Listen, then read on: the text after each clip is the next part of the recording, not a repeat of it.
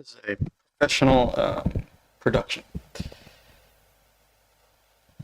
All right, Delta Quartz. Today we're gonna chat with Delta Quartz. Yes. No, I'm not just throwing all this stuff together right now. Yes. Delta Quartz is. We're talking with Delta Quartz today. Who is Delta Quartz? Let's find out. Try calling. This works. Hello. Hey, can you hear me? Hello, I can hear you. How are you doing? Oh, Good. How are you? Are you live? We are live.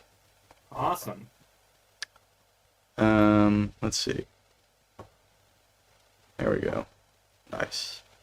And this should be good, right?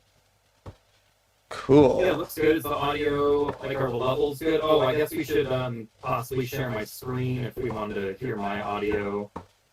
I should be able to hear you. Here, well, I need to share my screen first, though, right? Oh, yeah, you can share your screen. Of course. For the Reaper audio? Yeah, Okay. absolutely.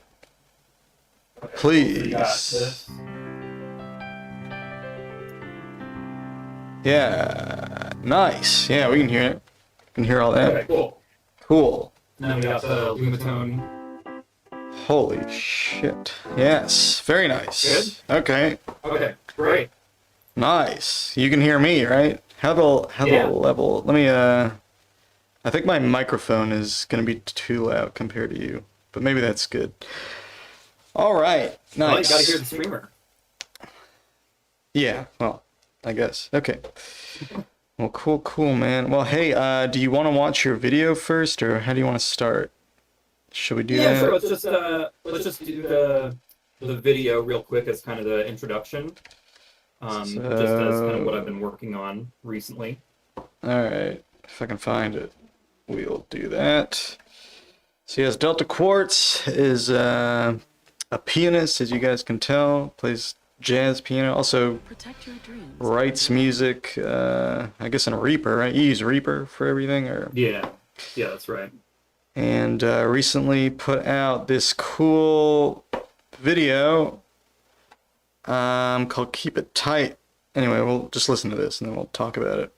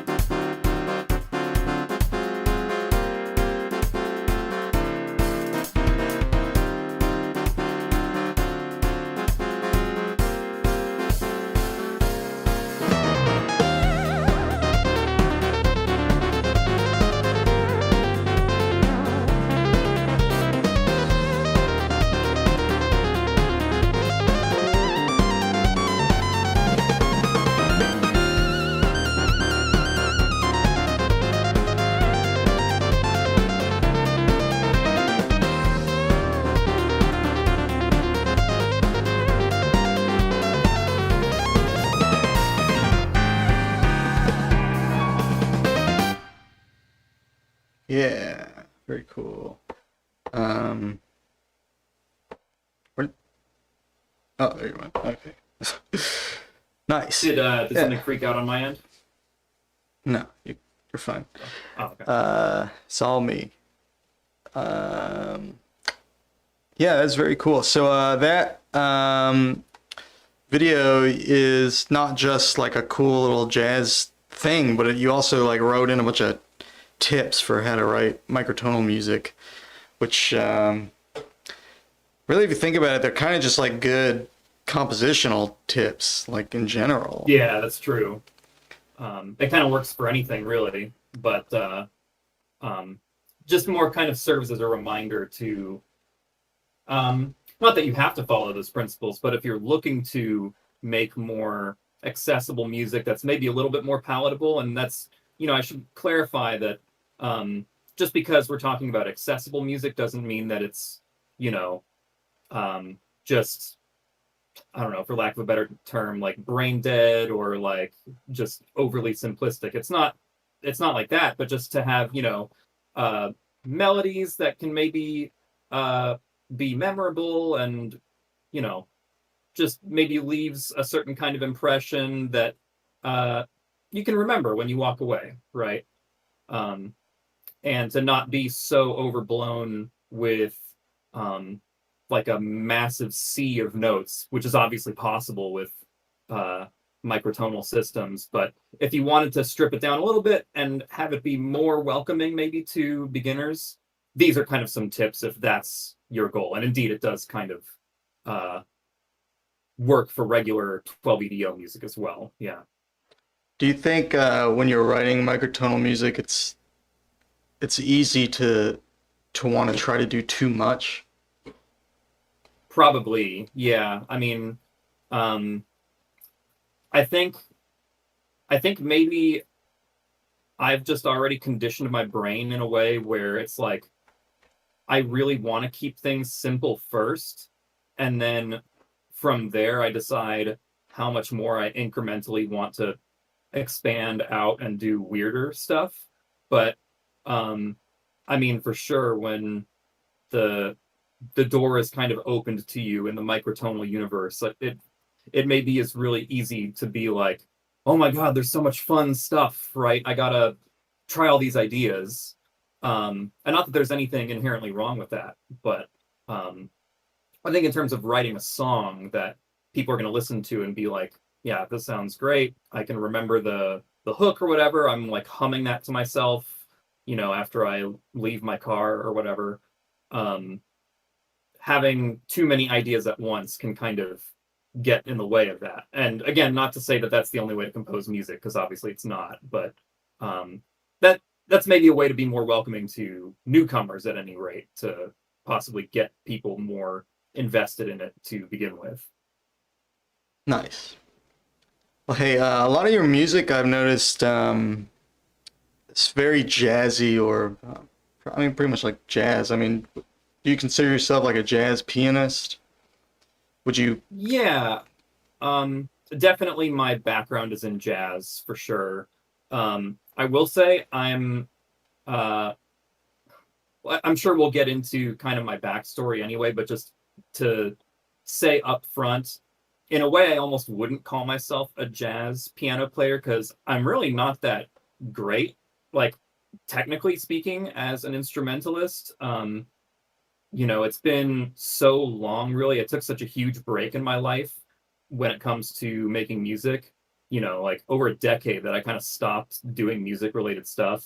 And then I just came back to it recently. So um, I think my technique is pretty washed up, to be honest. And I'm not up to snuff on that. But um, just, I think mentally I've been trying to educate myself and, keep up with my ear training and things like that. But technically speaking, like I would not really consider myself that much of a jazz piano player because I just can't hang with the like super chops and all that. Like I'm nowhere near that level. So I just wanted to like clarify. I didn't think of myself that that highly or anything. I can't hang with the super chops guys by any means.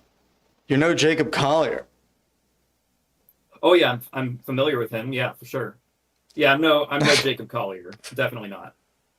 No, but you're pretty good though, man. I think you're maybe a little being a little modest, but how I'm okay. what I think my mind is better than my hands. I'll say that. okay, interesting. Um well, yeah, I mean, how when did you start? Like when did you start playing piano and how did how did playing jazz piano evolve into playing microtonal music? Yeah, Microtonal jazz. it in a way, I guess they were pretty unrelated. I mean, so we'll step back to the beginnings. So I started playing piano, I think, when I was about 7 years old, I want to say.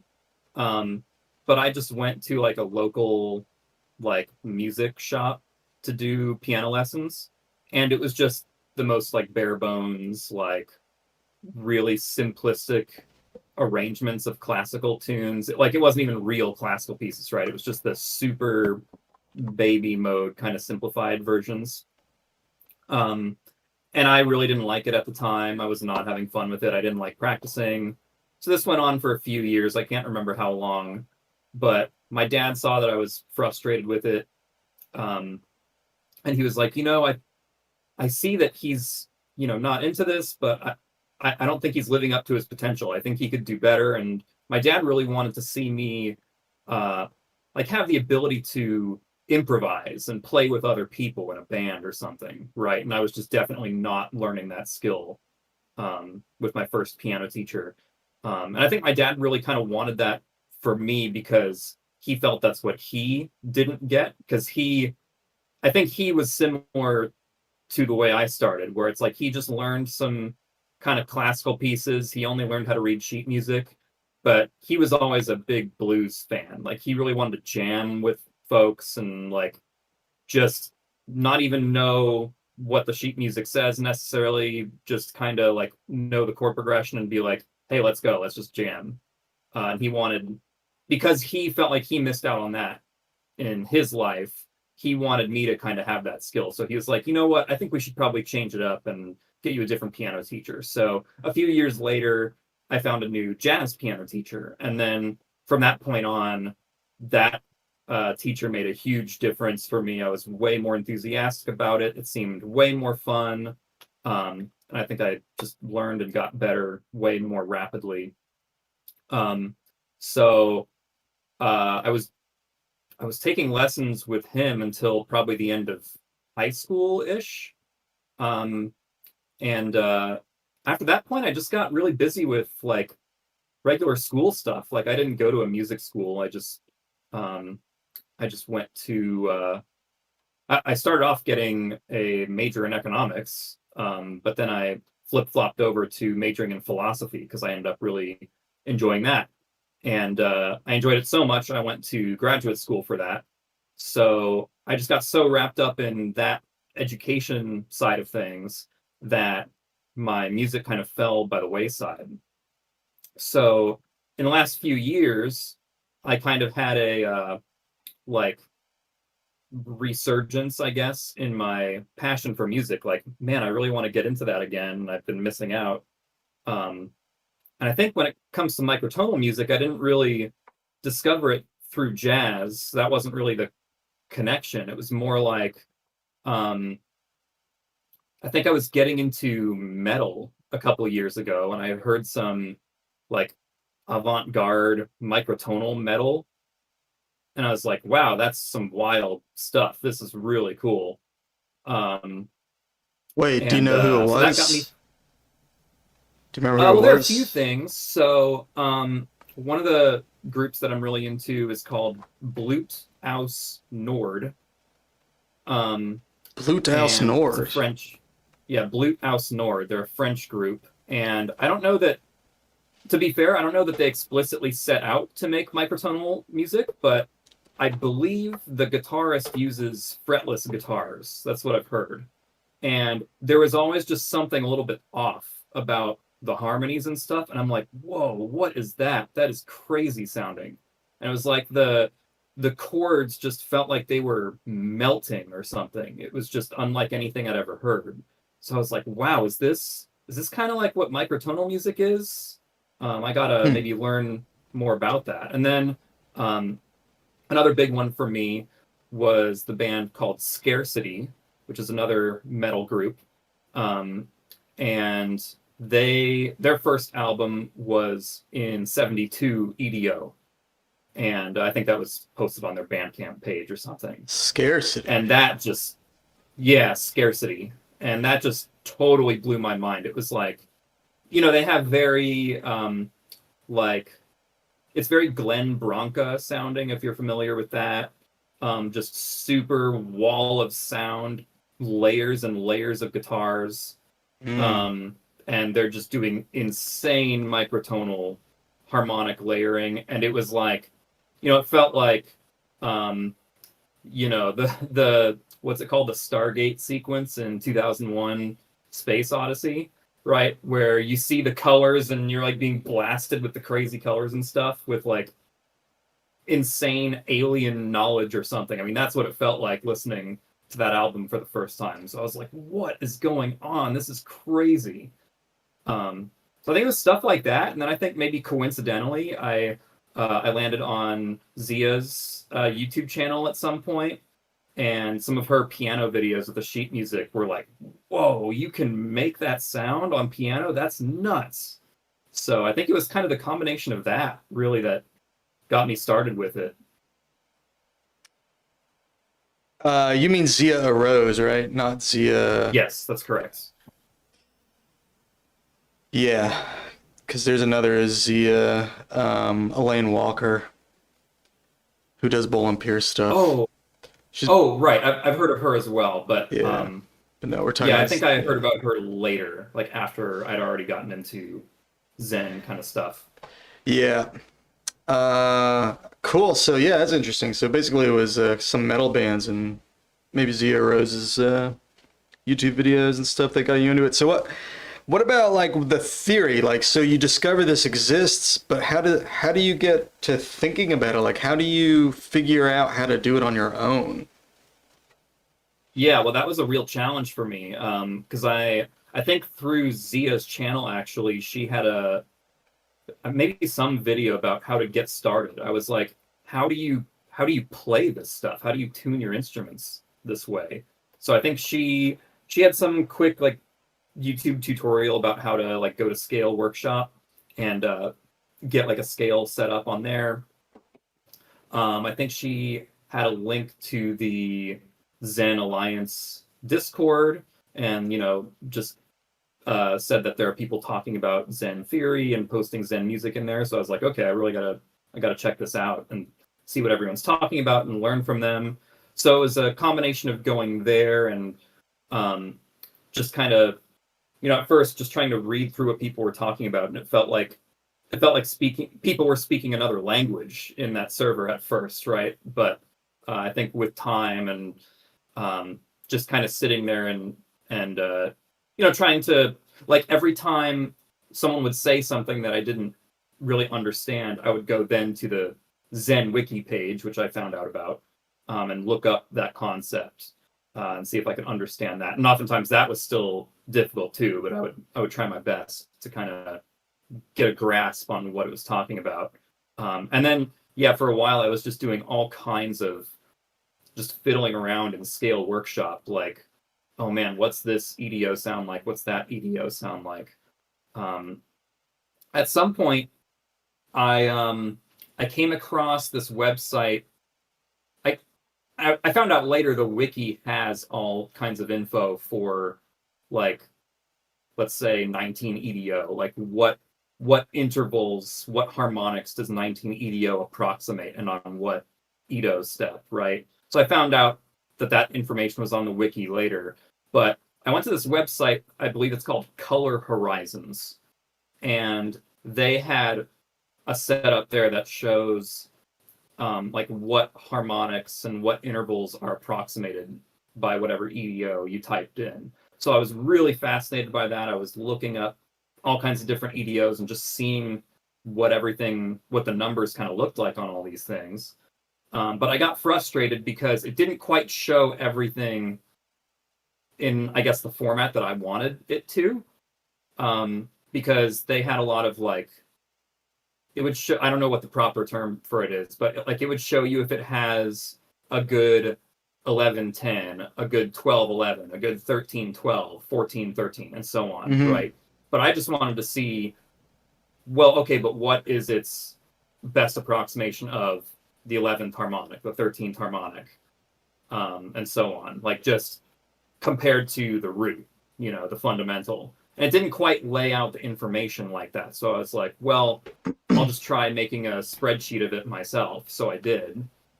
So, And since I'm sort of familiar with what you're talking about, if anyone doesn't understand the point here, it's, and correct me if I'm wrong, it's that the intervals are all listed over any denominator, basically, as opposed to everything being written over 2. yeah, in a way. So like on this website, Color Horizons, that I started out on, it would kind of show, it wouldn't just be any denominator that it would show. It would show like 4/3, then 5/4, then 6/5, 7/6, and so on. It wouldn't just show, It was all super well, what's particular ratios. 7/1 or 7/2 or whatever. Interesting. They were all. So I was like, okay, well, okay. I want to see how it stacks up. Yeah, like over a power of 2 or over the fundamental. What's the best approximation of that, like natural harmonic that the EDO has? So is that what got you into making your spreadsheets and stuff? Yeah, exactly. So that it was to solve the problem that Color Horizons didn't do exactly what I wanted it to. Not to knock Color Horizons, but there was just a specific thing that I was curious about, and out of that curiosity, I just made my own spreadsheet for it. And with the way I did my spreadsheet, I can type in the intervals however I want it. It doesn't have to be over a power of 2, but that's just kind of the way I ended up liking seeing everything. And then, as you and I have talked about in the past, I think that has a lot of benefits because you can start to see how certain harmonics end up actually being really close to each other or really accurate with respect to each other, just based on looking at the whole chart at a quick glance. So what I mean by that is, let's say that some tuning has a really good 13/8 interval, right? But then it also has a really good 17/16, let's say. So if you just kind of look at those intervals in isolation or whatever, well, to be specific, let's say hypothetically that a tuning has the 13/8 at about like 4 cents sharp, about 4 cents sharp, and then the 17/16 is about 3 cents sharp, just to throw some numbers out there. If you just look at those in the abstract, you might not make the connection, but with the way I made my spreadsheet is that I color-coded the errors of everything. So Should we pull your the spreadsheet fact up? that, what was that? Should we pull it up? Yeah, we should probably pull it up. That would probably make way more sense than me just I've got it talking in right here. abstract. I've got it right here. Yeah, that's good. So yeah, you can just like type in whatever EDO in there, and the errors are color coded, so you can see like I said, hypothetically, if the 13th harmonic and the 17th harmonic are both around like 3 to 4 cents sharp or something, then you know, it also coincidentally has a really good 17/13 interval, and that can be really nice to see because then you can start putting together things like I think they're called VOWs or VAOs. Yeah, Vertically aligned line, objects. So that's like certain sets of harmonics that are really close to being justly intonated. And just with the color coding, you can kind of get a quick glance at it and see it very quickly. So I found that to be pretty useful to me. Nice. So yeah, like looks like there you're showing 34 EDO. So like at a quick glance, you can see that the like the 9th harmonic, the 13th harmonic, and the 15th harmonic are all kind of that like yellow brownish kind of thing. So their error is really close. Like you got, yeah, to scroll to left better is good. So yeah, it's got like The 9, the 13, and the 15 are all really, really close to each other, and you can kind of just see that by looking at the color of the error. So you know, oh man, if I hit that chord, those are going to be really tight together. Yes. And if it's a red, it's really bad. It's really sharp, yeah. But you can still do the same thing where you can find multiple harmonics that are about the same color of red, and you'll know that, at least with respect to each other, those are still tuned really well. Right, So so you in could do, like, 34, yeah, go on. oh yeah, I was just gonna say probably the same thing you were. Like in 34, you got that 11, which is 13 cents sharp, and then like 27 is 11.7 cents sharp. So Yeah. those are pretty close. So the 27 over 11 is going to be pretty tight. Right. And then yeah, like the 39 down there is 10 cents, so that's not bad either. That's going to be kind of close. So I just felt that was a really helpful, quick visual tool to Yeah. kind of see what I was working with an EDO. And that's not at all to say that I'm making my decisions about what EDOs are good based entirely on this information, because I absolutely don't do that. This is more just a way to get a really quick numerical quantitative picture of what I can kind of expect out of an EDO, and then I try to play with it and see if it ends up being useful to me. And then I decide if I like it later based on if I like the sound of it or whatever. But it can be really useful to see, some of these relationships, and it can kind of inspire you to be like, oh, well, this has a really cool, whatever group of harmonics that I've been wanting to experiment with. Let's try this EDO and see how it sounds. It can kind of just inspire that line of thinking. Right. So you can just type in the different Edo, and then you can look and see what lines up with what and make some assessments, some broader assessments. And since it's color coded, it's a lot easier. Like you can see where it aligns flat, where it aligns sharp, blah blah blah. So yeah, it's really straightforward and in that way. And also you can, like, all of the intervals that are in here by default are kind of over 2. Like you have 3, 2, 5, 4, 7, 4. But you can type in your own intervals too. So like if you wanted, I don't know, just something random like 13 over 7. Like I don't know why you would want that, but you could type that one in and it would give it to you.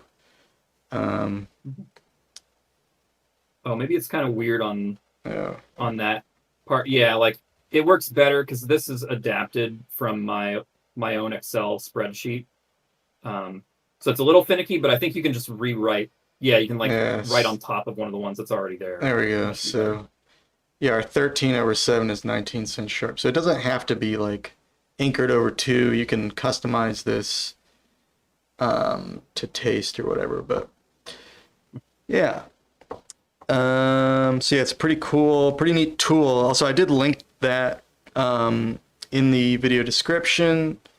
So if anybody is interested in using this to like analyze EDOs on their own and see what JI approximations they're good at and how those sort of line up, you can just go click that link and you can play with this. It's a Google Sheet, so it's free and whatever. And you can tweak it.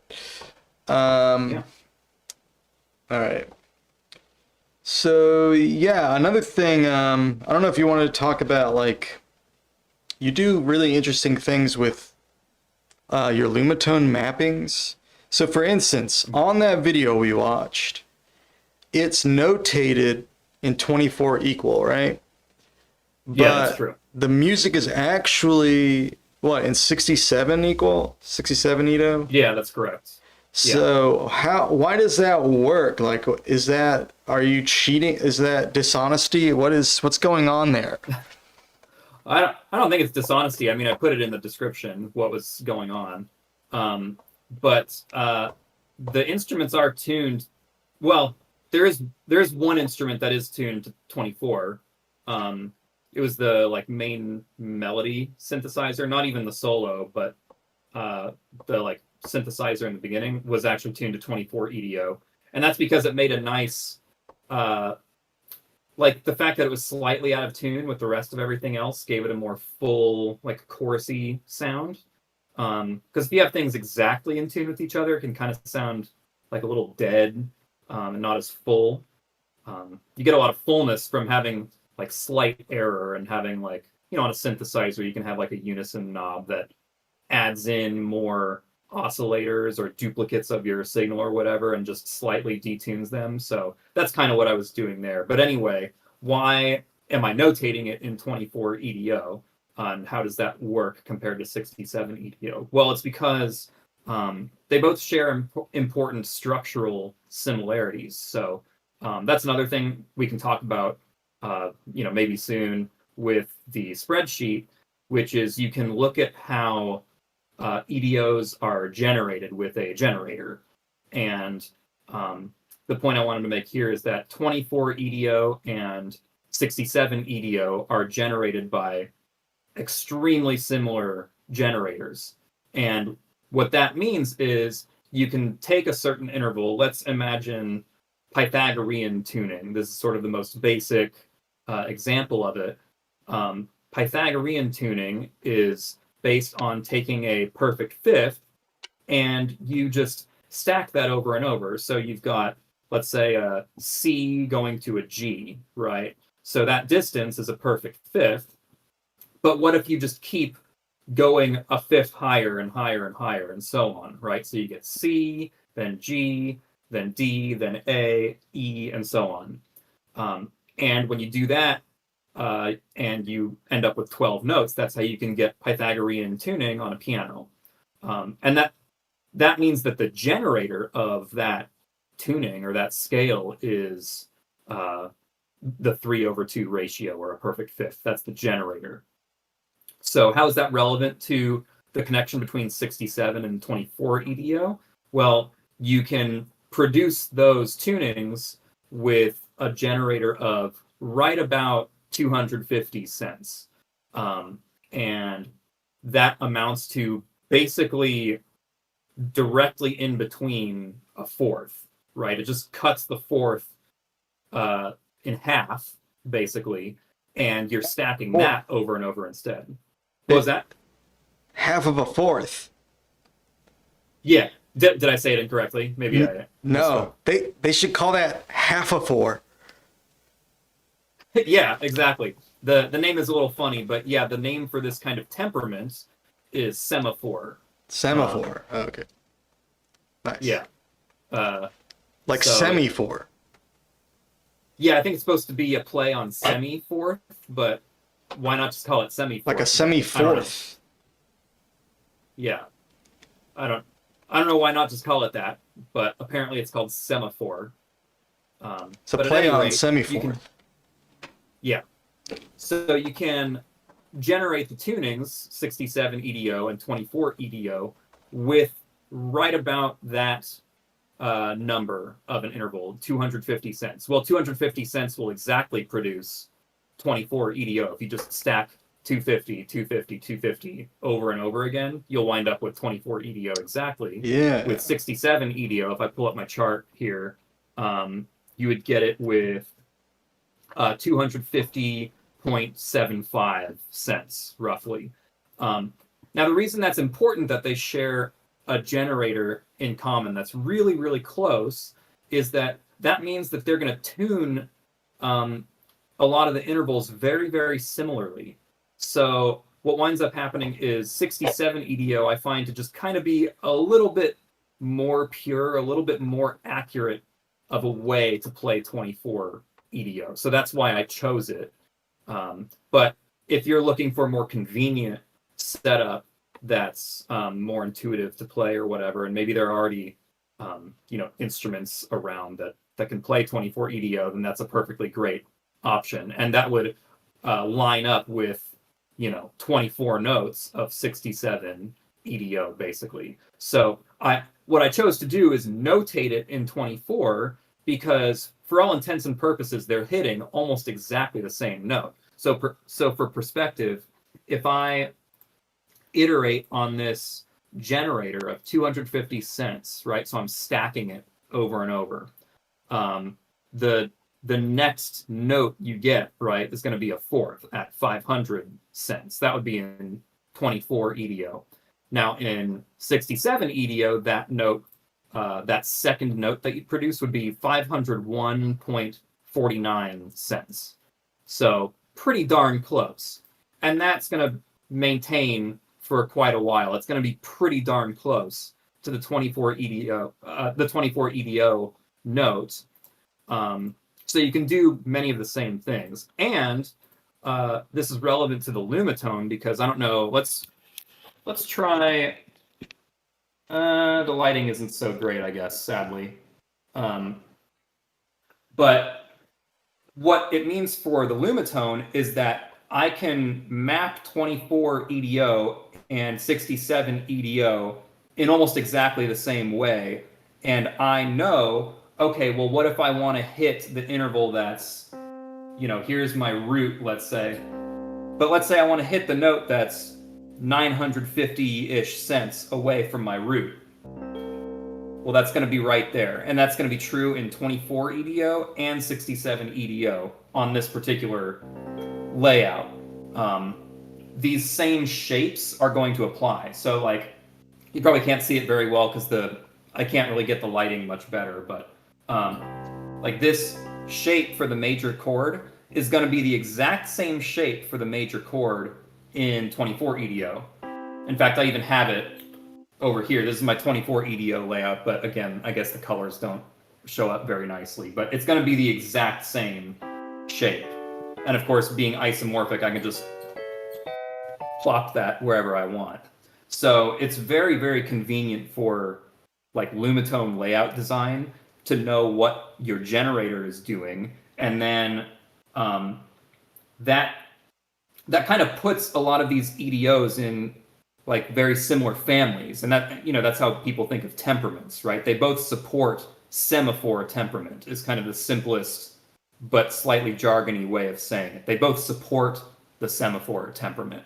So I can play that structure in both EDOs, with the same locations for all the like relevant important notes. So that's a total mouthful. So I don't mind going back and trying to explain any of that stuff a little bit better. But yeah, there's just so many structural similarities between those two tunings, basically. So as long as both so to summarize, kind of, because you explained a lot, but to summarize, basically 67 equal has almost the same size semi-fourth as 24 equal. It's just very slightly sharper. It's like less than a cent sharper.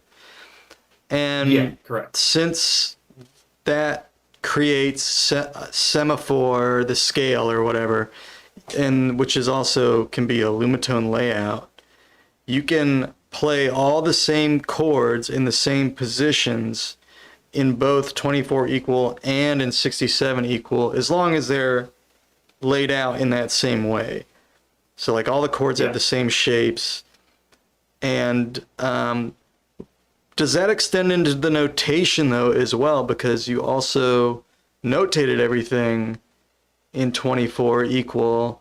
Is this because you stuck to a 24 note subset of 67, or? Yeah, I think everything in the song is in the in like the relevant 24 note subset of 67 EDO. So it would fit in precisely that way. And just to like, maybe this will help kind of clarify what I'm doing with notating it in a different EDO than I actually played it.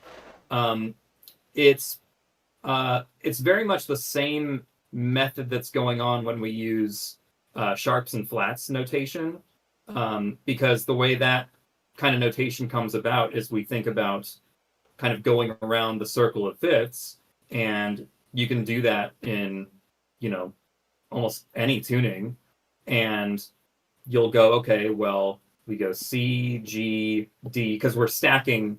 It's you know, it's the way we're notating the Pythagorean system, where we're stacking fifths as our generator for our tuning. So we go C, G, D, A, E, etc. And then we start landing on sharps, right? So when we go from B up a fifth to F sharp, then we need to start adding sharps. Now, in 12 EDO, it's a nice, happy coincidence that when you go C sharp, G sharp, D sharp, A sharp, E sharp is enharmonic with F. They count as the same note. So that's a happy coincidence of 12 EDO, but that doesn't have to be that way. And in fact, in like true Pythagorean tuning, where it's perfect just intonation, the, you know, going up in fifths and going down in fifths will just kind of go forever in a spiral, and they'll never like loop back exactly to the same note, right? So what you do is you keep adding sharps and more sharps, so you end up getting you know, double sharps. You can get triple sharps, and, you know, double flats and triple flats. But the idea is, why am I comparing this to Pythagorean sharps and flats notation? Well, it's because think about the note F sharp, for example. How many fifths do you need to go up to hit F sharp? It would be what? 1, 2, 3, 4, 5, 6, right? From C? From C, yeah. Sorry, I should have clarified. From C. So when you're 6 notes into like iterating on that generator, you hit F sharp. Now, in any tuning where you're you know, basing things off of fifths, even if it's a flatted fifth, like in quarter comma mean tone or something like that, or even if you go to a super Pythagorean tuning like 22 EDO, that same notation is happening, really. So if you go up 6 fifths, you get to F sharp. Now, the F sharp in 22 EDO is going to be a lot sharper than the F sharp in 19 EDO, for example. But what F sharp means fundamentally, the definition of F sharp in a way, is that it's the note that's 6 perfect, or not perfect, but 6 fifth generators away from your root of C. And that's kind of what I've been doing with the using 24 EDO notation to talk about 67 EDO, at least when I'm only using that 24 EDO subset, right? I wouldn't do that if I was going beyond that subset.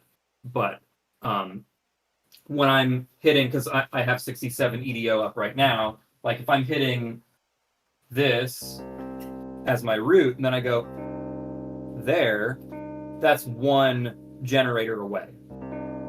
And that's going to be like D half sharp, okay? That's going to be the same thing in 24 EDO, because it's going to be just 1 generator step away.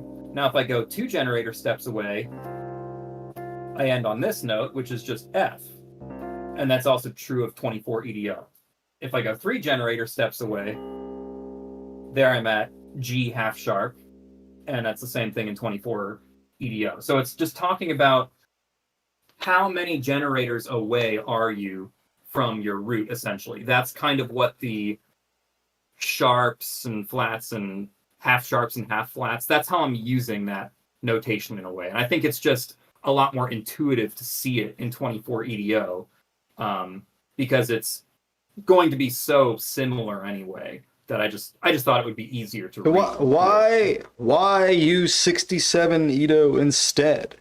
Did you already say why? Because it's got many more ratios tuned a little bit closer to just intonation. So are there some chords you think sound better in 67 that you're pretty much all of them, yeah. So like Would you If mind? we, Do you mind? Can you compare them? Can we hear like the difference maybe of yeah, a few of the let chords or a me, few of the chord progressions or something? yeah, for sure. Let me just set this up a little bit. So can you see me? Uh, oh, it seems like you can't see the Pianotech window, unfortunately, If you because it should be open right now. are you sharing your whole But screen or just one window? well, it's sharing a Reaper window, but I guess this counts as a separate Yeah, that'd window. be a separate window. But that's fine because what's important is the sound. Um, so here's 24 EDO. Okay, so I just have to toggle back and forth with my Lumatone layouts. But so this should be 67. So let's hear. Okay, so um, what I like about 67 EDO, and yes, I know it's a meme to say haha 67, but I was actually interested. Oh god, I sound like such a tool now, but I was interested in it before it was cool. Um, but I sort of happened upon why 67 EDO might be cool uh, before I learned about uh, the whole meme. So my intention of using this EDO is not because it's a meme, is my point. Um, but yeah, so like if we look at the major thirds, for example, I think that's a way you can see that it, I think, performs better than 24 EDO. So let's just check the speed of the way that beats, right? And you can even see on the bottom left, you can see the like modulating, like back and forth of the master meter over here. Wait, what? Oh, on your Reaper? Yeah, on Reaper, you can kind of see roughly how fast the beating is happening by like how the left and right Oh, I can't see that in of my the window. what? No, go on. Ignore me. Oh, okay.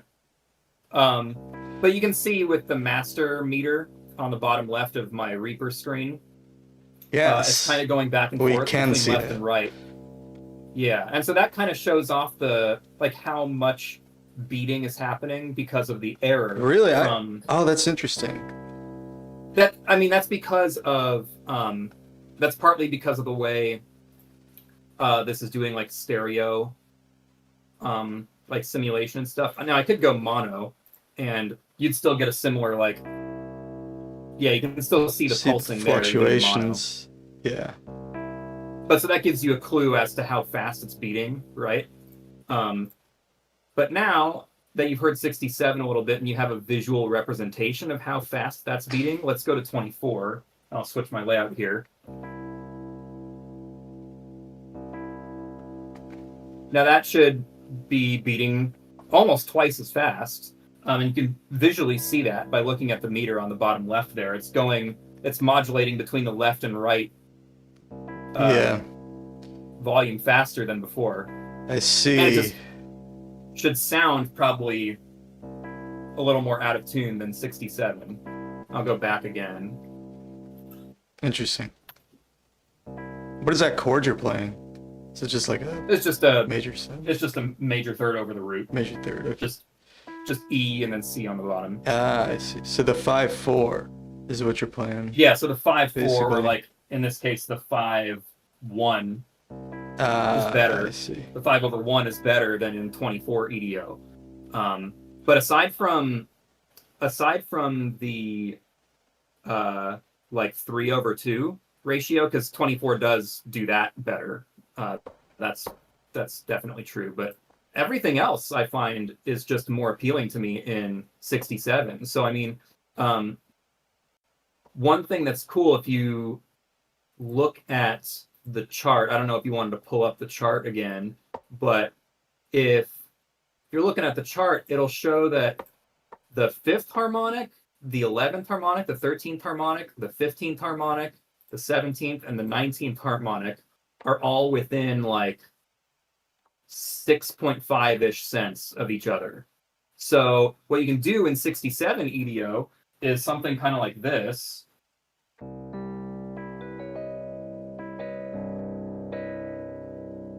And that's pretty. Oh, and I didn't even do 11 and 13 actually, but let's try to add that in.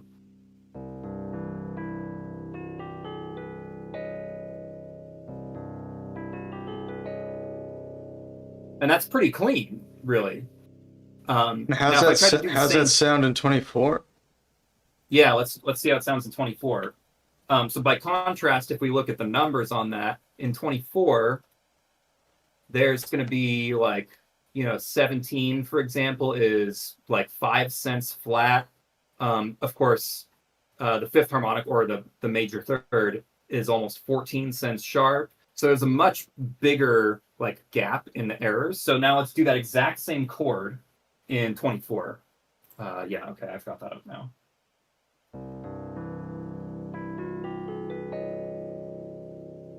So you should hear a lot more beating with that. Sounds a little crunchier. And so, I love the structure of 24 EDO for that semaphore type of sound. But I think you can tweak it to 67 and it just hits those ratios a little bit better.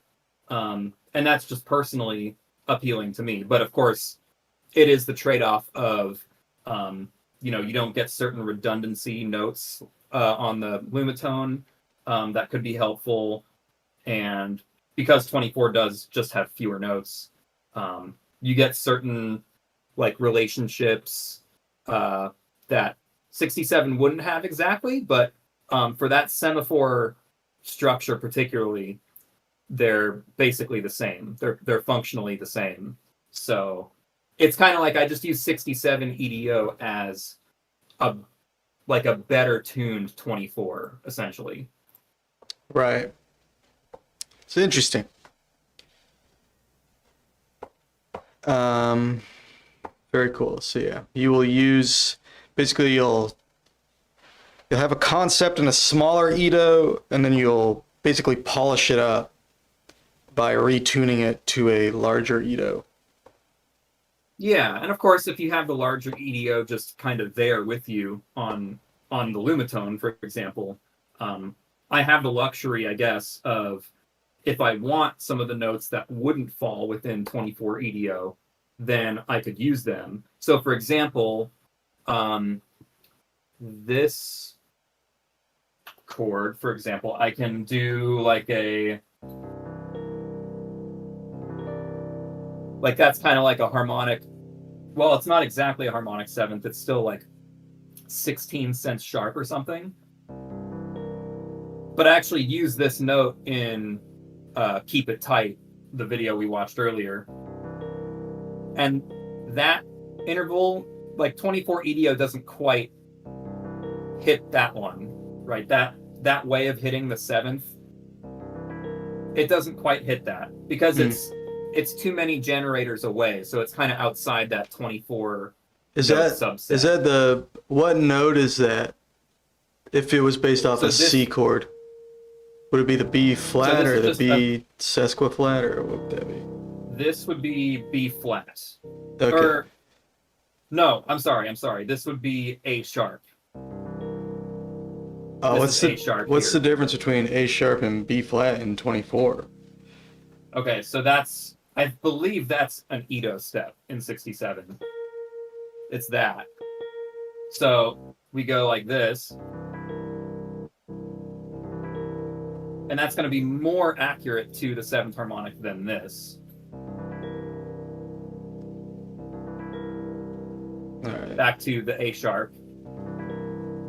It's got a more gentle, more accurate beating. Now, it's still definitely more off than, it's no 26 EDO that has an almost perfect harmonic 7. But it's closer than this one. And you can't quite hit that note in 24 EDO. I see. So that's going outside the 24 note subset. Oh, really? Just that one, yeah. Yeah, I think in the song I hit where I hit that interval was on a D flat. Yeah. Or, sorry. I think I hit it there. But that specific, in that specific mode of the 24 note subset, that note I believe is there. Because that would just be a B natural. That would just be a B natural there, so that works. But in the, like, if I was trying to stick with the 24 EDO subset, I couldn't do that chord here. I think it only would work here and in other similar places.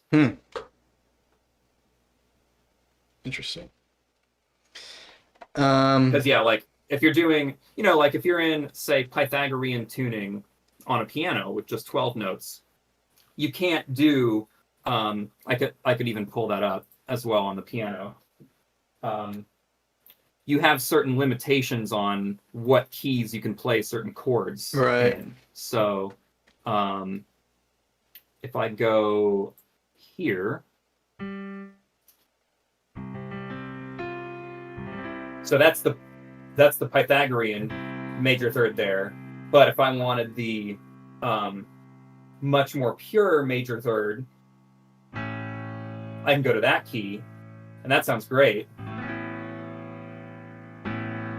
As opposed to, there's the Pythagorean major third again. But I only get that major third in those 4 keys on a piano, if you're tuning it to Pythagorean tuning. So the same principle applies when I'm talking about, like, oh, I can only hit this chord if I was playing in a 24 EDO, 24 note subset of 67. Right. I could hit this chord maybe in D flat. But I wouldn't be able to hit it in the key of C, for example. There are certain keys where a chord would be allowed and certain keys where it wouldn't be, basically. Yes. Okay, that makes sense. Speaking of 12-note subsets, you've done a lot of 12-note subsets, right? So like on your EP, if like most of those are 12-note subsets, is that correct? Or yeah, I think that is correct. So Night's Memory, the 22 EDO song was on a 12-note subset.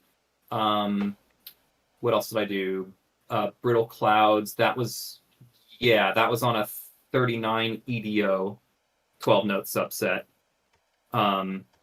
The improvs were on even smaller subsets. They were on like pentatonic or hexatonic scales, 5 notes or 6 notes.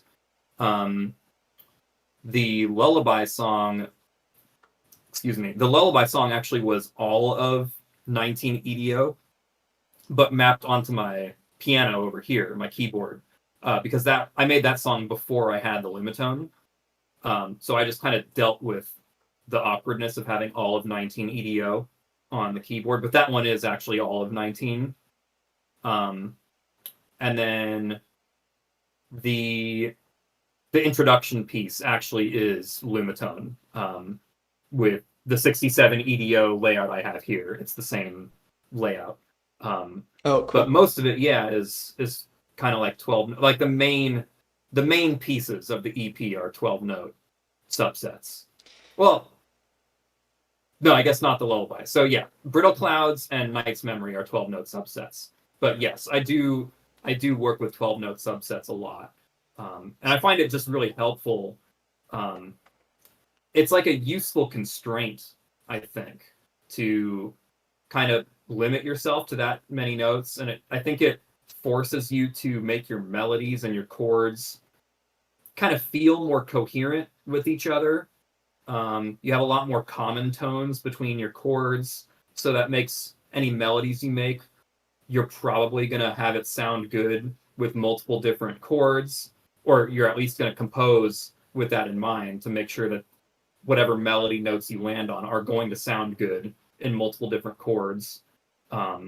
So I like the restriction of that, honestly. You also get to keep your technique from piano.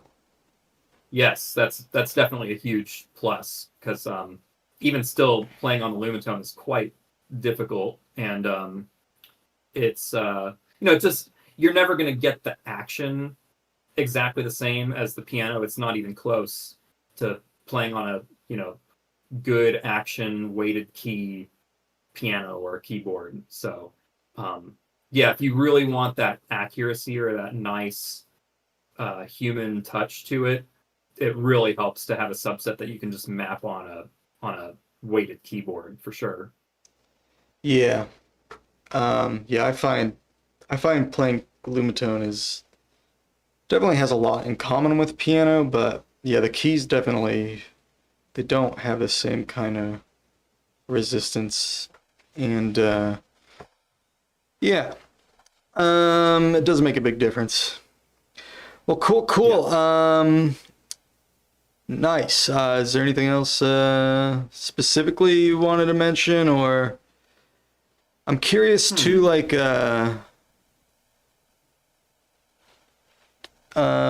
when you wrote that song, "Keep It Tight," that's on YouTube. So, what? How? Do you mind sharing a little? Because it's a full. It sounds like a full band. Obviously, it's not, right? Mhm. You program the drums Yeah, and that's correct. everything, and Hmm. so what do you? What? How do you do all of that? Do you use Superior Drummer? Do you mind sharing any insights into your like your production stuff? Like how do you get the Sure. bass and all that? What are you doing there? Yeah, well, so the bass one is probably the easiest to show off because that's just a patch on my like Fender Rhodes Piano Tech sound. So Oh, cool. what I do is I just take my because I want to be in 67 EDO, so I'll just freeze my tuning and I'll slap it on top of this bass preset that I had already lined up. Like, so we've actually talked about this before, but just independently. But I'm pretty lazy about like sound design stuff. I really don't like doing that part of things. I kind of just want to write. I want to write the song. I want to play it. I want to get the melody down, get the chords down, and be good to go. Um, but uh, I found it helpful to one day. There's a random button. I don't know if you can see where my cursor is over here, but there's this randomized button I on the don't piano see tech. your piano tech. Oh yeah, you can't see the window. I'm sorry. Yeah, I don't know why it works like that, but there's a randomized button is my point on piano tech. So I just was like slamming that for like hours just to see if I got any cool sounds out of it. And then when I thought I had something cool, I would maybe tweak it a little bit and call it good. Um, but it ended up at some point with this bass tone, which is still a Fender Rhodes, but it just has a really nice, it's pretty beefy Yeah, and gnarly that does sound sounding. good. Um, so I was like, okay, I can definitely work with that. And so I used that for the bass part in Keep It Tight, with just some minor tweaks to EQ or Do you whatever. spend much time tweaking in piano tech? You have good piano tones. Like, do you use just presets or do you spend a lot of time perfecting those sounds or? I did early on, yeah, I was messing with the piano tones. So what I found is, um, for my taste, I mean, I think I tend to like brighter piano tones anyway. Maybe that's more like a jazz thing to have brighter piano tones. I think in classical music, it's much more common to have a like darker piano tone. So maybe it's just my jazz upbringing or whatever. But I like the brighter tones. So I found that when I was first getting into piano tech, I was like, why does the piano sound so like muddy and dark? So I was really kind of tweaking that and just messing with the EQ, and I ended up like carving out so much of the like low mid range and stuff. And I was like, oh, that sounds a lot better to me. I like that. So I was kind of messing with that, lowering that like low end and the low mid range. One thing I found really helped, I think, as well. I guess it's more subtle, but um, I found that the piano tech, like, well, I guess I should say what piano I have because it's not the what is it? What's the one that you have? Why am I forgetting the name of it? Uh, I have this Steinway, one of this, Steinway. yeah, Yeah, I don't know why I blanked on the one name. of them anyway, Um, or so two I of them got or something. the Anton Petrov piano Yeah, because when I was flipping through the demos on the website, I was like, oh, you know what? I actually kind of like the sound of that one the best, so I just went with it. What I found is, at least for this one, taking this Q factor setting, which I really wish I could show the screen better, but You can definitely share at your least you screen, are, but anyway, huh? there's got to be a way you can share your screen or change the window, but I wonder, yeah. Let's see if I can. Yeah, it seems like with Reaper, it only lets me do the whole main window, but it won't show me the like sub windows. I don't know if you want to share Um, your whole screen. Maybe you have private details on there. I don't know. let's see. No, I mean, this should just be maximized. Can I entire screen? Okay, so how's this? You seen that now? Yeah, I see that. Okay, cool. So yeah, this should be better. Oh, but are we gonna get like audio doubling now? Is everything still good on your end? We're cool, man. Okay, we're cool. Yeah. So what was I even talking about? The oh, right, the Q factor setting. I found that bringing this Q factor to the left really helped the piano tone personally. Now, this is on the Anton Petrov piano, so I don't know if it's, it's probably different for Steinway, which is probably a pretty popular choice, the Steinway one. But by default, it's at like, I think it's maybe even a little higher than 1 by default. But I actually preferred to take it down because I felt like the strings were a little like plunky, and like it felt like artificially plunky, and like it didn't resonate long enough or something. Like the high overtones just kind of cut off too quickly, and that's exactly what the Q factor controls. So I brought it down. What did I bring it down to? Yeah, 0.5. So I found that this helped it a lot. Yeah, I see a huge scoop in the low end. Yeah, Like yeah. you So really, you can see what I did. you with the EQ added here. you took out even more of the lows and did like Yeah, a big this like little scoop here. like right in the mid range, the lower Yeah. mids. That's kind of nuts. Yeah, but for again, maybe It it's the sounds Anton good Petrov though. piano. I mean, I'm not. Yeah, here, so I'll Yeah, play it it's again. pretty radical. Yeah. So I mean, I like how it sounds. Yeah, it sounds great. It just felt like way too dark and muddy to me at first. I mean, I guess I could show by contrast what Yeah, it yeah. sounds Let's like hear the without that difference. EQ. It might be crazy loud. Let me actually turn it down. That's probably fine, dude. It is louder though.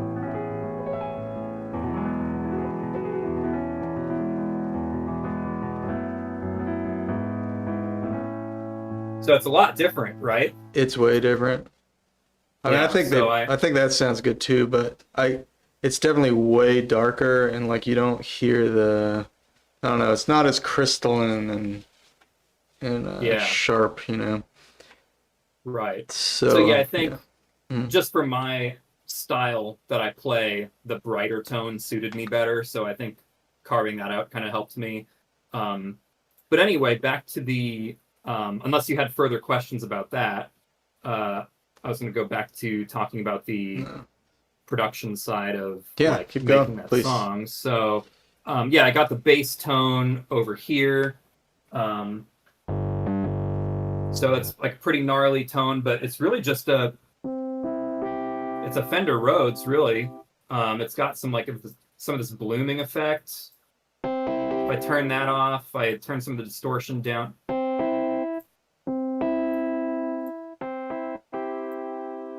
Huh. Like you can start to hear that it's just a Rhodes.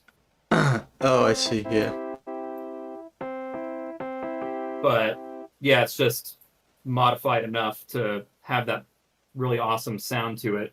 So that was my bass tone. The drums, I used Superior Drummer 3, like you said. Oh, I did have one question actually. Oh yeah, for About sure. the piano sound.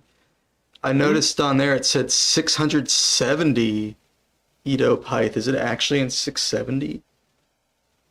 Wait. On the Oh, title? here? Yeah, 460. Yeah, I this mean, is I'm sorry, 460. What is yeah. So that? this one is actually tuned to 460 EDO, but just but just the 12 note subset of it.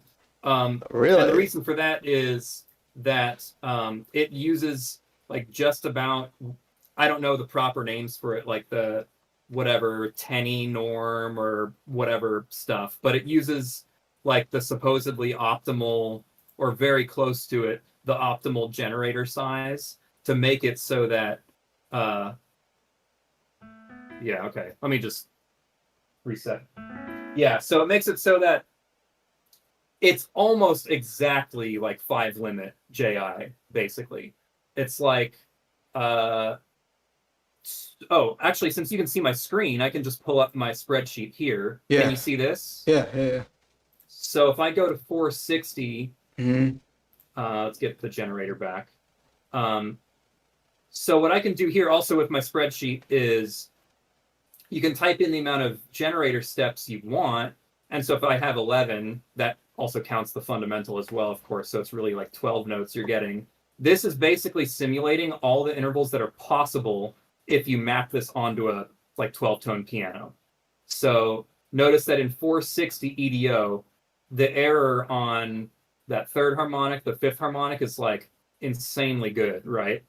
And even extending out to like the ninth harmonic, the 15th harmonic, the 27th harmonic, that's all 5 limit stuff. But it's like below a cent off, right? Where even in 53 EDO, which is kind of considered the top dog for like slightly reasonable EDOs, you've got 1.4 cents of error on your 5/4, right?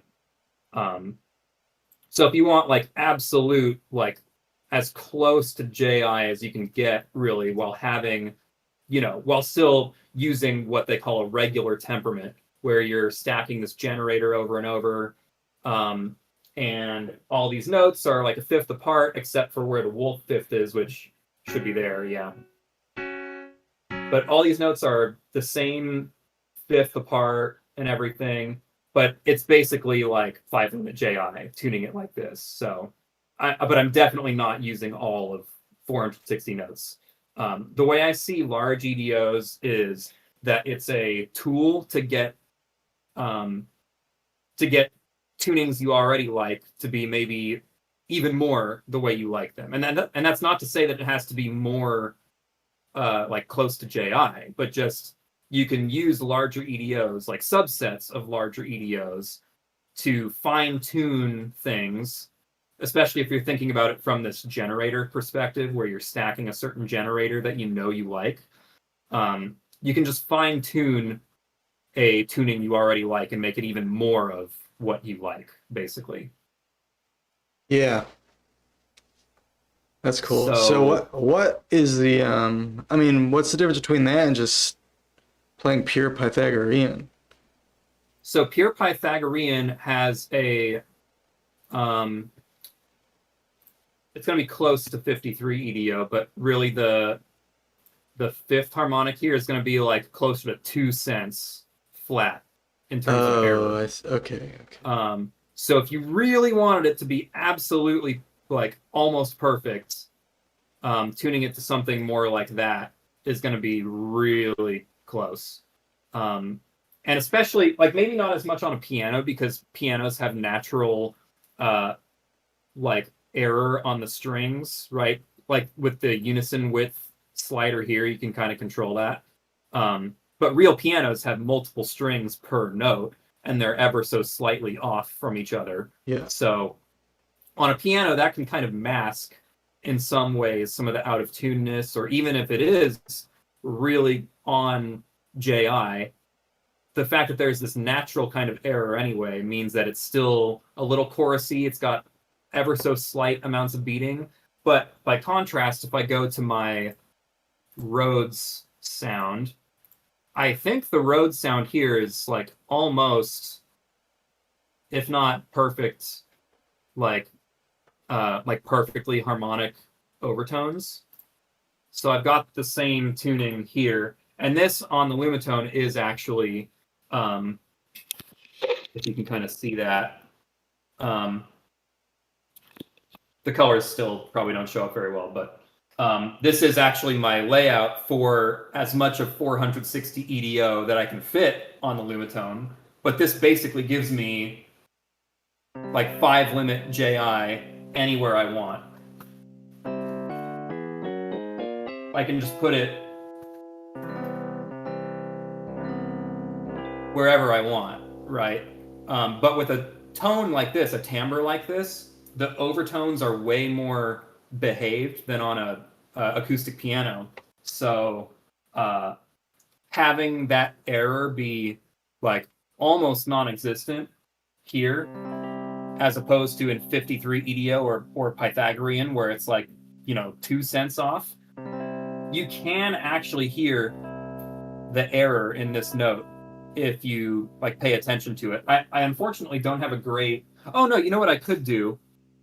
I could flip back and forth on the piano setting if you were really curious to hear the difference. But it is hard to hear. It's very subtle, but there is a difference Sure. if you have it being almost perfect like that. Yeah. Okay. Nice. Cool. So actually now, if since the window works properly, since I'm just sharing my whole screen, I could show you my my setup for the song for Keep It Tight. Yeah, that'd be cool. Yeah. So what I did with the drums, I used Superior Drummer 3. I kind of started out with some of the basic grooves that it kind of already has as presets. So you can go here and, you can just look at a bunch of the grooves it already has. Oh, yeah. And you can just select from these. So I selected from, oh shoot, I forget what I did to find it. But yeah, I just found some, like, some groove that it had that was pretty close to what I wanted, and then I went into this this spot here, and I kind of edited the rest by hand, so that I could get it to be exactly what I wanted. So if we just solo the drums, I mean, let's go. So there were parts of this that I added by hand, but it kind of started from a basic groove that was a preset, and then I added to it as needed. And for some of the punches, right, like where's one of them? So like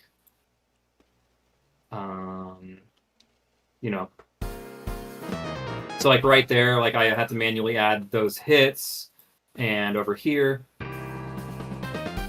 so I had to like manually add those hits for the hi-hat. And I should say, I think it really helps that in the past, a long, long time ago, I played a little bit of drums. So I think having that background and just, being very familiar with lots of different styles of drumming and paying attention to drums very carefully when listening to music, then you know how to craft certain fills, because it's like you can kind of think like a drummer would, even though I'm not like a good drummer or anything by any means. I haven't touched a drum kit in ages, but I'm just familiar with what drummers do. And so then I could think, oh, I should probably have, some kind of fill like that in there. And then I just plop it in by hand. Nice. What about those like the kind of horn sounds and stuff? Are you getting those from is everything piano tech, or you gotta have something else going on, right? No, the other thing I had is actually Modulaire. Oh, interesting. So this is a free modular synth plugin. I'm not necessarily sure that I'd recommend it, because I feel like I've seen other people recommend, more modern and maybe more advanced stuff. But this is, when I first got Reaper forever ago, this is what I started out with before I was doing microtonal music, and I just got used to it. But it is free. So I used this to make, well, here, I can even pull up the thing here. Oh my God. Why did that happen? I'm so sorry. Jeez, what the hell happened? My Oh, dog. because I think that's here. Let's go to this one. I think this should be better. There we go. Okay, okay. Um, so yeah, it's basically different versions of that synth there. Um, and then I can, with the Lumatone, I can control the vibrato, right? Oh, cool. Yeah. I got that sort of So thing. you And you played everything, like all those not fully. sounds, not the drums, obviously, but Yeah, not the drums. The like the solo, for example, I recorded in chunks. So I played a little bit of oh, it really? uh, at a time, and Uh-huh. then I quantized it a bit. So I mean, I could play it a little bit. So like, how did it start? It's like it was yeah.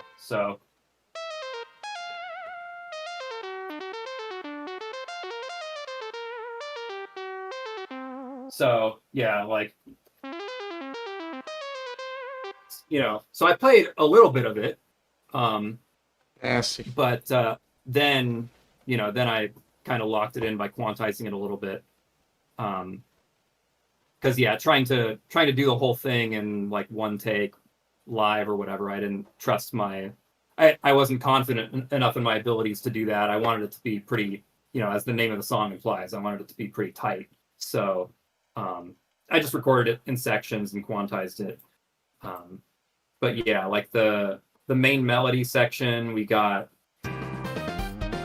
this synthesizer, which is just a slightly different version of that solo synth. But that's really the only other thing. Otherwise, everything else is piano tech. We've got, for the chords, we've got this, which is Oh this. my goodness. Um, I can't believe it sounds yeah, like that on its own. well, I did tweak it a little bit. Uh-huh. So how different is it? Let's see. Oh, okay. So, oh God, what did I do? I think you scrolled the preset. I think you Yeah, well, I scrolled know to the next preset. I reset oh, it's because I took it off of 67 EDO. That's why. Um, yeah, I like reset it to normal, which made it go to 12. But yeah, so I wow, did that's tweak this crazy. one a little bit, Mhm. but yeah, so it's got this really nice. It kind of sounds like a synthesizer. Um, so yeah, I tweaked this a bit compared to the way it is normally. Yeah, so there were multiple. Yeah, so you can see the settings that changed there, including obviously the tuning, because by default this is in 12 EDO. But yeah, I thought the sound was cool. It kind of sounded synthesizer like. So I just kind of looped that, and then Oh, it's crazy. like I think I started with those chords. I think that's what I started with, and I just kind of looped that a bunch, and then I tried to figure out what else I wanted on top of that. Nice.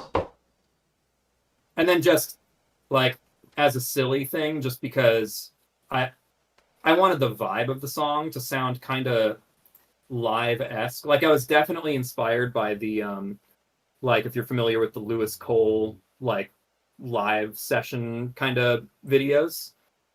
I'm familiar with It's Lewis definitely Cole, yeah. so I was definitely very inspired by that. So just to like capture that kind of live vibe a little bit, I thought, oh, it might be cute to kind of like throw someone counting Oh off in yeah, there. the So countdown at the count up at the yeah, beginning, so yeah. like I just used Yeah. this same webcam, this crappy webcam mic, and I was like over by the hallway, way over there, and I just yelled at it, counting down 1, 2. I was like, I don't know, that might be silly and cute or whatever, and it kind of sounds like maybe a drummer is counting it off or something. So I thought that might be a cute way to kind of sell the vibe of it sounding a little bit live. Oh, but here I can play it in isolation so you can hear it better. Yeah. It sounds so stupid, but I just thought it would be kind of a funny thing maybe to add.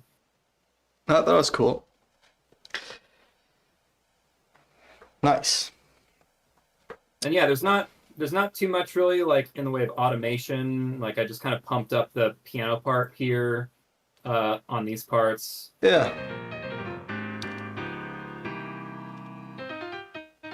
But yeah, the melody is really just that piano and then this together.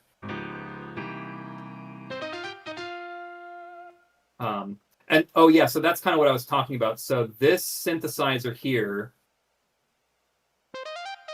that's actually in 24 EDO, straight up. Okay. And so that kind of makes it sound a little bit more distinct from like the piano and like the bass and the chords. It gives it that extra fullness and thickness to it because it's slightly out of tune. Interesting. Just a more chorusy, thick kind of sound. So I guess that's another application for using these EDOs. Right. There's probably, you can probably do that easier, but I think I actually ended up doing this on accident, and then I realized, oh well, that's actually fine. I can work with that. That makes But sense. if you wanted to, you could take very similar EDOs like 67 and 24 and like layer different instruments in different EDOs just for the sake of having them be slightly out of tune, and then it creates a more thick kind of unison or something. Right. Yeah, that's a cool idea. All right. Awesome. Well, hey, this has been very informative. I feel like we've got a lot of insight into kind of how you think about tunings, a little insight into your production, how you use 12-note subsets on the piano, how you get your awesome piano timbres. Is there anything... Well, are there any... Does anyone in chat have any questions for Delta Quartz? Will this be available as a VOD to rewatch after? Yes. All my streams are in... If you just go to my channel, click under live. No questions from anybody?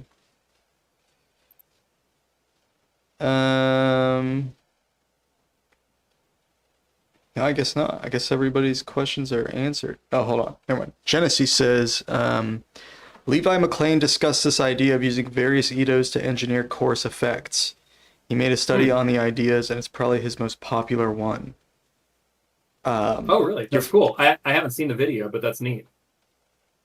Alright. So that's more of an observation than a question, I suppose. Yeah, that's all good.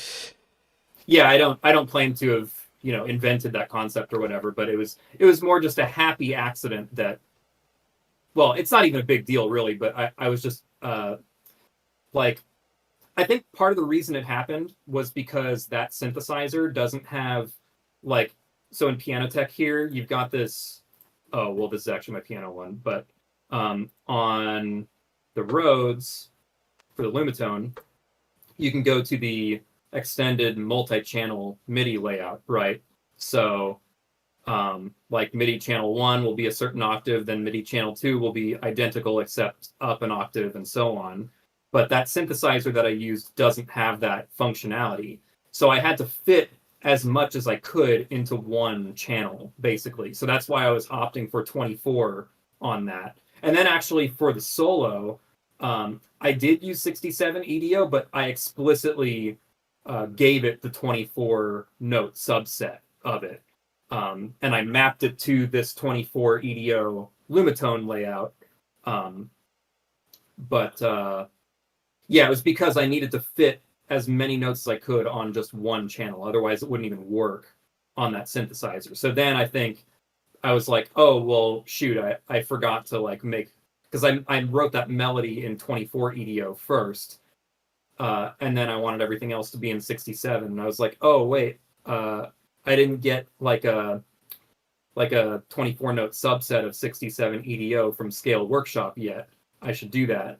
And then I was like, well, no, maybe I don't need to do that because then maybe it just makes the melody line like thicker or something. So it's just kind of an accident that it happened that way. But yeah, I definitely don't claim to have invented the concept or anything by any means. There you have it. Straight from Delta Quartz's mouth. He is not stealing from Levi McLean. No. I'm not. I don't think so. Levi McLean is stealing from Delta Quartz. No, I'm just no, kidding. I'm just another guy who's doing stuff. I'm not claiming to. I'm not even claiming to be like original with anything I'm doing. I'm just doing stuff, and if I can relay information to others in a way that's helpful, that's all I really care about. But I'm not, I'm not like claiming credit for doing anything first or whatever. All right. So, hey, we do have some questions. Oh yeah, for sure. Zen Prism asks, are there any genres of music you'd be interested to explore with Zen in the future? Oh yeah, lots. I mean, um, so definitely a big one I'm looking forward to exploring more is like avant-garde metal, because that's kind of how I got into Zen in the first place in a way. Um, so I have a song that I've been working on that is a metal track, and I can actually, I guess since we're here and I can screen share and everything, I can probably preview that. Are you holy a world debut of a work Oh in yeah, yeah, maybe just progress? a slight preview uh of what's going on here. So like, was it one of these?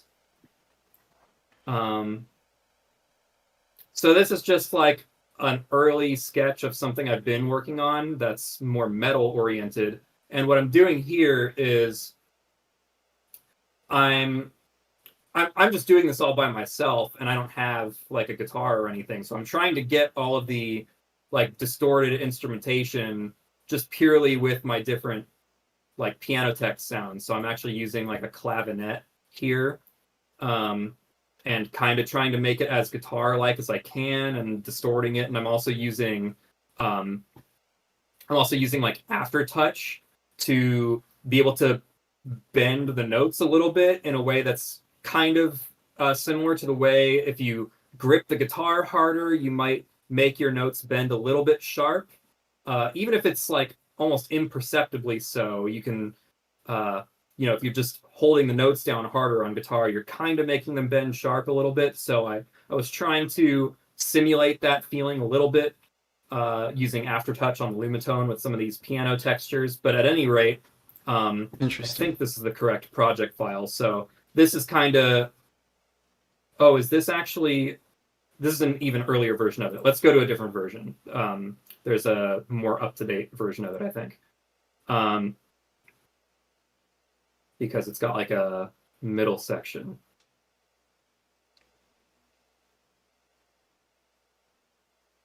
Oh, maybe I didn't even, crap. Okay. You deleted it.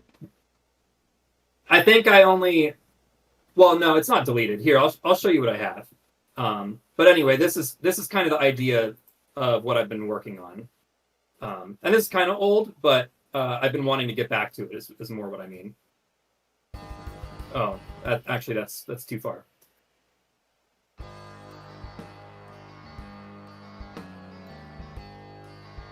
You turn it up a little. Turn it up. Yeah.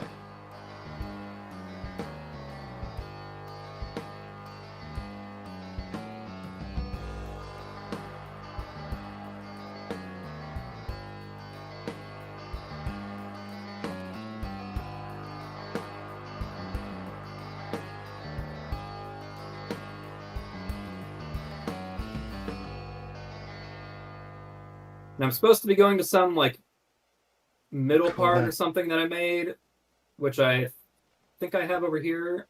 Is that what this is?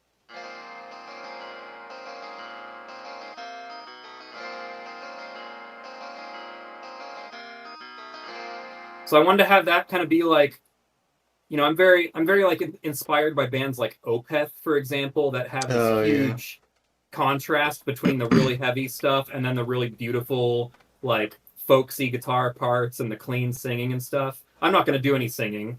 You know, I never want other people to hear me singing because it's not going to sound good.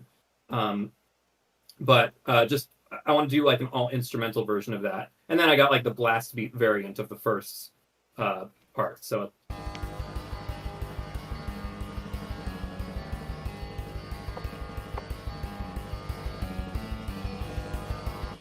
that's kind of what I've been working on, and I have this in 43 EDO, and so that's a mean tone supporting temperament. So it's very flexible with the stuff that we're already used to in 12 EDO.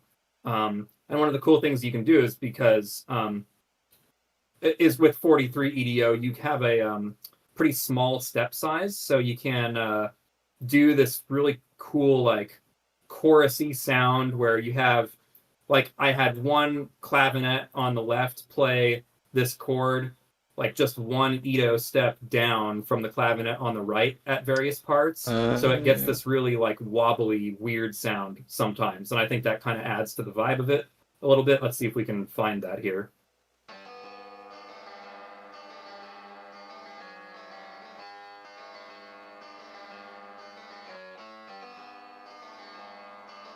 So yeah, there are a couple of those there where they're staggered by an EDO step, and that makes it like extra like wobbly and melty.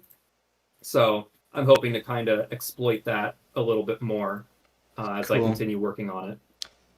All right, we do have a few more questions if you have time. Nick Vucci says, when are you releasing more music like your last EP?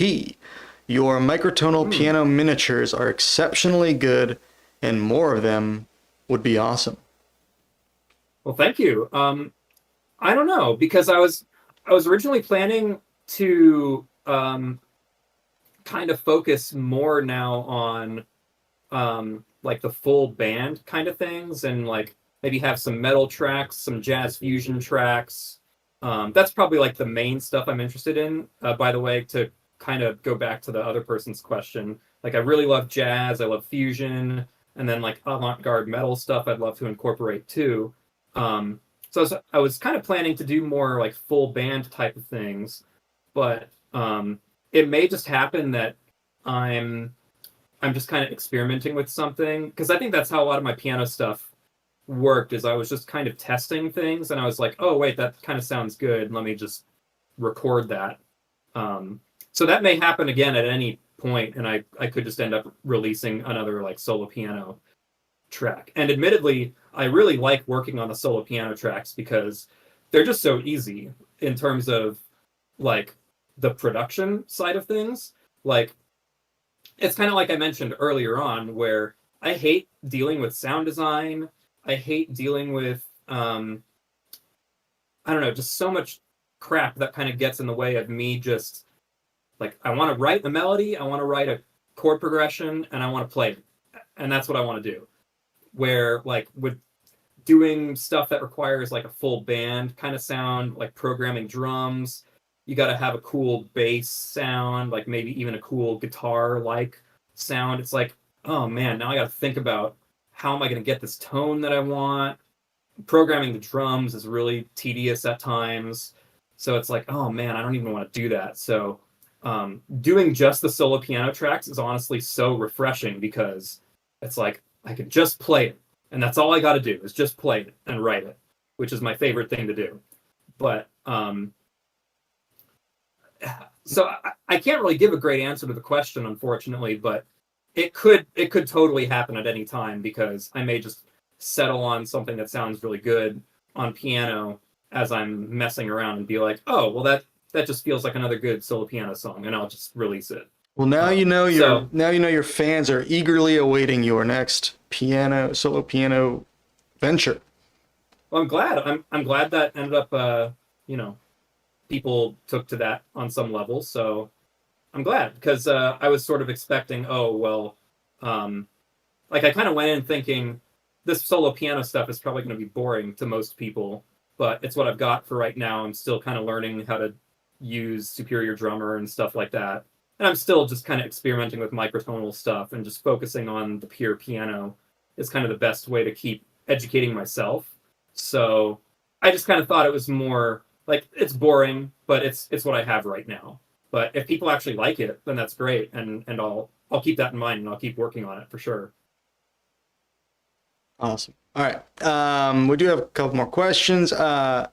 Genesee Microtonalis says, how do you decide what kind of voice leading you want when you can do so many things in various medium or large edos? Yeah, so that can actually lead me down a whole like rabbit hole basically. And it has a lot to do with my focus on like the way I approach tunings is so much more generator focused than I think other people. You know, I think a lot of people, at least from what I can see when I'm looking at like the Zen Alliance Discord, there's a lot of discussion about like what commas a tuning is tempering out and stuff like that. And I've personally felt that way of thinking about things, like tempering commas, isn't it hasn't been all that helpful to me personally in figuring out what tunings I like or what tunings are useful to me. But I think the big revelation I had was thinking about tunings in terms of generators. And that has actually been very helpful to me. So like if I pull up my spreadsheet again, like I can sit here and look at say 460 EDO, something ridiculously huge like that. And I can just be like, oh, this like 12 note set here is great. Like it's going to be able to hit all of these intervals here. And I know, oh man, this is like almost JI 5 limit, right? And I do that with 12 notes only, right? And so thinking in that way made me kind of think through like, I don't know. So like, for example, I don't know to what extent it's a meme or not. Like I can't always tell, but I know people in the Discord have talked about 311 EDO as being like a really good EDO. I think it's supposed to be like maybe one of the highest like prime limit consistency EDOs or something like that. I can't quite remember. So I mean, let's type in 311 EDO and just look at what we got here. If I want to max it out and just see every possible EDO step, then we can do this. And obviously it's super accurate because it just has so many steps. So when I look at this, I'm like, okay, that's so many notes. Obviously, it's not really practical for a human being to work like that with physical instruments, or possibly not even digital instruments, because your piano roll can only do so much without extreme finagling to get more notes. So how do I have like the best possible or like, let me start over. How do I get a lot of notes that are pretty good, that are really close to each other, that I can fit on the Lumatone, for example, or even just fit on the piano? So that's why I have this generator thing set up here. So if I wanted to map it to a piano, right, I would type in 11 because that kind of counts the fundamental as well. So really it's 12 notes being represented here. So these are all the intervals over here on the right that are possible to hit on a piano, like a 12-tone piano. And when I look at this, I'm like, okay, well, that's obviously really good still for 5-limit stuff. But now if I want to think about what I can fit on the Lumatone, I've found that I kind of like the range of 25 generator steps. This is if I'm in Bose K layout, and that's sort of like the standard Lumatone layout you usually see people use. I found that I can actually, reliably hit notes that are like 25 generators in either direction, up or down, and that fits on Bose K layout. Okay, and I can hit those notes. So now if I look at 311 EDO with 25 generator steps, I'm like, okay, that's cool.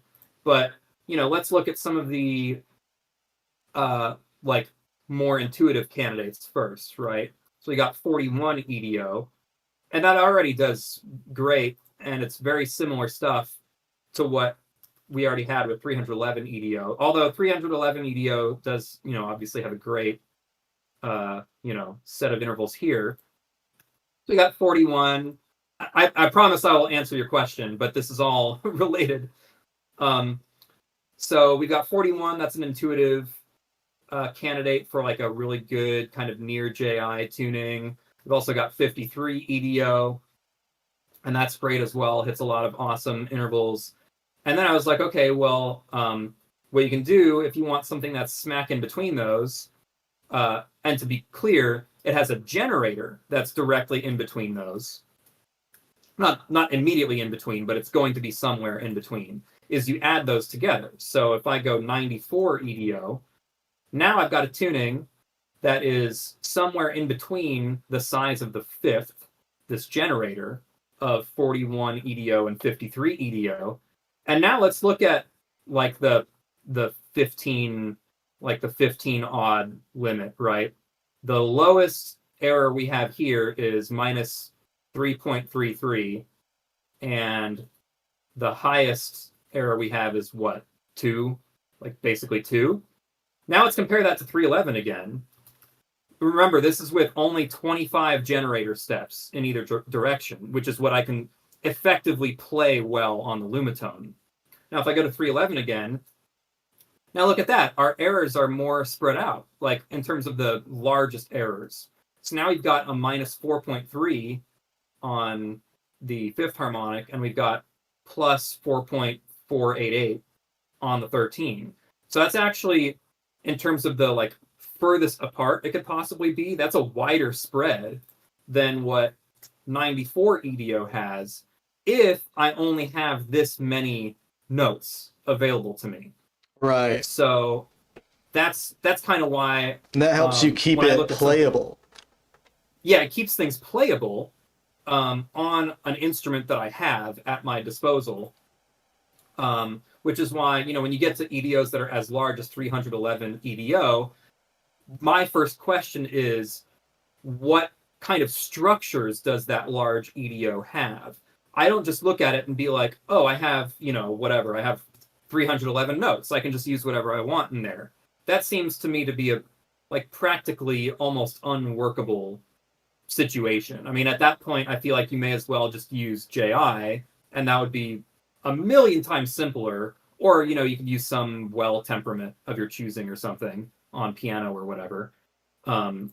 But using all 311 notes, that's just not workable. What you care about is if it has an underlying structure or a generator that gives you a sequence of notes that are close together on this generator chain that suit your goals. So if you want a really tight, 5-limit, almost Pythagorean thing, then you could go with 94 EDO, and that actually hits a lot of those intervals in fewer generators better than 311 does. Now, to get even more to the voice leading question, how do I decide what kind of voice leading I want to do?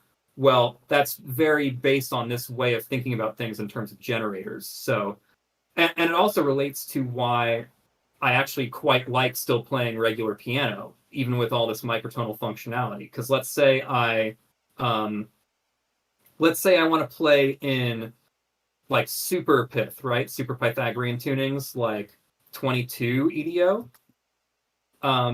Now I can. Oh, that actually might be a bad example because let's go to 39 EDO actually, because I personally really like 39 EDO as a super Pythagorean tuning.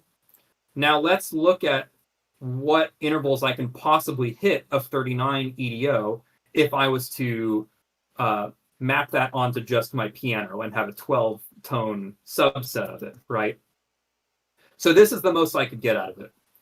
So I'm obviously missing multiple EDO steps, but what do I get out of it? I get I get a fifth that's only 5.7 cents sharp, which is totally fine. I still have, because of its super pith structure, a workable harmonic 7 that is the same amount of generators away as the major second. Notice that it's just in opposite directions, but there's the major second and this is the harmonic 7th approximation. So when I'm thinking about voice leading, I'm thinking about what notes can I play that are going to land on this generator chain that a lot of chords that I would make here would have in common. So like if I was to let's actually pull up something over here. Yeah, let's go back to my main.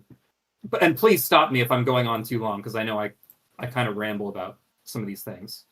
But if I wanted to play like 39 EDO Super Pith or something, I go over here, and I have a preset for it. So I know I have these like sus chords all over the place. And when I'm playing things, like, I think this is the way Brittle Clouds opens, right? It's like something like that.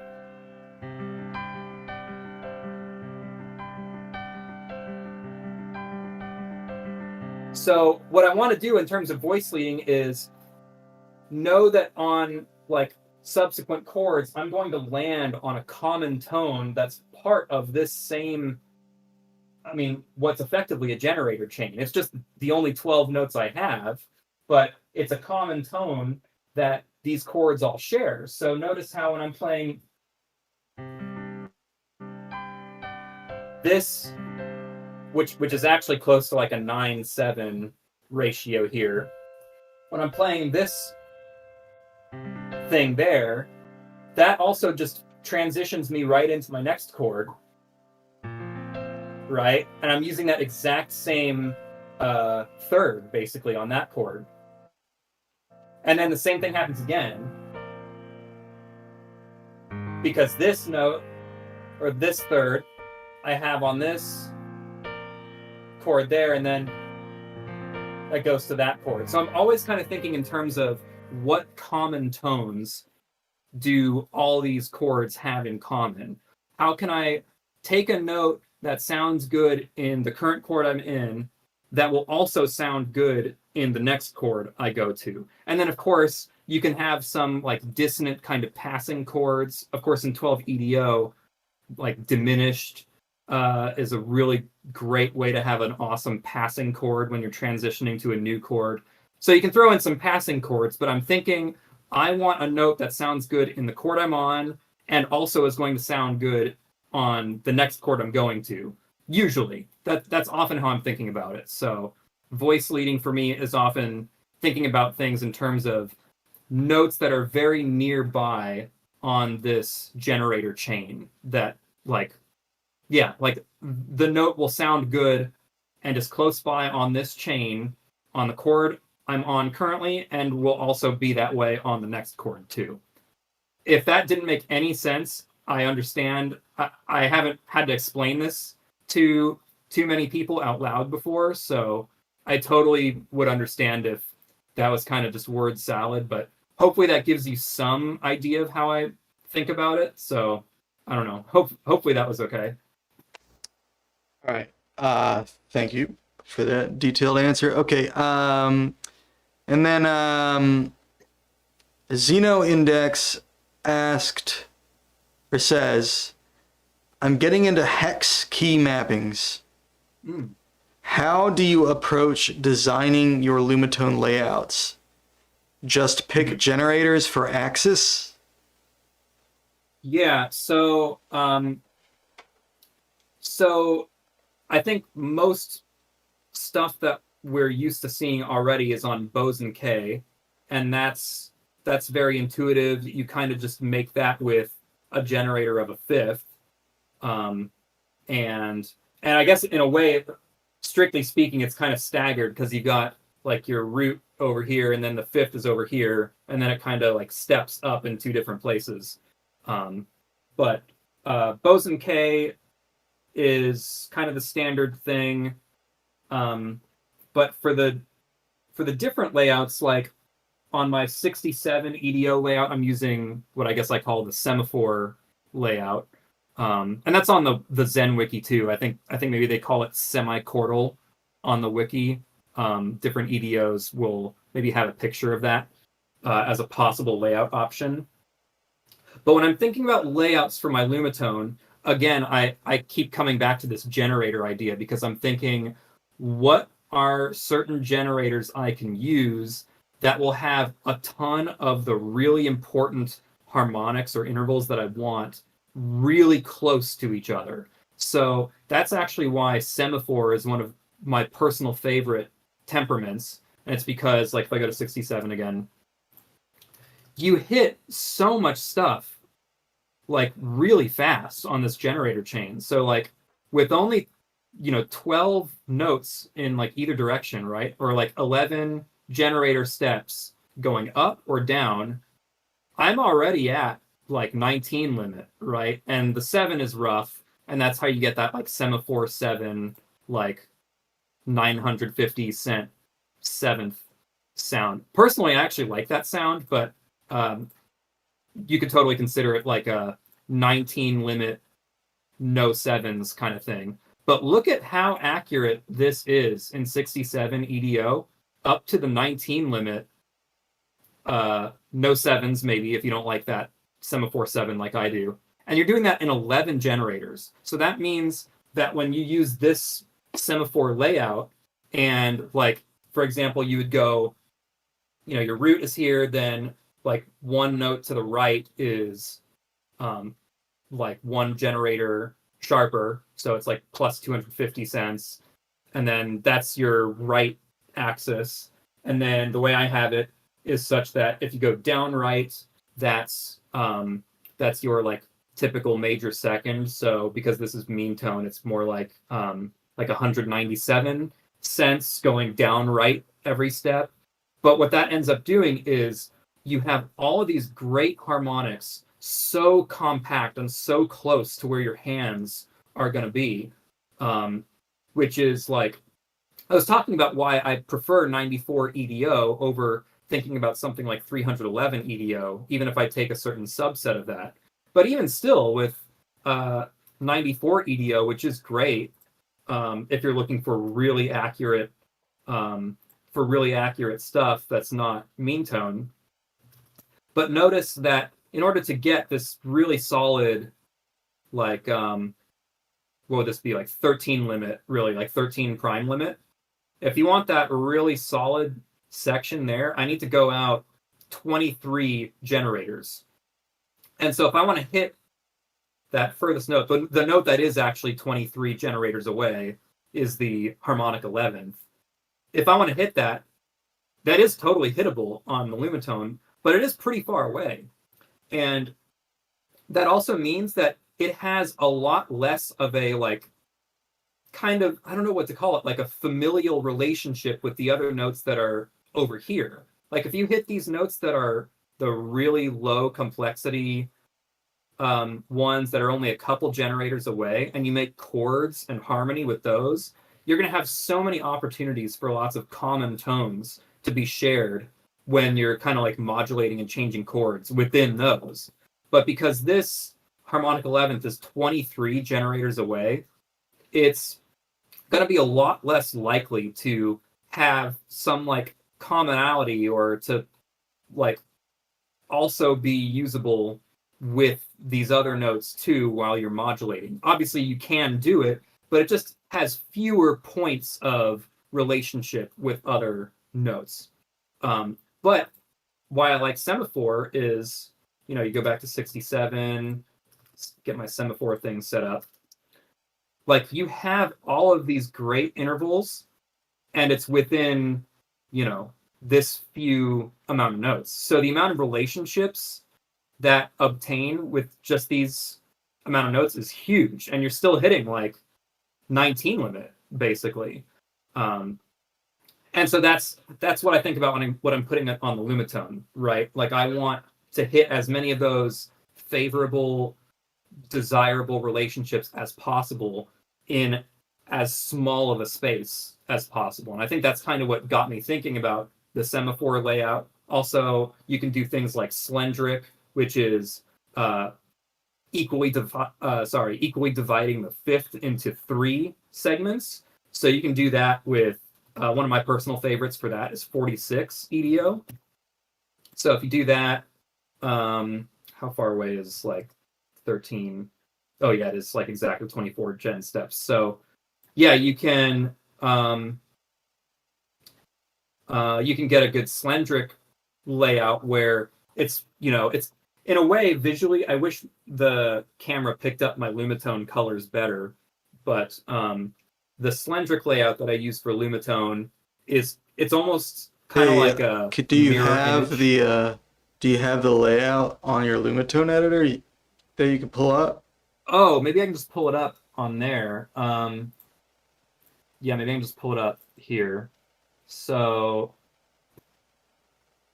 oh, it gets kind of funky with.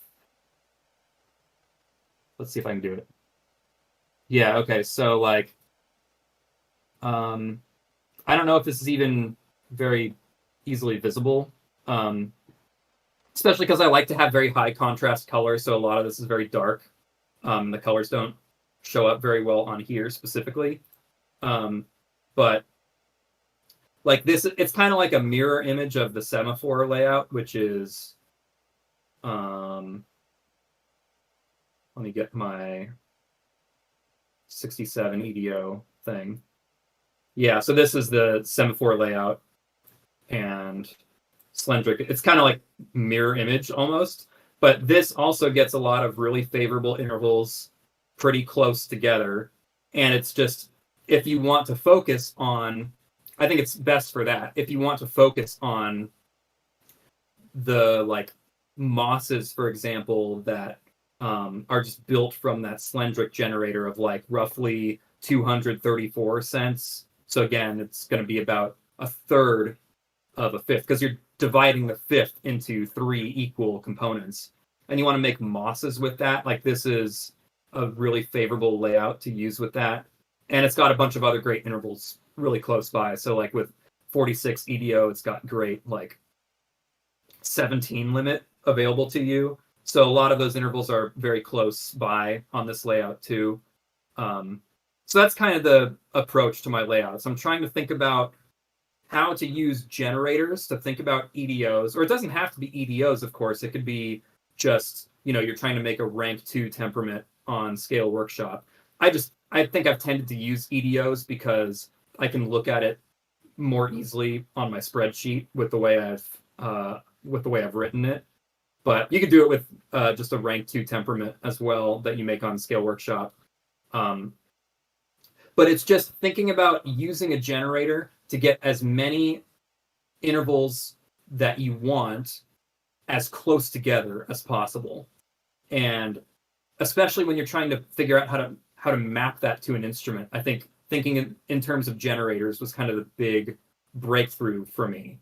And the reason I've preferred that over like thinking about tempering out commas is because when you temper out, like if you think about things in terms of tempering out commas, like if we go to 311 EDO, 311 EDO,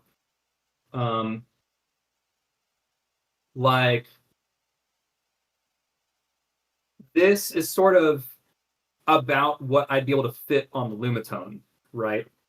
And these are the kind of approximations I would get with what I could fit and what I could reasonably play.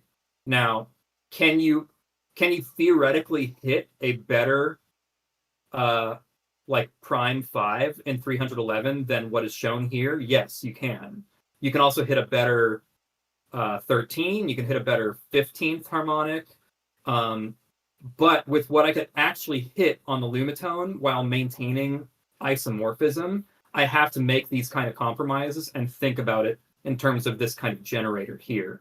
And if you're thinking about it in terms of tempering commas, the problem is tempering commas is already kind of by default taking a stance of what's my best possible approximation of this interval. So when you think about whatever commas 311 tempers out that are based on prime 5, it's not based on this one that I can actually hit on the Lumatone.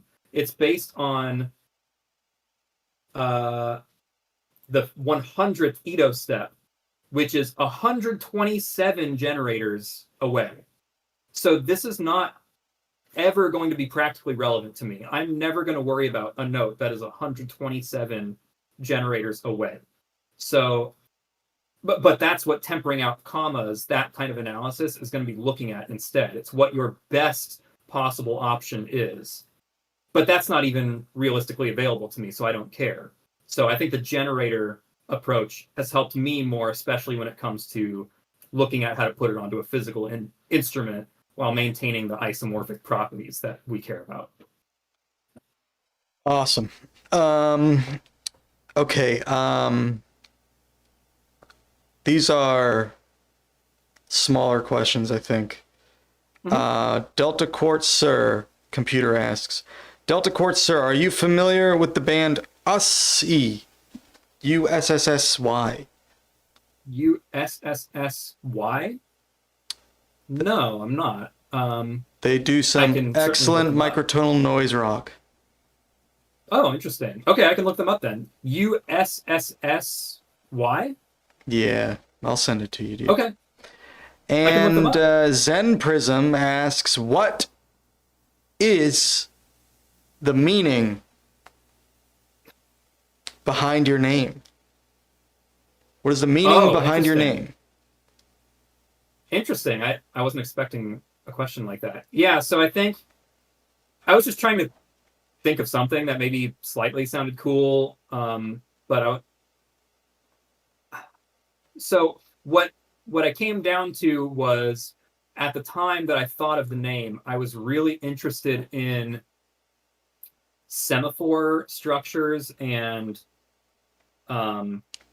porcupine structures. So that's another temperament where you equally divide the fourth into 3 pieces instead of 2 pieces.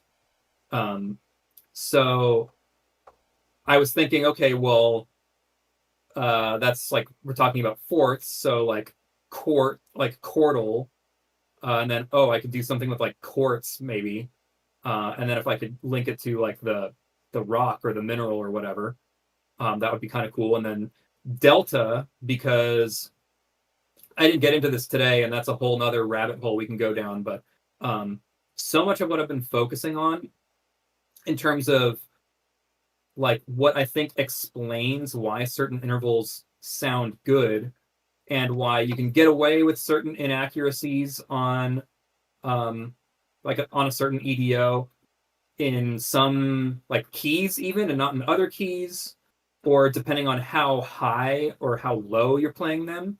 When I've been testing things out, it all, I think, kind of comes down to difference tones, and delta is a difference. So I was like, okay, well, I'm really into like the idea of analyzing difference tones, and then, quartal thinking with like semaphore and porcupine. And then as I was just kind of looking things up, I found out that there actually already are alpha quartz and beta quartz. Like those are 2 different types of like real scientific quartz out there. And don't ask me what the specific properties are of them, because I'm not a scientist by any means, but those are already real things out there, alpha quartz and beta quartz. So I was like, oh, that actually kind of lines up perfect, that now I can be the delta quartz. That's like a 3rd one now. So that's kind of what I was thinking of when I made the name. Cool. Okay, I think that's all the questions. We do have some like responses and comments. Some of them I think are a little late, but I'll try to read the ones that, like Xeno Index, who asked about your mappings, said stack it so the good stuff is close together. Got it. And also said nice, thanks. Genesee said your 4th quartz delta. Yeah, and then and also the register really matters.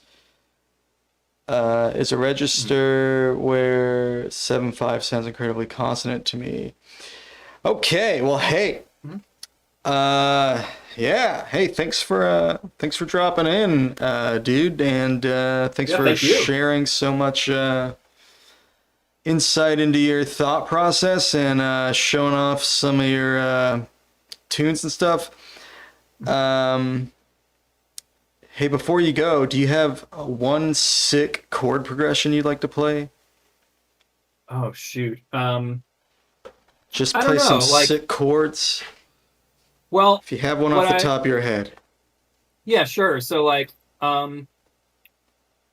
just me being really into semaphore recently. It's not really even a chord progression, but just I just really like the sound of this chord, and I want to incorporate it more. Oh, perfect. Again, so I don't know if this really shows up on the camera very well, but I'll play my 67 EDO semaphore layout.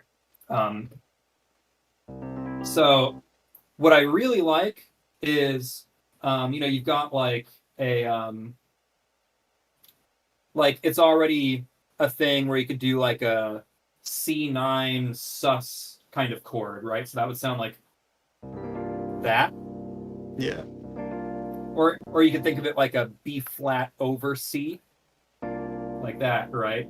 But this being like pretty high to simulate a harmonic seventh, and then this also being too high to simulate the like 21st harmonic, which is just a fifth above the seventh harmonic.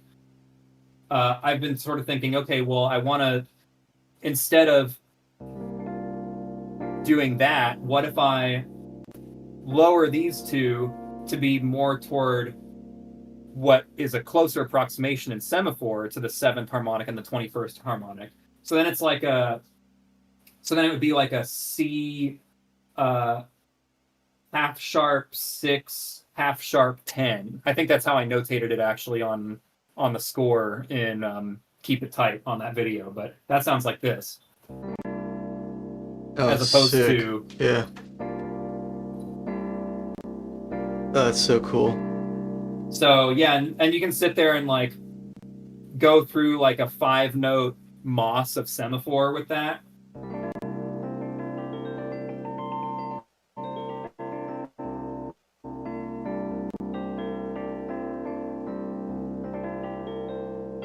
So I just think that's a really cool sound. It kind of feels like sandy and cryptic and mysterious to me. Yeah. So I've been trying to find ways to incorporate that a little bit more. I really like that sound. Yeah, it's beautiful. Thanks for sharing that. Yeah, no problem. All right, and Genesee says, thank you so much for you both doing the stream. I'm grateful for your time. Yes. You got it. Thank you for having me. Yes, thank you. Thank me, everyone. Thank everyone for showing up. Yeah, thank you to everyone who came with comments and stuff. This is great. Yes, well, hell yeah. What are you getting into later? You doing anything crazy tonight? You gonna No, I'm probably just gonna hop in the chat and watch the rest of the stream if you're gonna keep streaming. Oh my god, I'll consider it for you guys. I'm a little hungry. I'll definitely have to take a little break. Yeah. All right, Genesee says, I made an unhinged 5-to-1, but I had so many modifications that it's easily the fringest version of that I've ever heard. It was to be fun. This sound you've captured here is really cool. Good. I want things to be cool. Zen Prism says, awesome interview. Great. I'm glad I could participate and throw out some cool ideas. I'm very worried that so much of what I said was word salad, but I would be more than happy if if anyone's on Discord or whatever and you've got questions, you can DM me or whatever. I'm more than happy to clarify any of the things I talked about, because there is just admittedly a lot of Zen stuff that's pretty it can get very complex very quickly, and I want to emphasize that my goal is to make things accessible to people. I want to try to make these concepts more readily understandable to newcomers. So I would love practice with explaining these things better if I can. So feel free to ask me any further questions if you have them. Nice. Yes, everyone, go bug Delta Quartz with all your questions. Xeno Index says, good stream. Computer says, I will be attending future interviews. It was great, fellas. Thank you, thank you, thank you. Yes, and guys, guess what? Next week, Shaping the Silence will be here. The creator of Hexboard. We will be talking with Shaping the Silence next week. Yes. Very cool. And I will be announcing our next interview at the end of that interview. And it's gonna be a good one. Genesee says, I'll have to watch the part I missed. Zen stuff is wild. I love it. Delta Quartz, I personally feel like your music is both ear candy. That respect of having those beautiful colors, but also very accessible. So I think you're doing well. Awesome. I'm glad to hear that. Thank you. Great. Okay. Well, hey guys, I need a break. I should have prepared better before the interview. I should have eaten dinner, but I tried to squeeze too much stuff in, and that's why I started. Probably my fault. I probably talked for too long. No, I'm saying, what? No, man, come on. I know I ramble about it, so I'm probably partly responsible. No, I said I should have eaten before the interview. Yeah, but like if I would have shut up sooner, you could have eaten faster, which I'm still contributing to, so I'm sorry. No, you're fine. What is this? I just want you to eat, man. Like, I don't want to get in the way. All right. Anyway, point being, I'm going to take 5, eat a snack and all that. When I return, the interview's over, by the way. So if you guys are here for the interview, we're done. But when I return, I'll probably mess around. Maybe I'll jump on the Lumatone, actually. I'm kind of in a Lumatone mode. So, yeah, we've been talking about Lumatone. All right. In the meantime, let's listen to Delta Quartz EP. Unless you just want to hang out with the chat while I'm gone, you're welcome to do that. But yeah, I'm just gonna get off the call and let me end screen share and then I'll pull up the chat. I can maybe like jingle the car keys and keep people distracted while you go eat. I mean, or something. I don't know. Okay. All right. So anyway, I'll be back in a few. In the meantime, check out Delta Quartz's latest EP,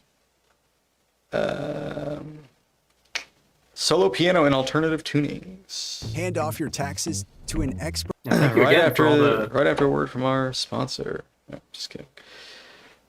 Wish I had a sponsor. Thank you for all the free advertising. You're helping me out. I didn't even have to pay you for it. It's great. It's a steal. Invoices in the mail. Oh shit. All right. But yeah, Genesee, you want to... Oh, go ahead, Gordon. Are you gonna say something else? I was just gonna say, Genesee says that they want to hear the rambling. I'm glad you do. I'm imagining I'm probably gonna go on too long for some others, but I'm gonna leave you to it. I'll be back in a bit. Okay, for sure. Don't take too long. I can't talk very long. I'm an introvert. Hang up whenever you want, dude. The music's playing, so you're fine. Oh well, fuck everyone then. I'm leaving. Yeah. No, I'm just kidding. I'm just kidding. But yeah, I think I can ramble about some of this stuff for a while. I definitely have put a lot of thought into like the way, especially thinking about the generators and stuff, has been really informative to me. But it is very complex, so I am trying to get practice in like how to convey that information in a more simple way, if possible. Yeah, I'm glad people came out and enjoyed the interview. Thank you very much for stopping by. What's everyone up to tonight? Hopefully you're all having a good night. I'm not a streamer, so I don't know how to do this. I don't know how to keep people entertained.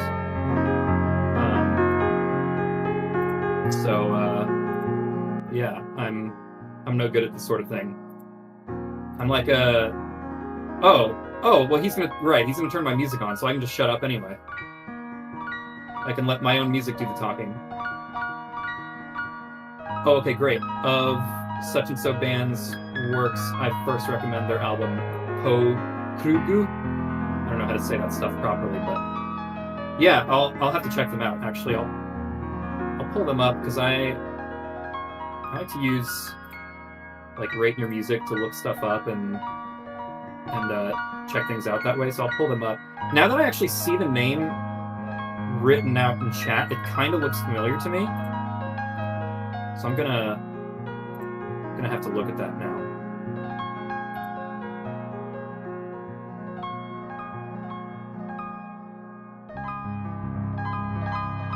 Okay, yeah, like experimental rock, noise rock. Okay, Poke. Oh, that's actually really funny. I have this on my wish list already. That's really funny. I have already put this on my Rate Your Music wish list. So I just haven't gotten around to it because there's a lot of stuff I want to listen to still. And I've also just been tied up with my own music stuff, so I haven't had as much time to listen to new albums recently. But that's a funny coincidence. I actually already had this on my wish list, so I will get to it eventually. But thank you for the recommendation. I struggle with the same thing. The world is so wide and wonderful. It speaks to something so deep in me. I've spent time away from music and art for a while. Hearing you both talk about it and hearing it inspires me to return once more and see what I can learn and find. That's good. I'm glad. Yeah, I really hope that's kind of my primary goal with what I've been doing. Oh, I see. Time away from microtonal music. Started playing on the piano since I can. I'm hoping to learn something new by having a kinesthetic experience with it in a new way. Yeah. So I'm glad I can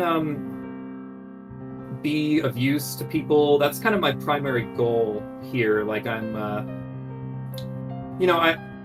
couch what I do in terms of being accessible, but it's not because I want to be like popular or make, really simple like pop songs or something, because hopefully it's obvious enough by the music I'm working on that that's definitely not my intention. I care about, having hooks and melodies that people can take away from my music, but also that newcomers can, I really want it to be the case that newcomers can get into the Zen universe more easily than perhaps I had of a time with it, and probably others as well.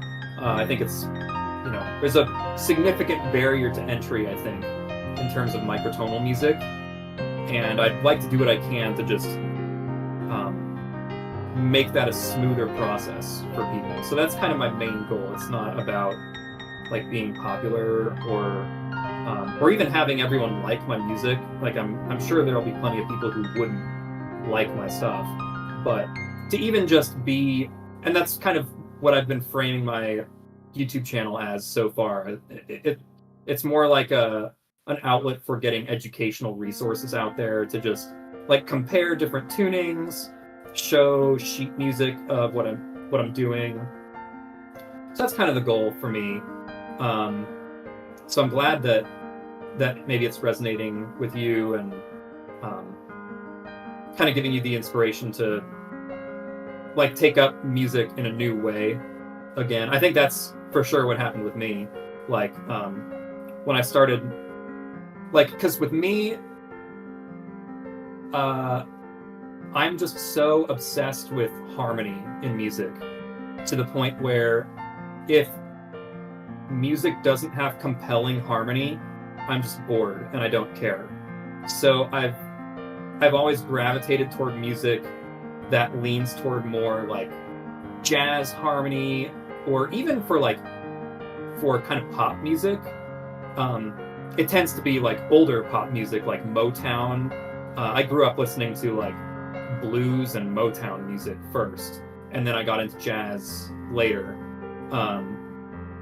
But like even Motown harmony is just so awesome. Like you listen to some of the classics by like Marvin Gaye and Stevie Wonder. They have such incredible ways that they incorporate kind of jazz harmony into what they do.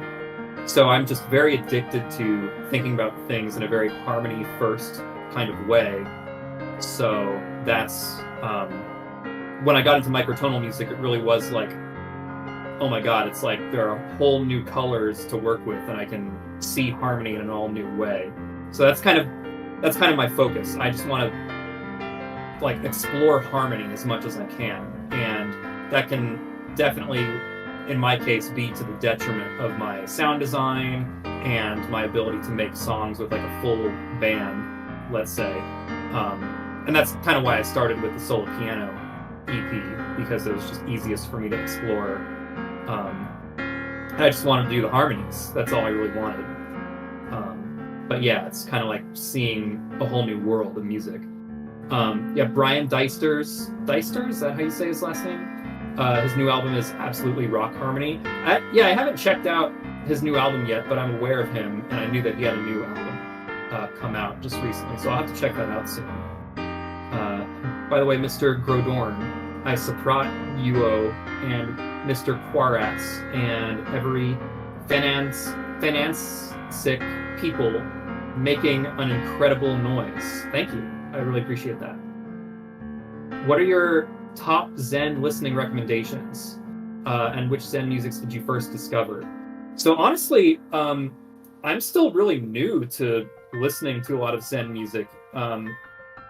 Like, the stuff that got me into Zen, I think at first, was a metal band called Scarcity.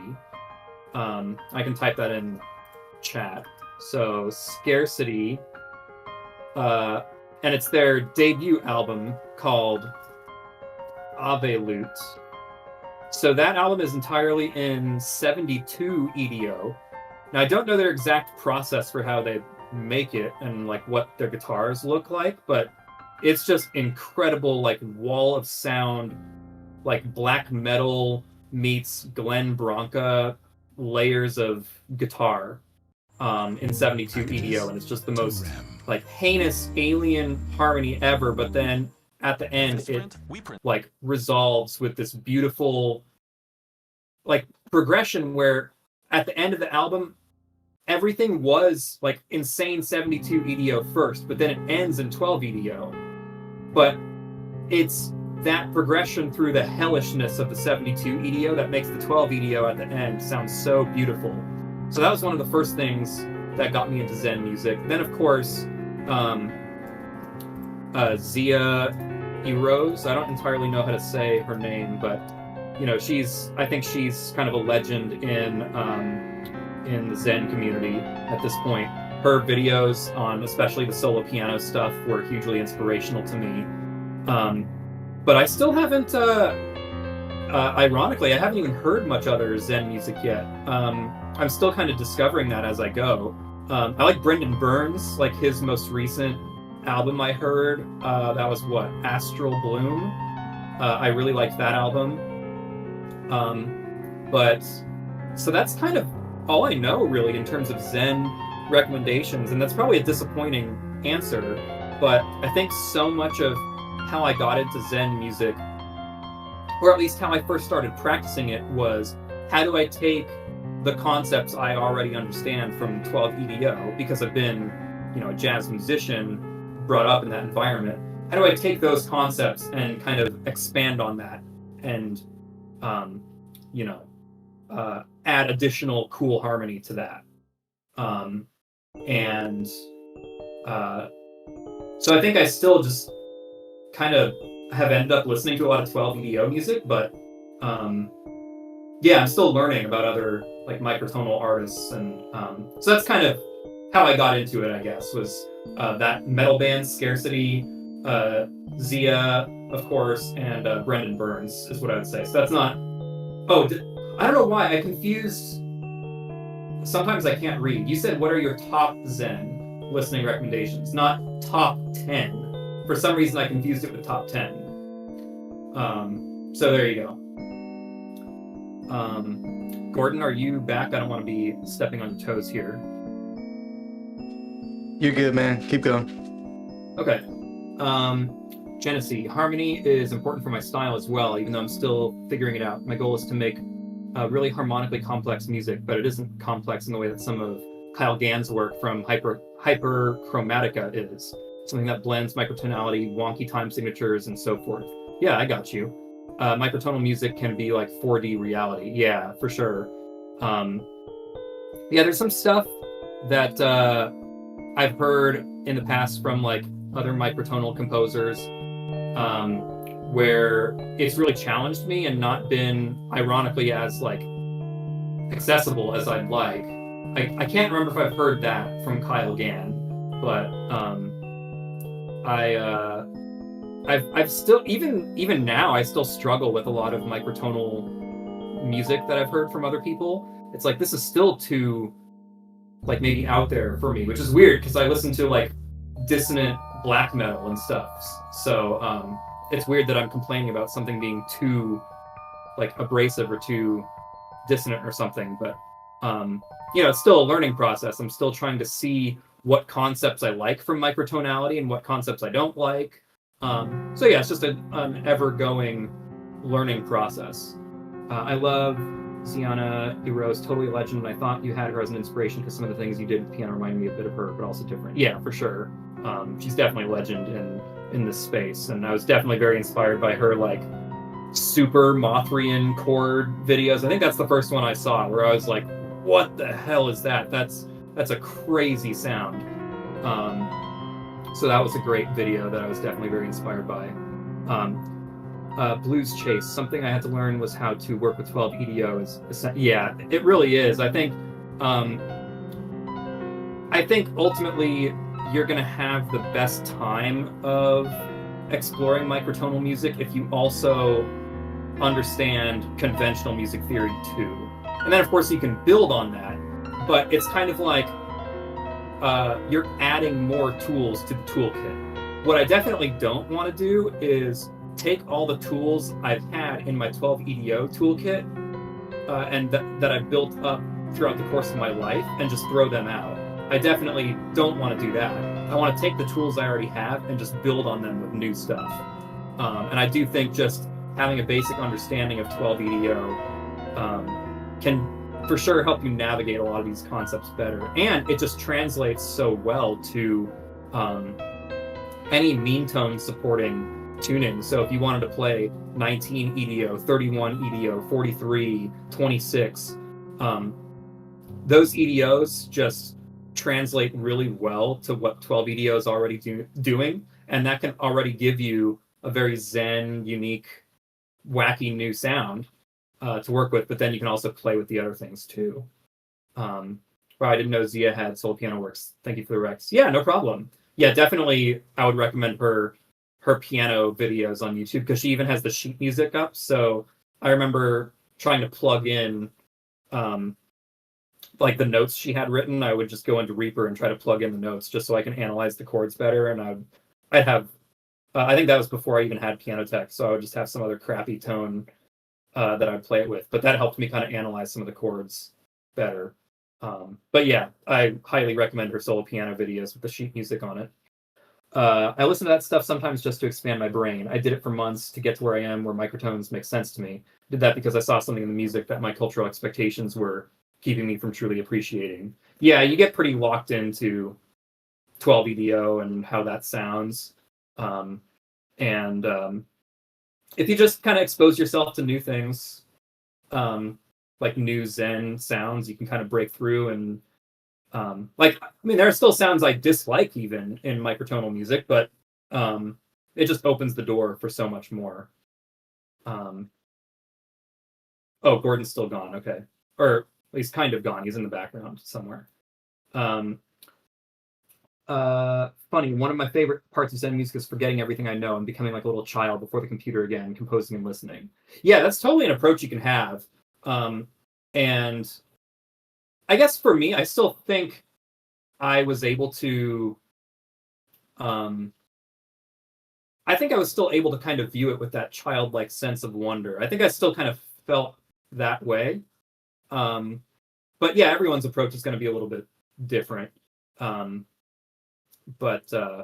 Yeah, I totally see what you mean though. Like being able to have that just like kind of embracing the ignorance of it and like, look, there's so much new stuff to learn. It's like fun, right? Yeah, I definitely relate to that. And that was a huge time sink for me early on. I was just like, oh my God, I got to hear what this EDO sounds like. I got to hear what this EDO sounds like. What does this JI stuff sound like? And I just wanted to kind of like soak in all the new sounds. So it really was like that, like just becoming a child again. My name is Grodon's Where. I'm over here. I'm trapped in the cube. Okay, well, I hope you can get out. Ignorance is bliss. Yeah. So sweet to hear that. Listening to xenharmonic music makes me feel like a child. Yeah. Yeah, it is just kind of like... I think I made this analogy earlier, but it's like having alien knowledge kind of beamed into your brain or something. It's just like a totally new, alien, weird thing. But with practice, you can start to hear certain patterns in it and you get used to it. And you're like, yeah, this is awesome. Let me think about how I can incorporate this now. But yeah, approaching Zen stuff with that childlike wonder is just so much fun. And I think it can be a huge like basis for inspiration to like write more stuff and just learn more.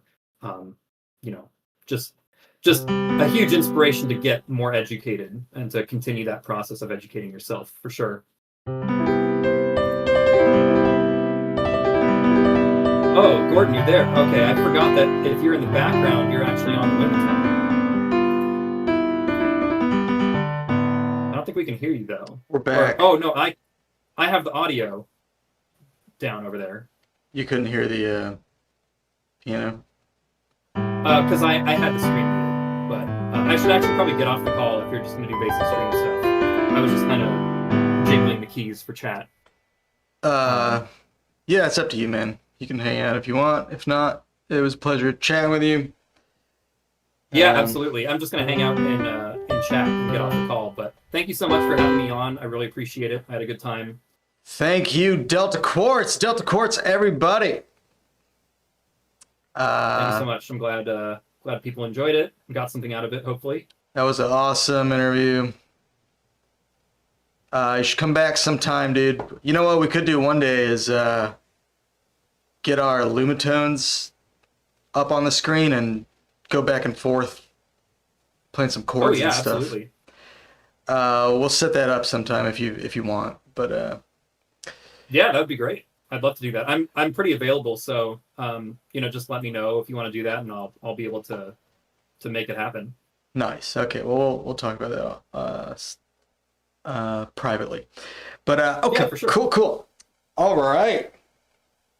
Thank you, Delta Quartz. Thank you. All right. Take care. I'm gonna be in chat. All right. See you. All right. What is this? All right. That was awesome. Okay. Now it's my stream again. For better or for worse. But yeah, that's great. And once again, Shaping the Silence will be here next week. A week from today at 8 p.m. 8 p.m. Okay, I haven't messed around on Lumatone in a while, and all that Lumatone talk got me kind of psyched up for it. Okay, welcome back, Gordon. Hey, welcome back, me. Delta Quartz, that's right. That's his name. Okay, my computer audio just completely broke. Fuck. Everyone could be a fantastic guy if they learned even one tiny wisdom from these people. Yes, that's right, Mr. Leaky.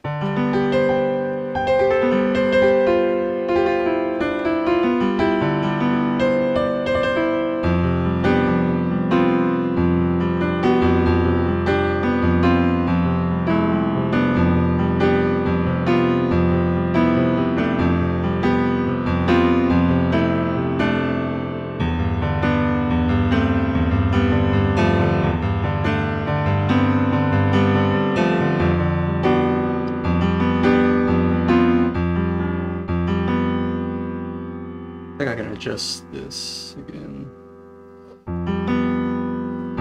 I don't know if the levels are...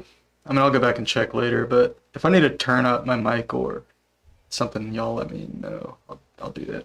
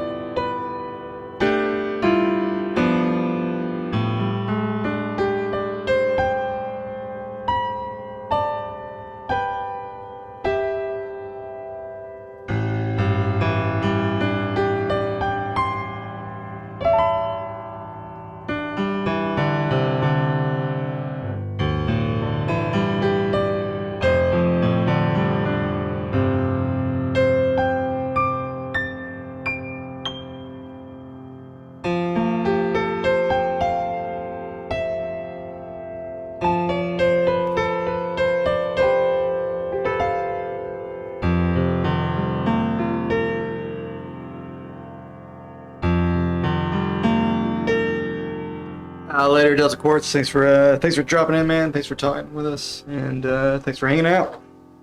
Catch you next time, dude. Oh, you'll be back. Oh yeah, I'll catch you later then.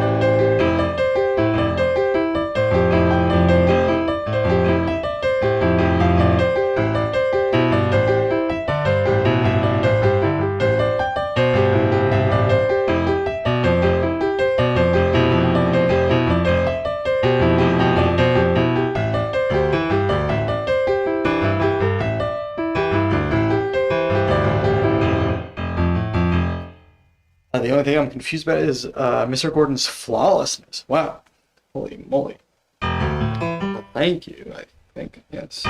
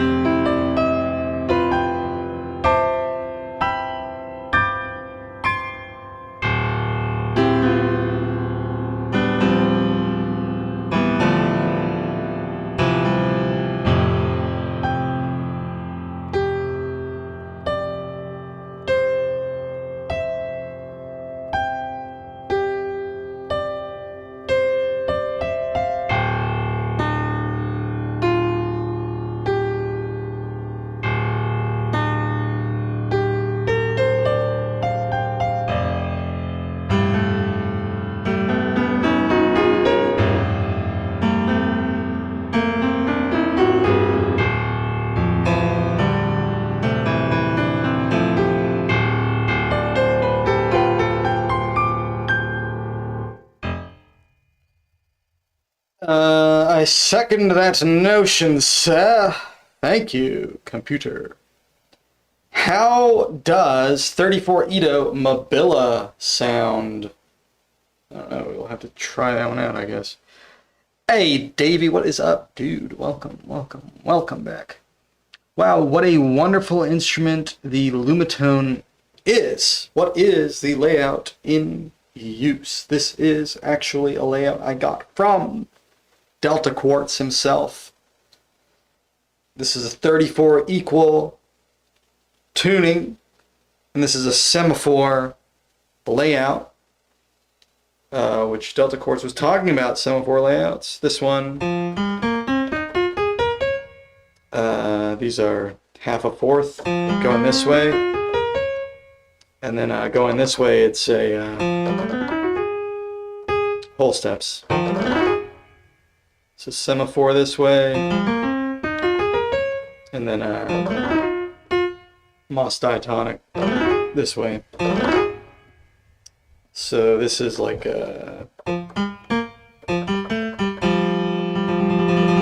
these are like 6 edo steps each, and then these are like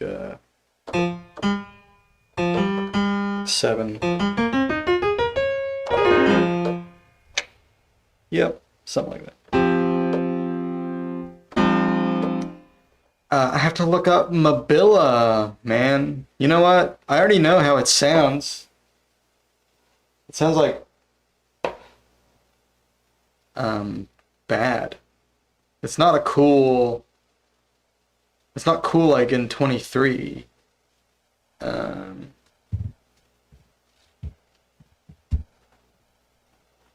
Haven't yet explored 34 Edo myself, but I'm being inspired to change it. It sounds great. It's got great major and minor thirds. They're both tuned like 2 cents sharp of 5/4 and 6/5.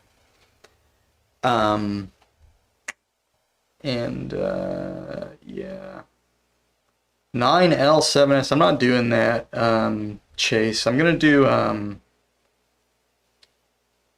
just the wait, what even is that? 9L7S. Wait. Yeah, I'm just gonna do the 2L5S. That's just too many notes for me, man. I can't handle that many notes.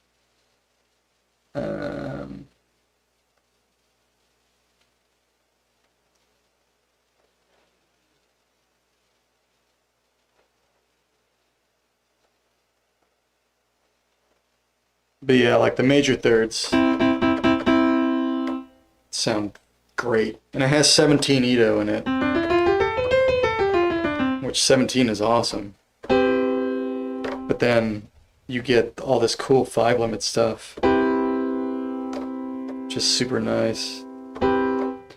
And since the minor third and major third are both 2 cents sharp, it's like almost perfect DR. The difference tones of the chords are like pure JI almost. So it sounds super neat. And it's a sharp fifth because it's got the 17 Edo fifth, which I like. I like a sharp fifth, man. I don't know about you, but I like them sharp. Okay, let's see here. Looks like 7/4/4. Wait, hold up.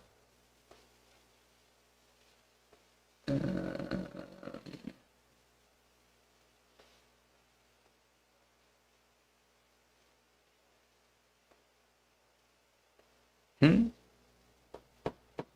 4/4/7/4/4/4. 4. Wait, what? 4/4/7/4. 4/4/4. That makes no sense, dude. What? What is this? What am I doing wrong, man? 4, 4.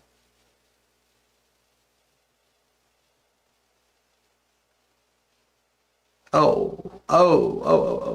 Anyway, it should be 447, 4447. I know that. I don't know why I'm staring at the chart. So 4, what's 4?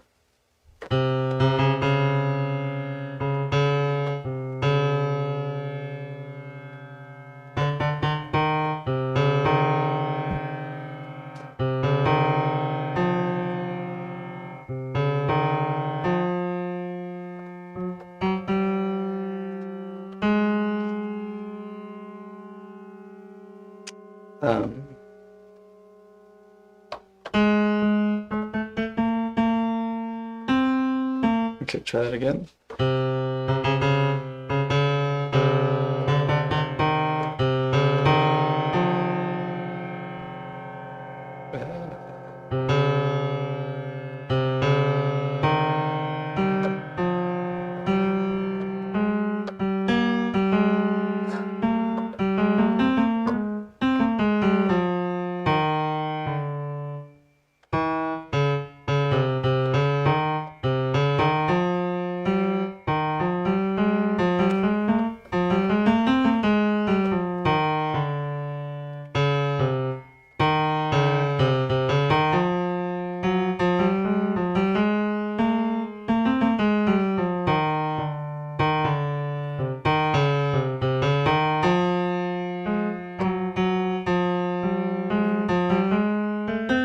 What? Come on, man. You can do this. Do it for the fans.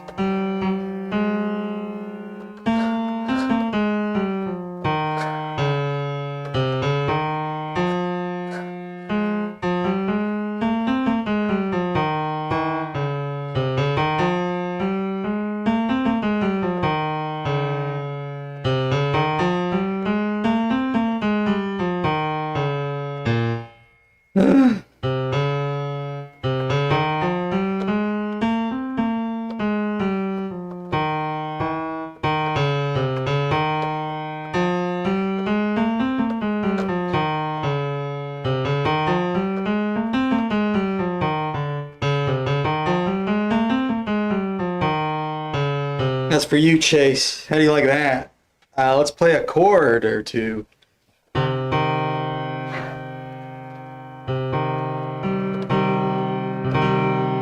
do you like that? It's pretty good, right?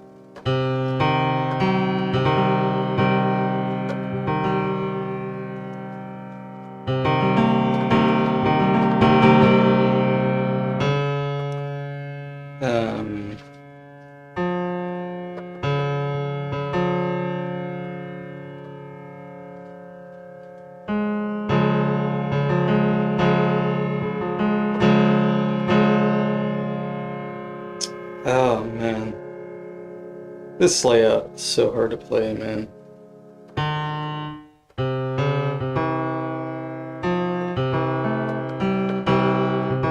I can't do it. Sorry, I failed. All right, Ma Villa. There you have it.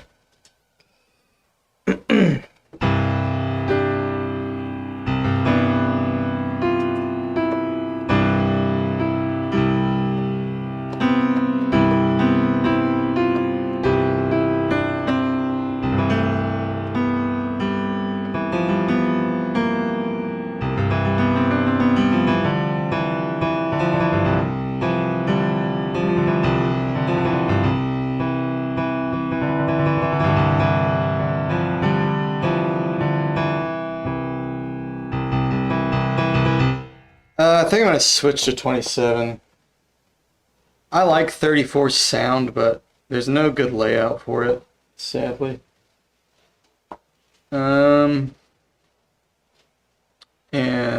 I keep trying this one because it's maybe the best one I've found, but it's so annoying to have to, like, I don't know. It's I don't like it. I don't like how it feels like the layout is dictating all my choices. It doesn't feel good.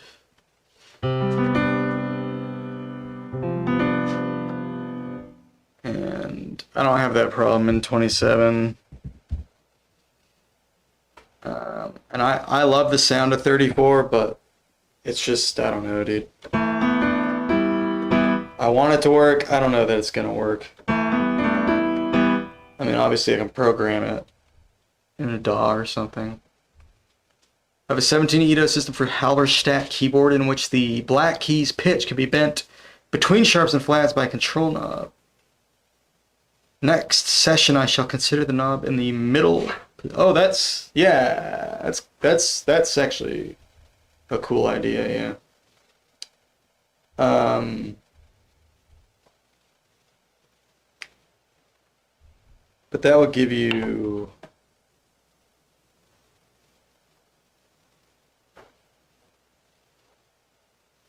Yeah, I mean, that would give you something.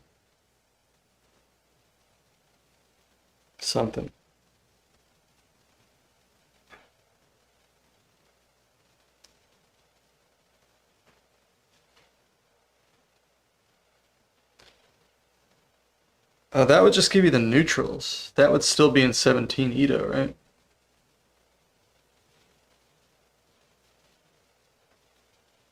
Because you're saying you have a 12 note subset, right? Because like normally, so basically you're saying it would give you D sharp or E flat, for instance. Oh, I see. Okay, never mind. So yeah, it would give you like E sesquiflat, or it would give you like E down flat. Yeah, and then so you'd have like semaphore intervals. So if you did the E, yeah, the thing is like if you're basing, I mean, all right, yeah, I don't want to get too deep into that. I don't really understand your setup that well anyway. But yeah, you could definitely get 34 edo intervals by doing that. I think the layout would possibly be a little confusing though.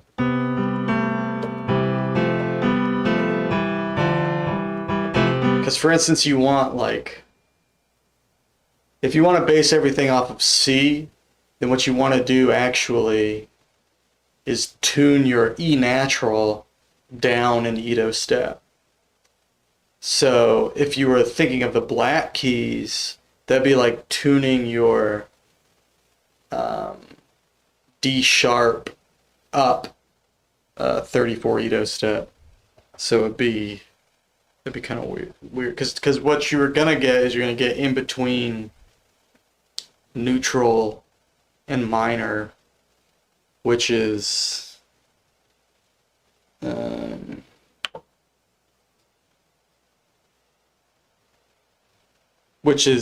better minor. So I guess you'll get the cooler minor intervals. I guess off of those better minor intervals, you would get so like if you're in key E flat and you set everything in between, or I guess what key would that be good for? I guess it'd be good for like D flat or yeah, probably D flat. No, yeah. So if you did everything like in between, because you would have I guess like up D flat to F and then up E flat. And then you'd have the G there too as well. So yeah, you'd get all those major chords off of the flat notes, and then you'd get the just minor chords off of the white notes. So yeah, that kind of makes sense. Can you try playing the craziest note once? You want to hear the craziest note, or can I just play like any old note? If you really want to hear the craziest note, it is this one.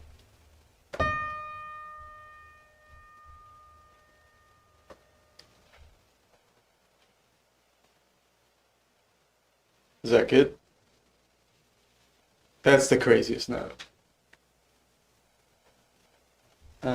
Okay. Okay, sick. Yeah, I know. I fucking know that. So I played it.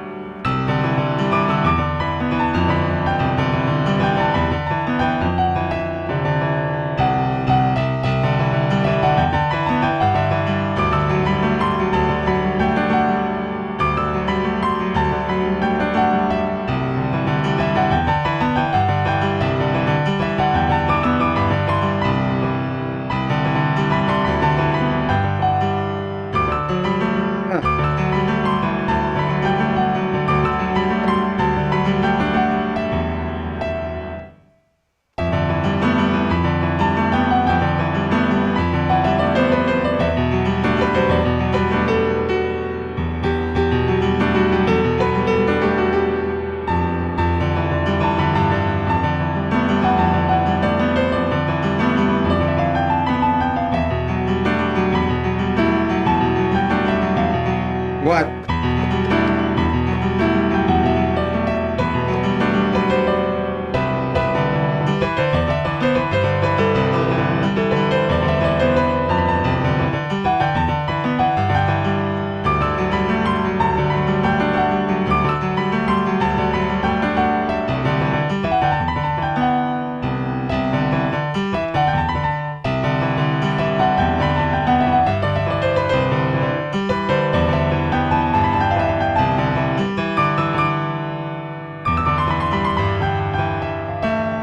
Dude.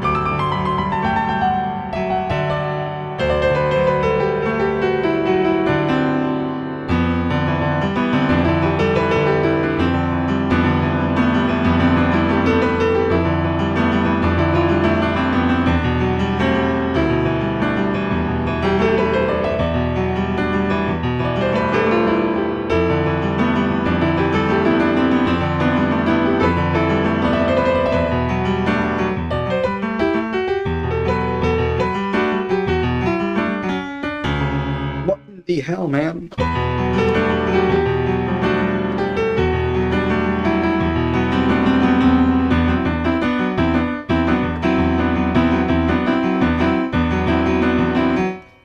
27 edos, so 3 heads cubed monster. 3 heads cubed monster, yes. 3 heads cubed monster.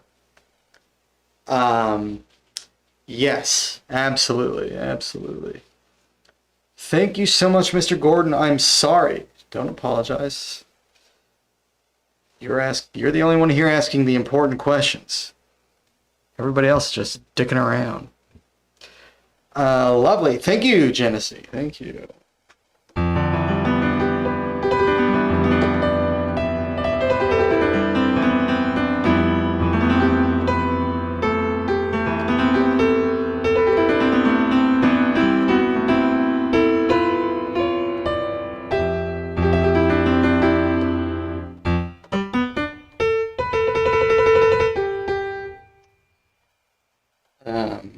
Shall I embarrass myself with a song of sorts?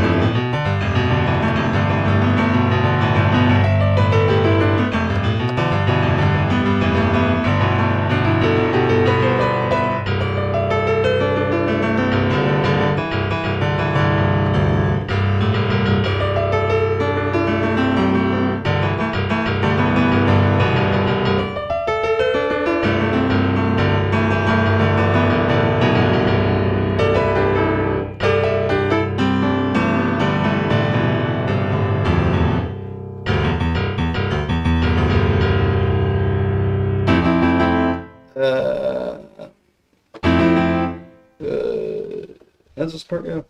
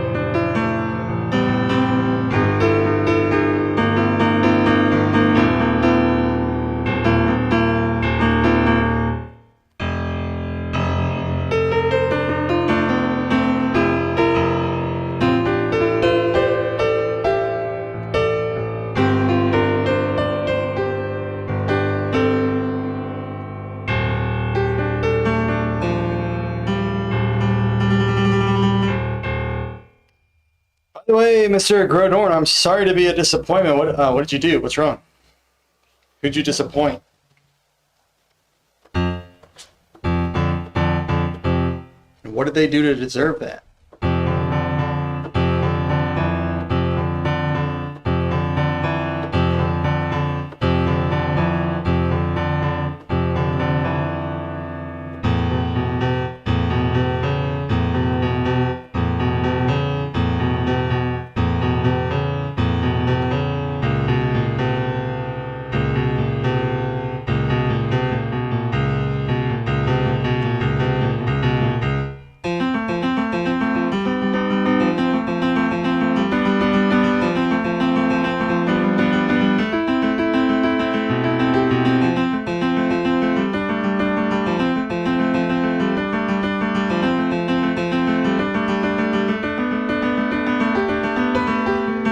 Thought Mr. Gordon might be disappointed. I'm always disappointed.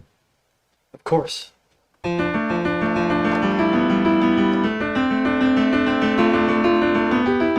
It's got nothing to do with you, man.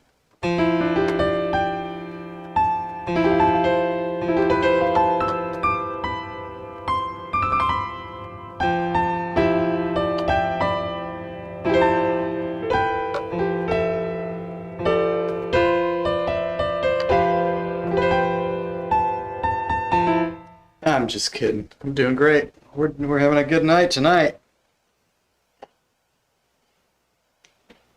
We had an incredible interview with Delta Quartz, and we're playing some fresh keys, playing some piano on the Lumatone microtonal MIDI controller.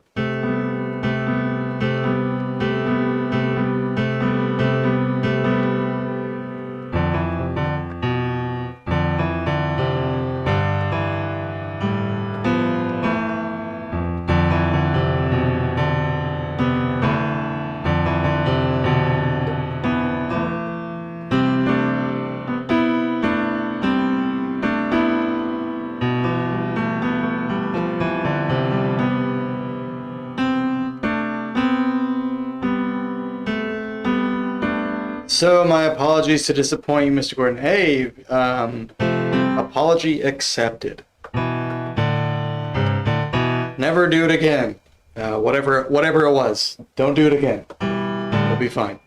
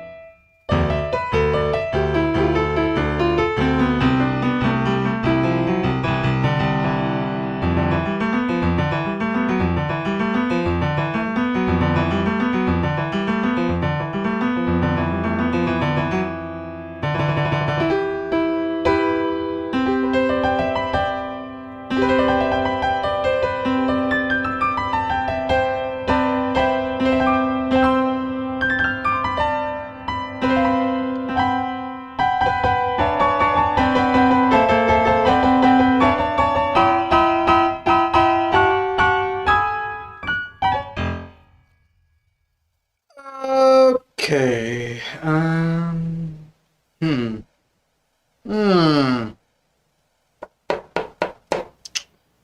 I guess let's go back to the old zebra and do more zebra stuff.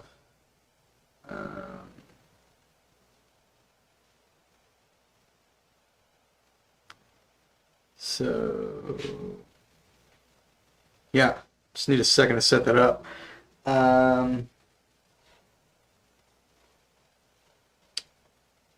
Let's see. Hey, let's listen to more Delta Quartz while I'm getting this set up. I had to change on my windows and stuff doing that interview, so it might take me a little longer than normal to get this going. You know what? We listened to Delta Quartz. Well, whatever. Just listen to it again. Listen to it again. What difference does it make? Okay. Rules, commands, MCP servers, subagents, mode. We were talking last time. This time we won't be talking. Okay, let's go.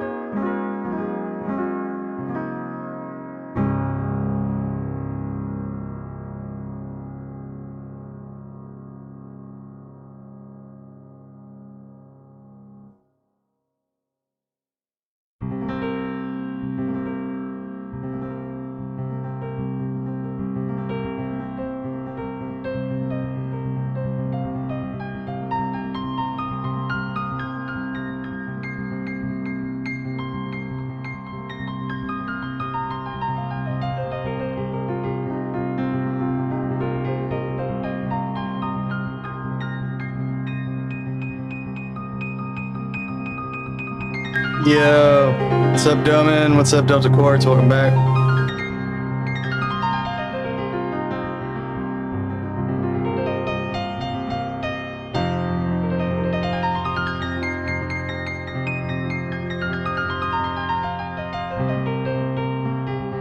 Probably just gonna do a lot of instruments, so I'll just get the camera set up.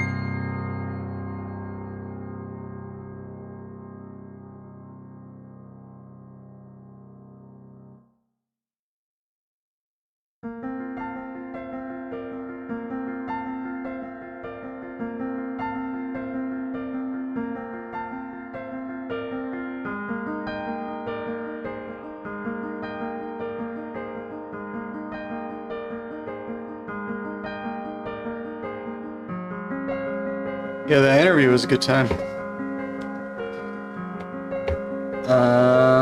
Yes, if you missed it, I encourage you to check out the VOD. Maybe not right now, but at some point.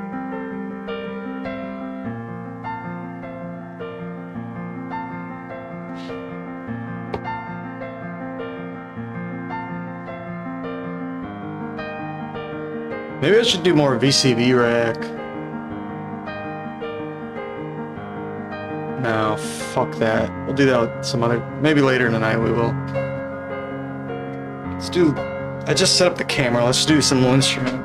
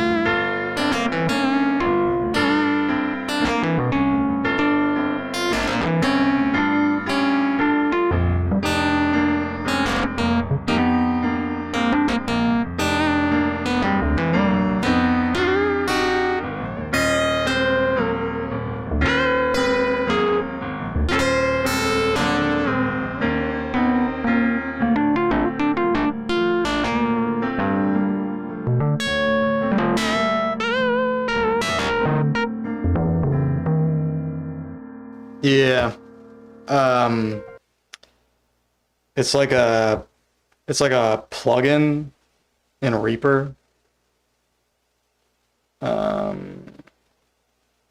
think it's called Ninjam. Yeah, Ninjam. It's in Reaper. And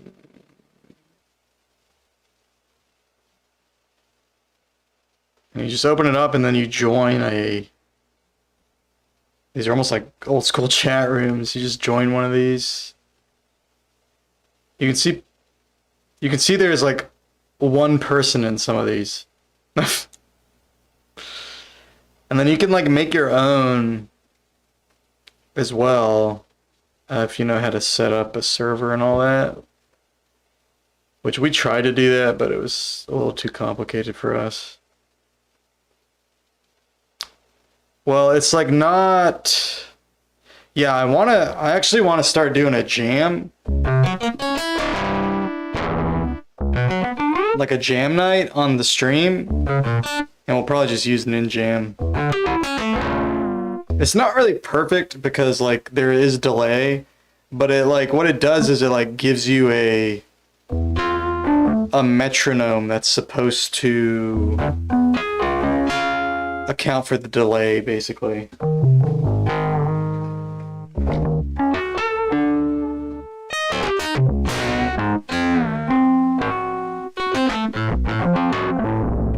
I don't know if this light.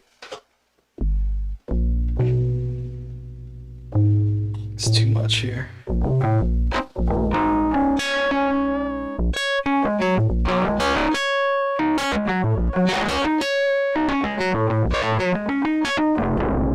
Yeah, we should try it out.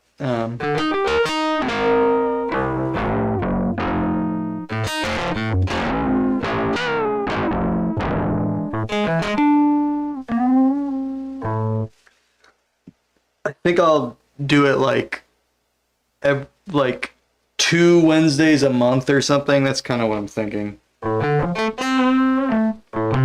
maybe every Wednesday if it. Because what I think is going to happen is not a lot of people are going to want to do it. So I'll probably just like leave the option open every Wednesday.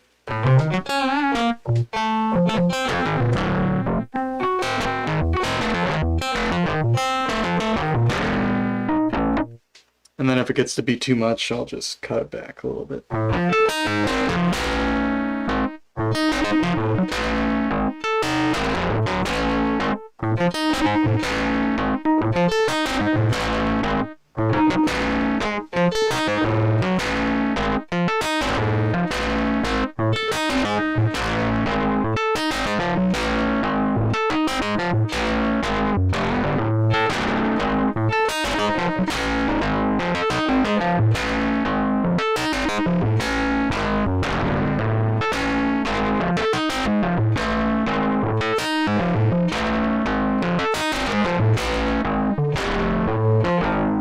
Yeah, I'll make an announcement before starting the jam.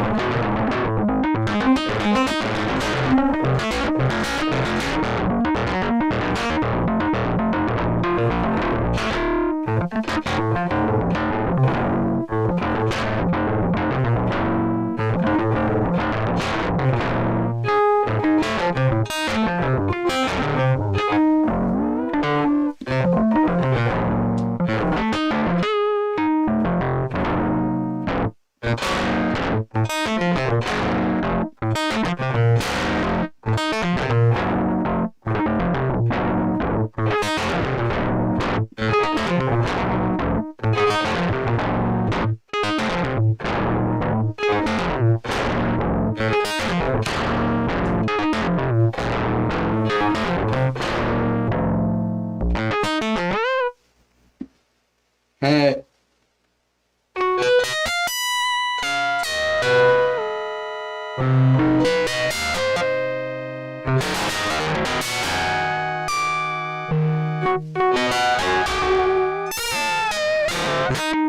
Alright, this sound is it's a little much for chords and stuff. It's cool lead sound.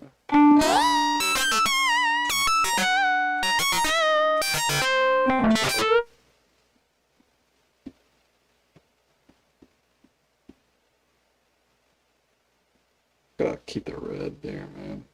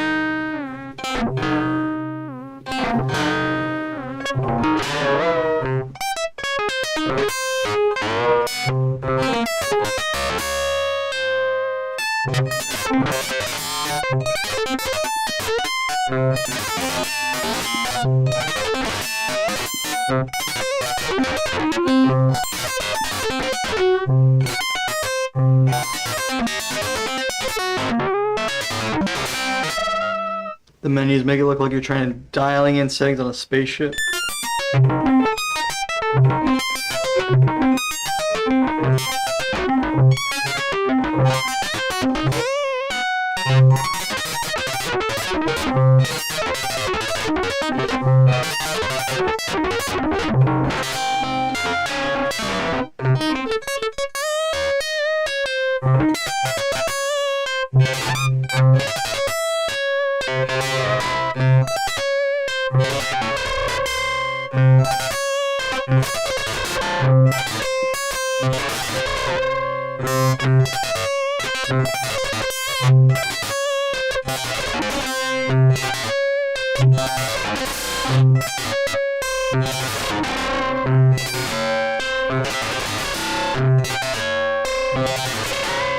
That's so gnarly, man.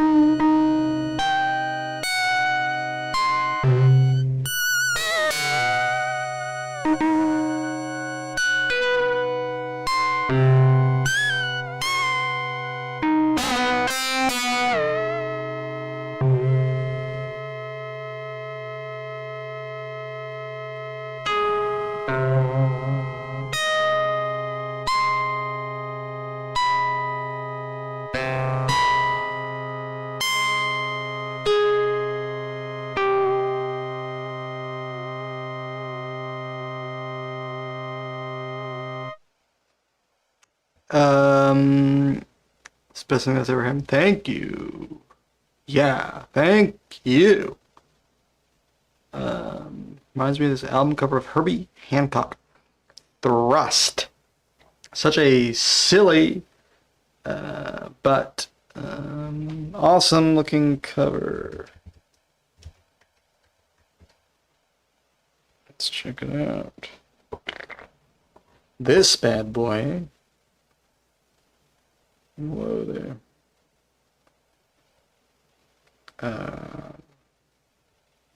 What? Where'd it go, man? Come on.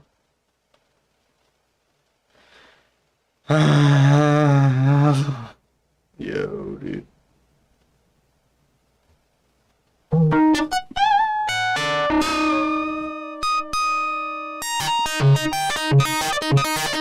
Kind of fits with my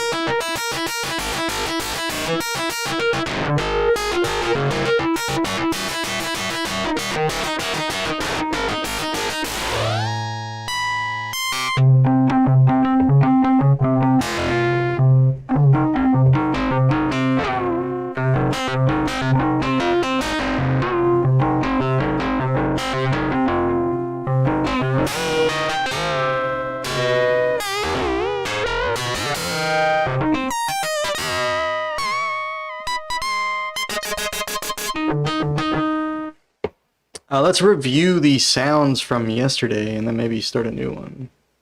So what was that one called? That was a filter thing. This one was my least favorite out of all of them yesterday.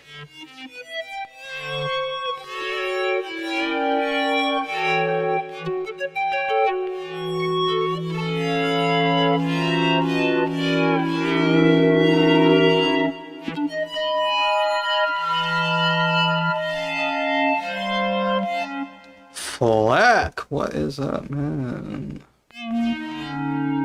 Welcome back, Fleck. The party can get started now. Okay, and then there was this thing.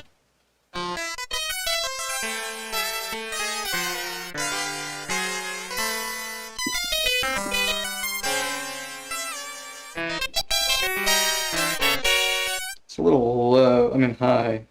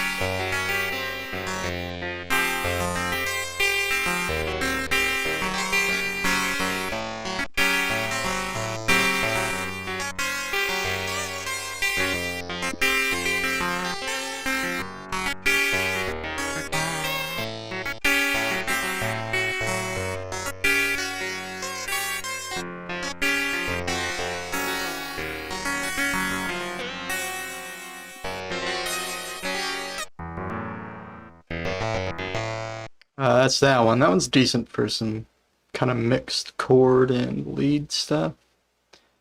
Now this string thing.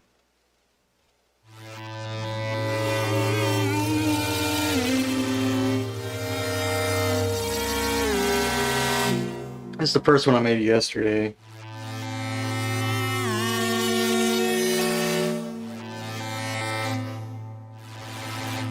I'm not even in 15 eods right now, man.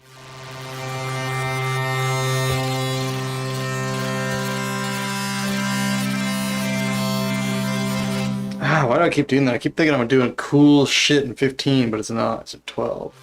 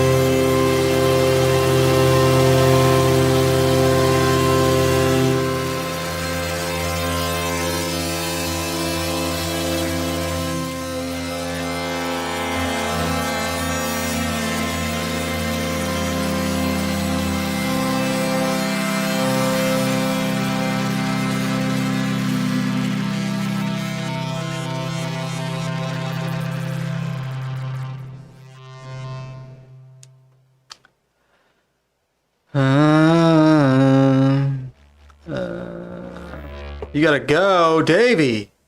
Thanks for hanging out, man. See you next time.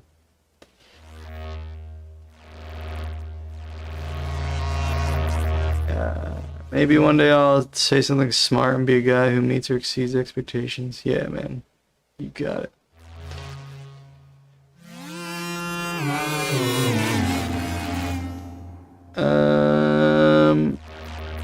Mr. Leaky, we all do this just so that you'll come here. You know what I mean?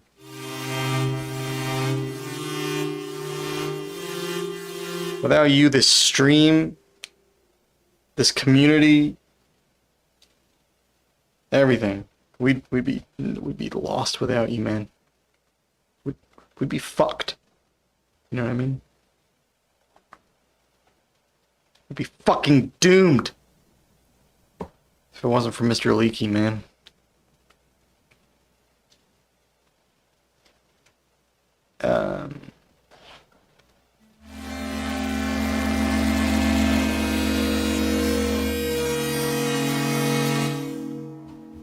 The moment Mr. Leaky dies, the world ceases to be microtonal. I'm just a regular guy, but nobody believes me. That's right. The only person you've convinced is yourself. Okay. This sound was meant to be played with a different tuning.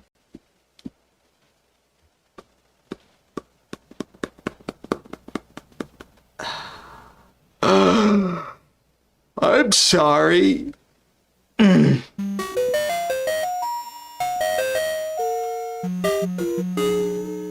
But maybe it would work in 15.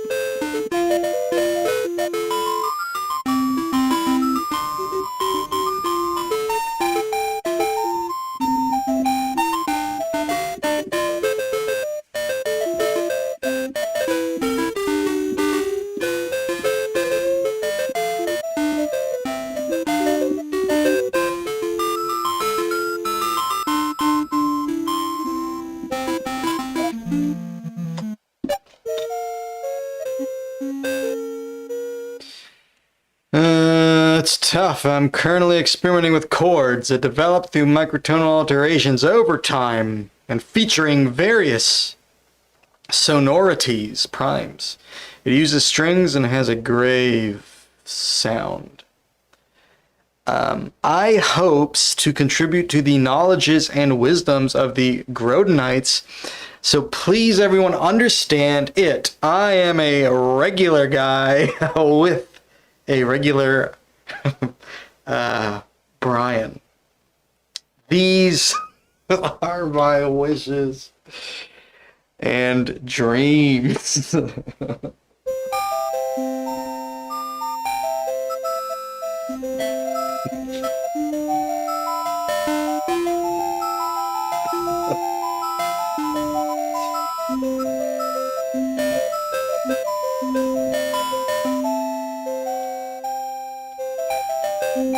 A hard saint.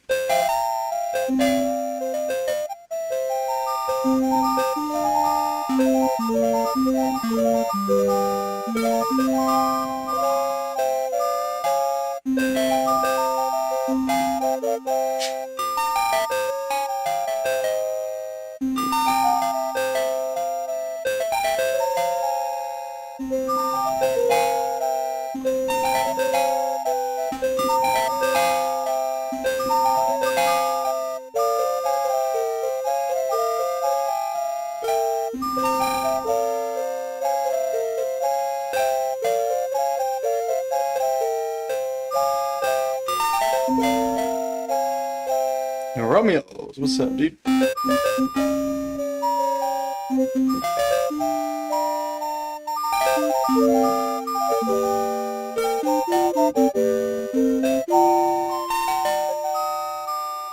You might find that interview interesting, Romeo, as we were talking about mappings and stuff a little bit.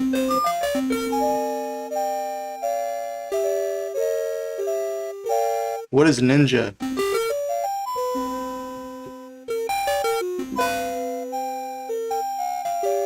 Is that something else?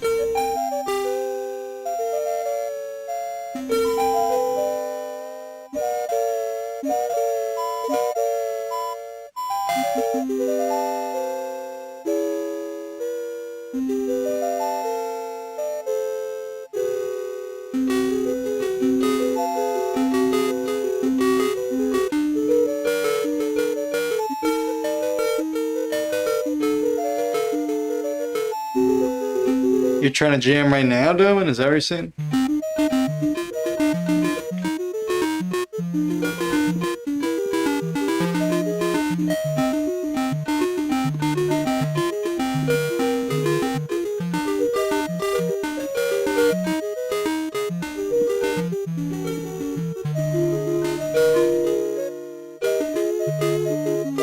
I mean, I guess we could. Why not?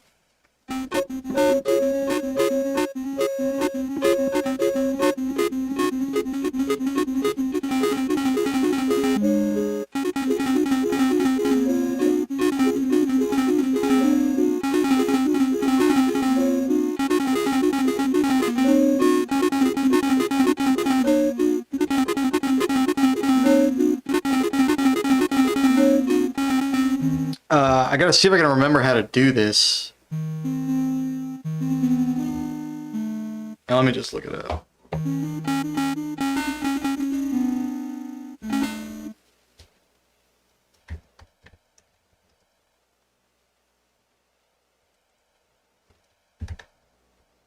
It's not that hard, I just don't remember.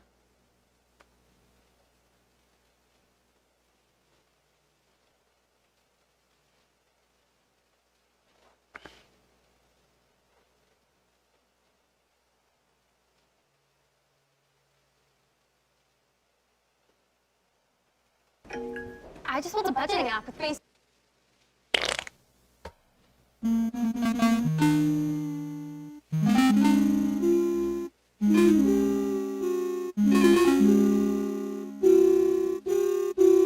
What are you saying? You don't want to do it now, or what? What are you saying, man?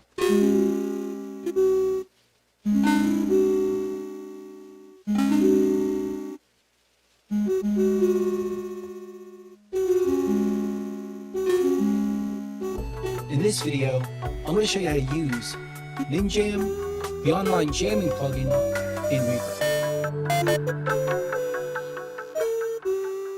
And I'm starting off with an open browser window. I'm going to search Ninjam. This will take us to this website where we can go over how Ninjam works. But for the most part, it's pretty simple.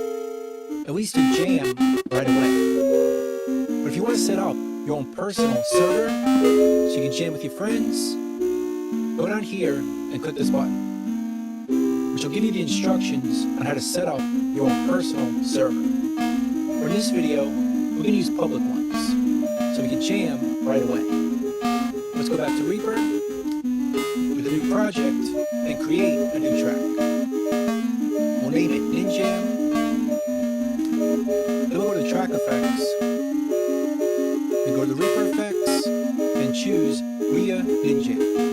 Double click it, and it should look like this. You can open up the console right here, which should look like this. And let's add a local channel, if it's not already created. I'm going to name it Piano, because that's the instrument I'm going to play.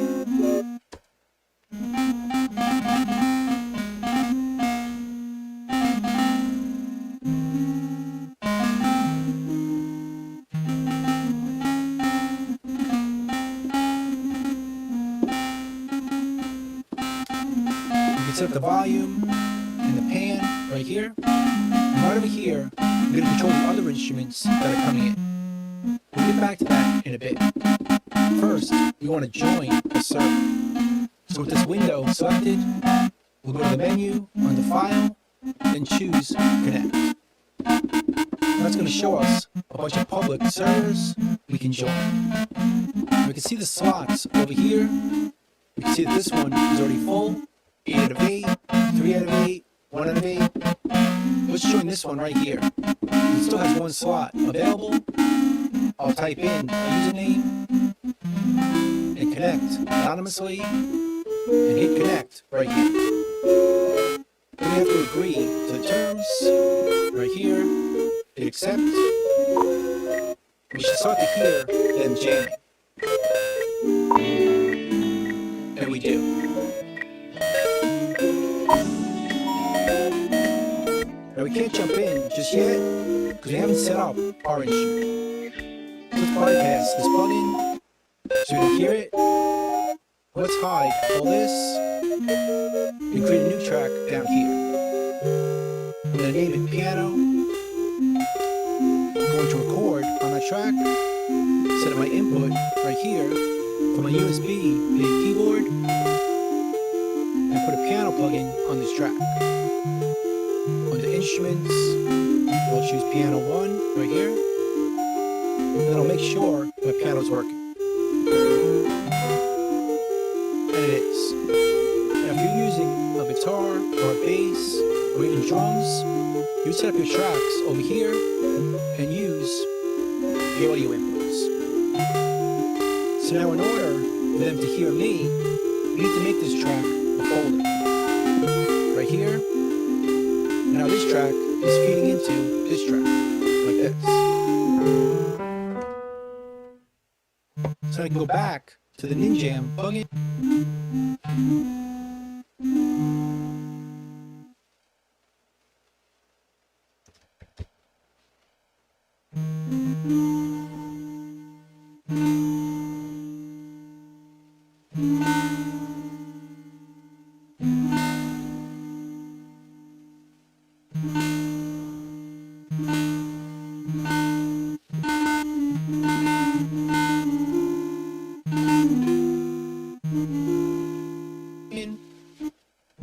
Open the console, and then bypass this plugin. We should hear them again, and now they're going to hear us. We can adjust their volumes over here, and adjust our volume over here. Let's hear them again. Let's try playing.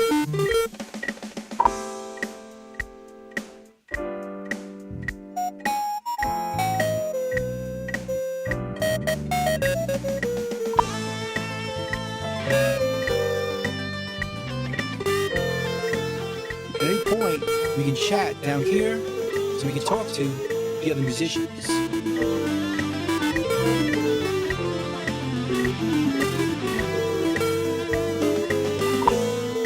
Just like that, with jamming with other people online. So that's pretty much it. Holy fucking shit, why did that have to be a 5-minute video, man? I could explain that in 30 fucking seconds. Okay, wait, what do I do? Connect.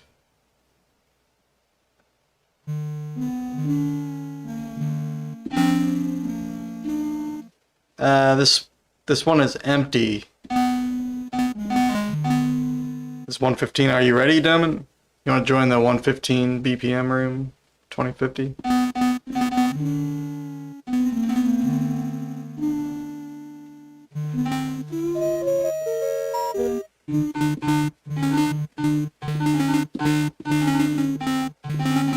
If anybody else wants to join, go ahead.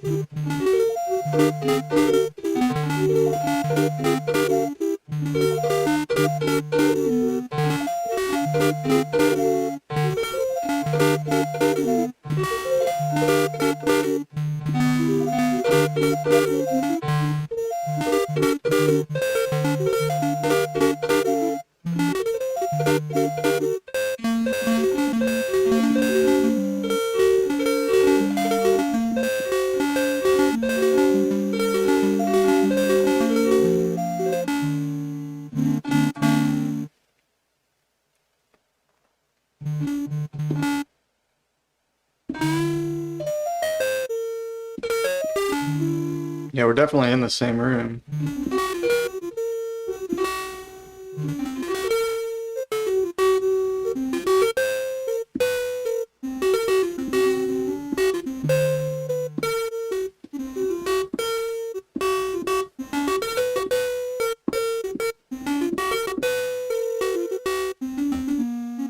Alright, I gotta turn my metronome on.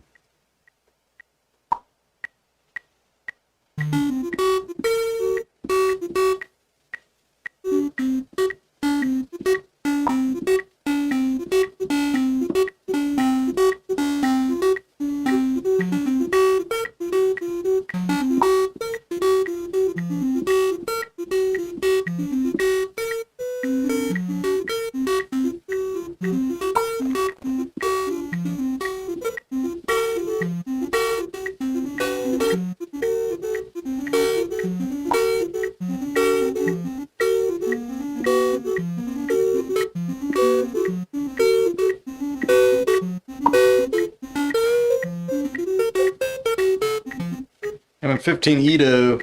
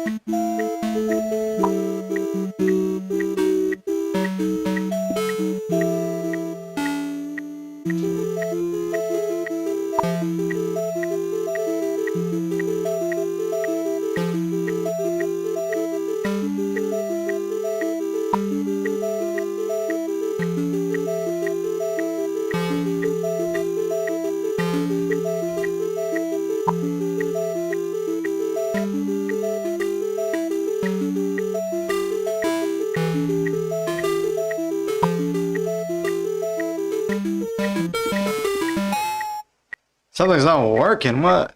What's not working?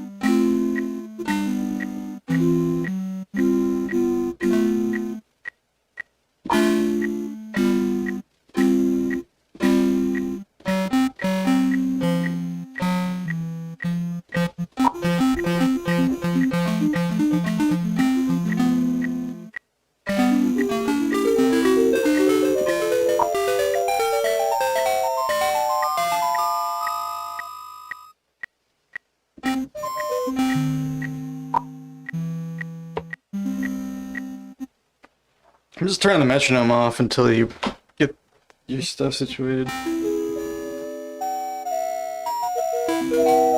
Do you have your output as inside of a folder where Ninjam's the parent? Like you have to put your sound in a bus under Ninjam.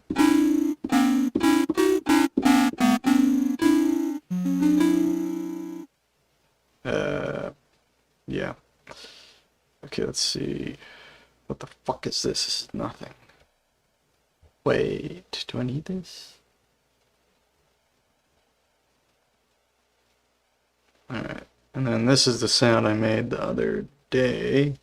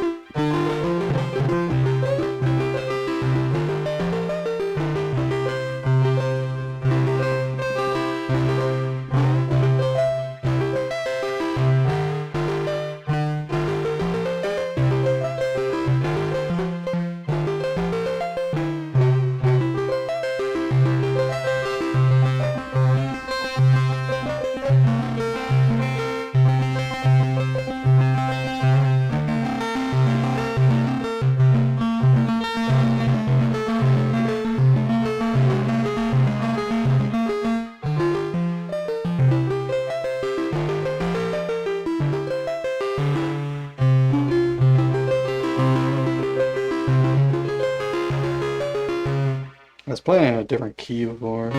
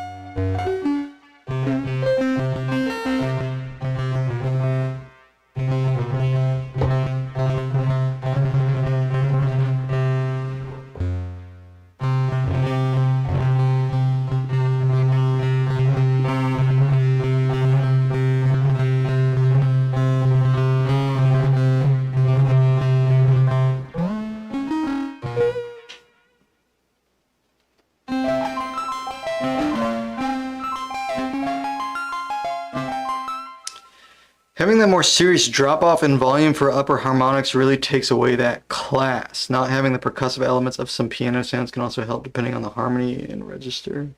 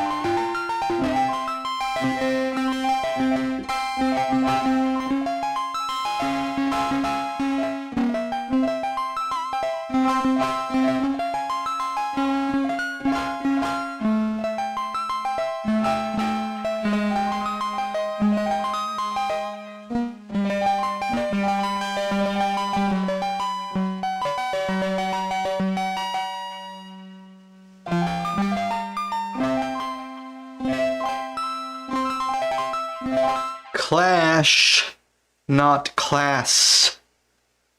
Typing on a phone. The drop off in volume for upper harmonics takes away from that clash.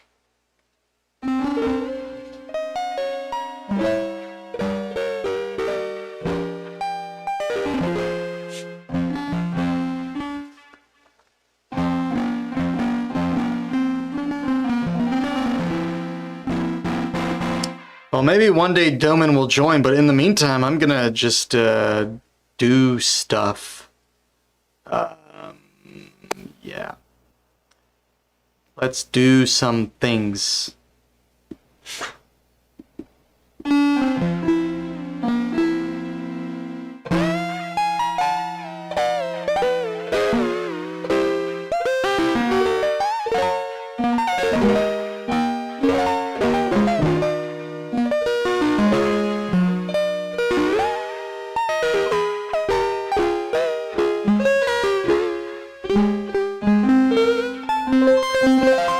Wait, this one sounds better.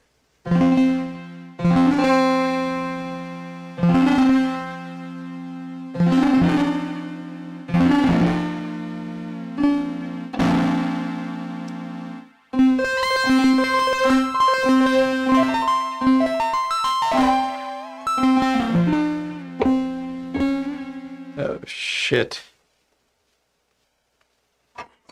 I vow to never make this mistake.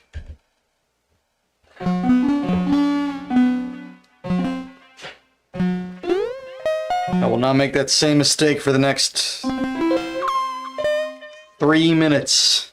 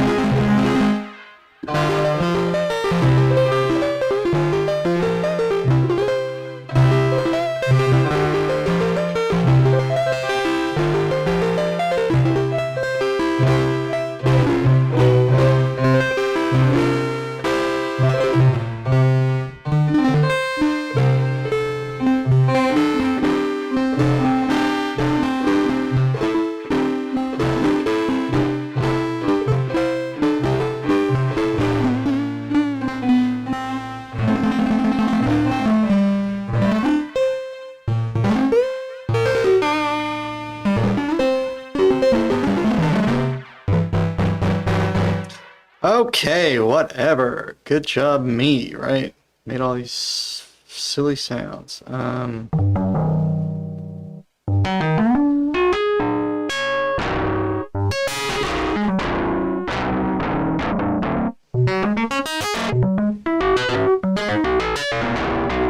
Hey, Domin, are you still trying, or are we done? We gonna come back to this some other day? I can just leave this running. In case you figure it out. But,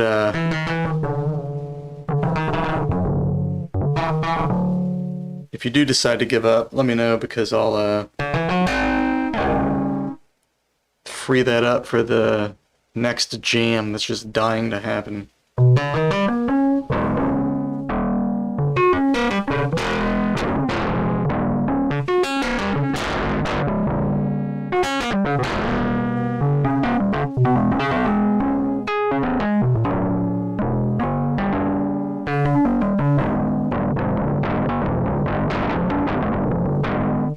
Did you test it with just like a random soft synth?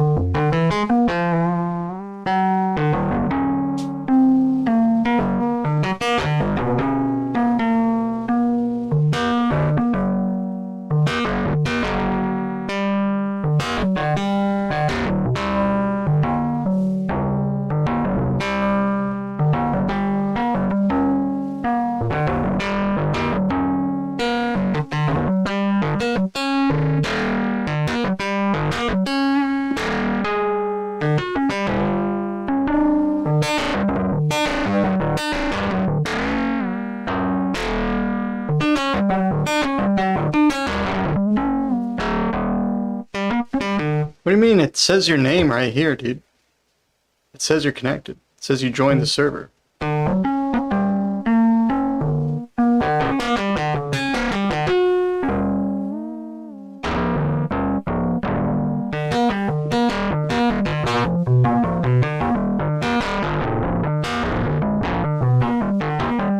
Can you hear me on your end?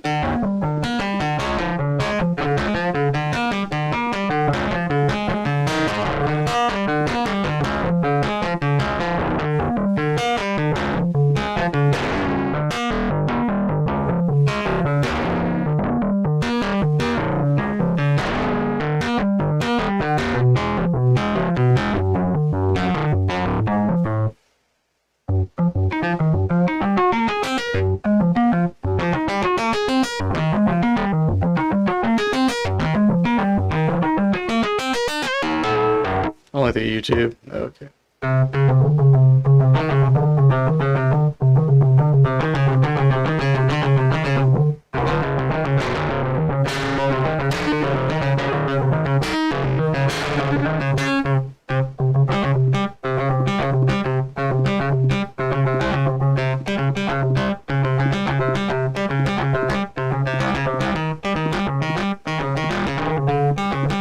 Let's do the metronome. Somebody joined for some reason.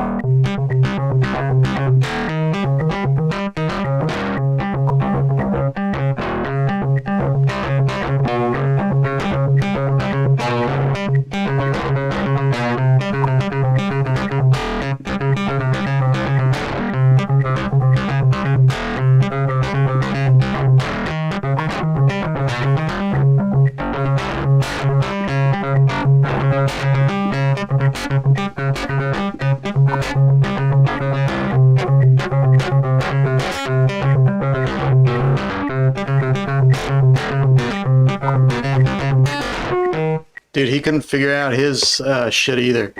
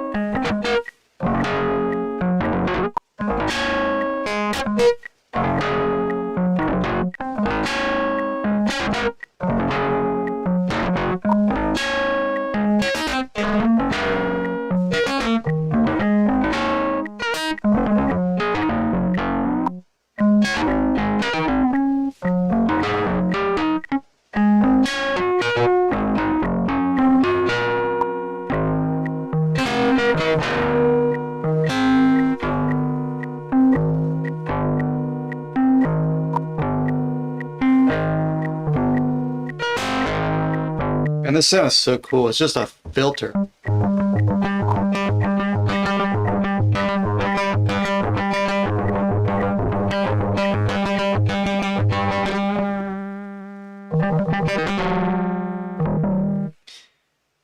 Okay, let's make a new sound. Live on the internet. If Doman pops up, it'll be great. If not, we can all have a good cry live on the internet.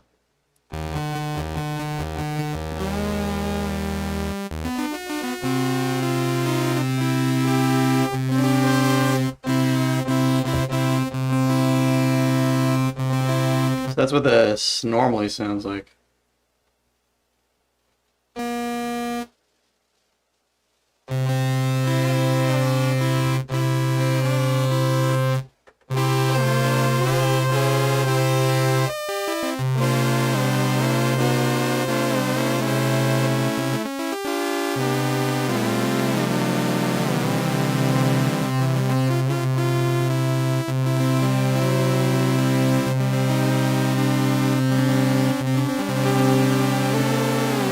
Are you monitoring that channel?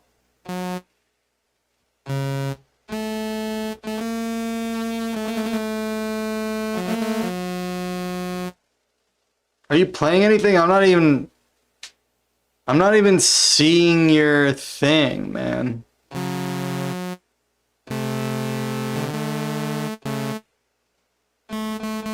I see my thing going up. Yours isn't going up.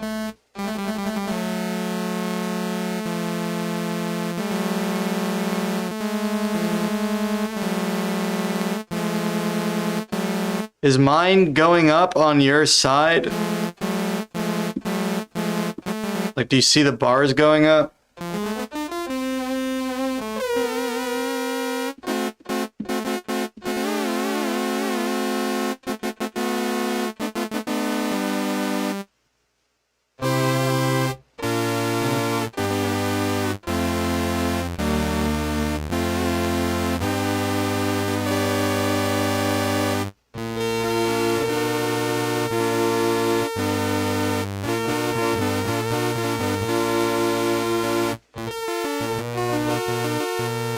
So you see the bars from my end next to my name, but you don't hear anything.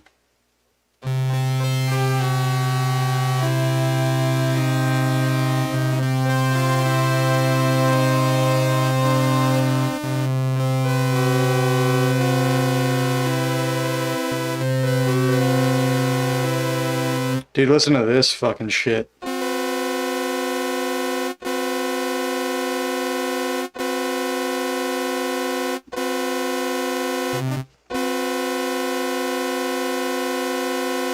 Dude, we should sculpt a timbre around this chord. You fucking heard me. We should sculpt a timbre around that chord.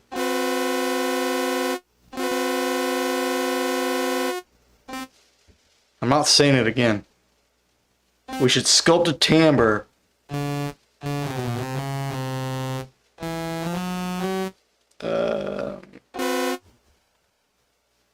around this chord.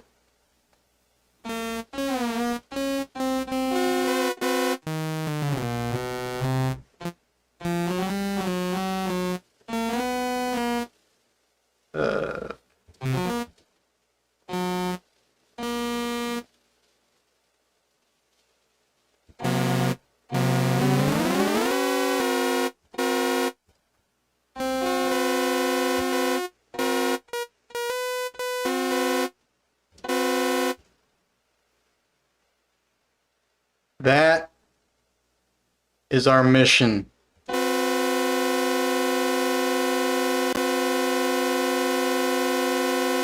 Tonight on Zenpill Microtonal live stream.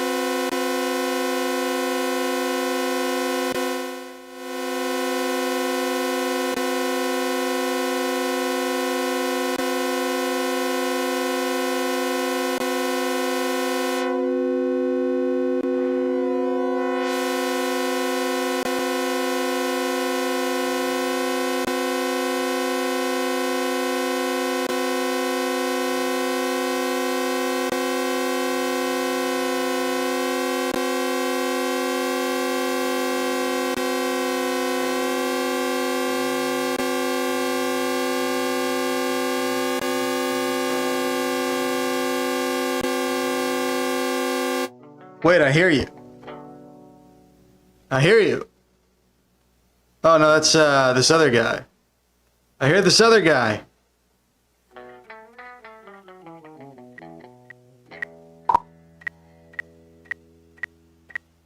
Hey, there's a guy.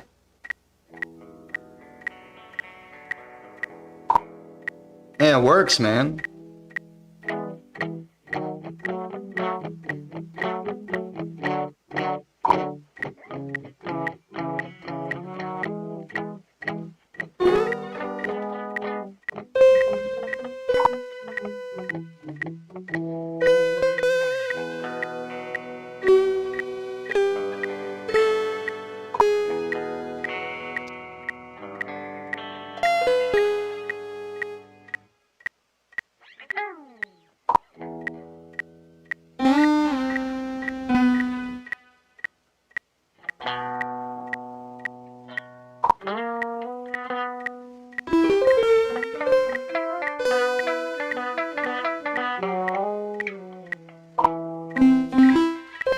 you need to...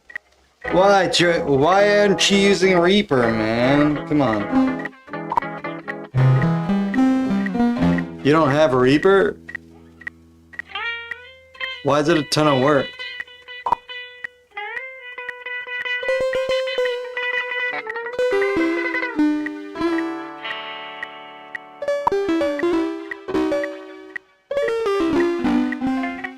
You don't duh.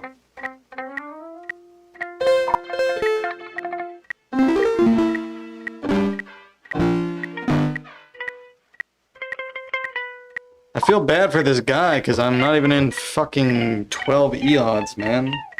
Maybe we should give him some quartz.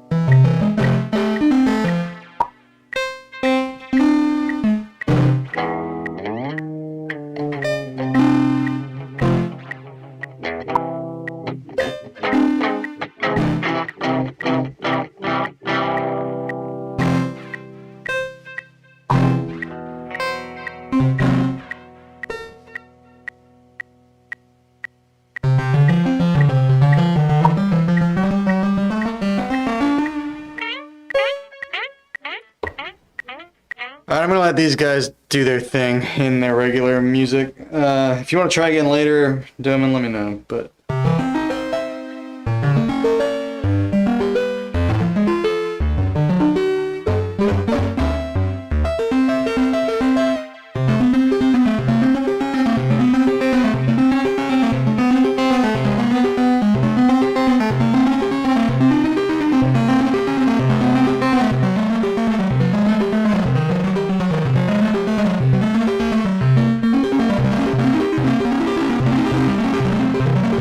You know what? You'll be ready for when we start the weekly jam.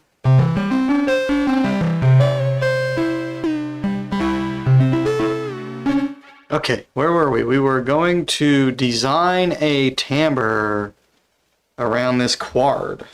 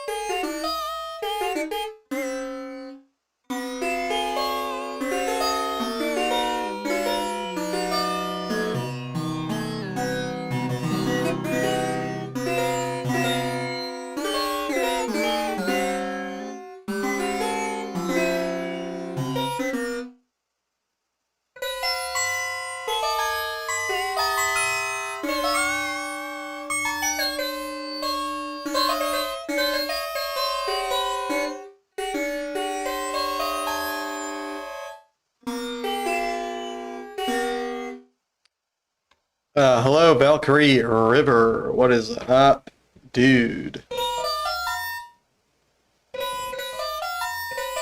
I'm making the worst sound I've ever made in my life, as you can tell.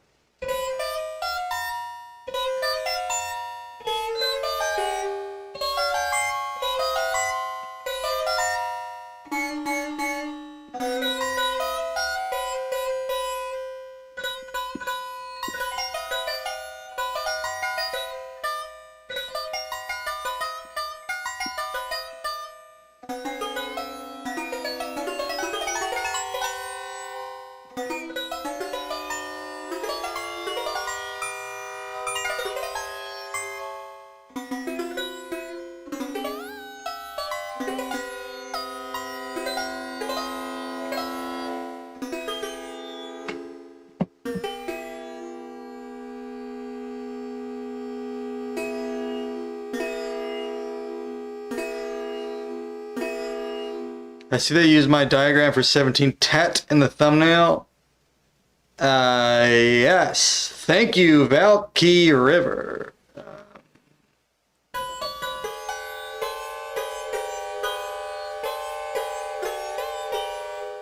I just looked up, I just typed in Lumatone in image search and grabbed the first image that popped up. I hope you don't mind, but if you do, I can change it. Or just give you credit or something.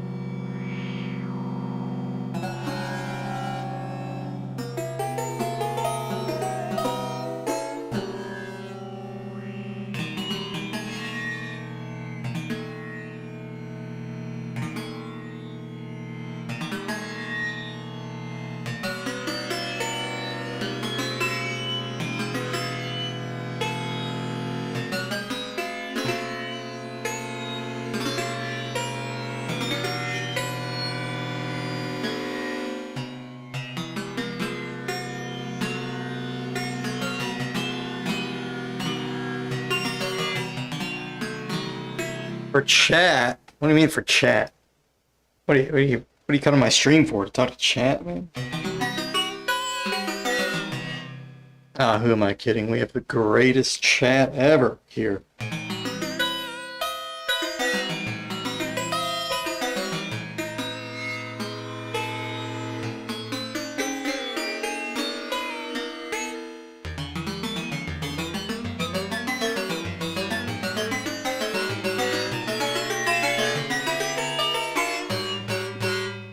The attack is too weak.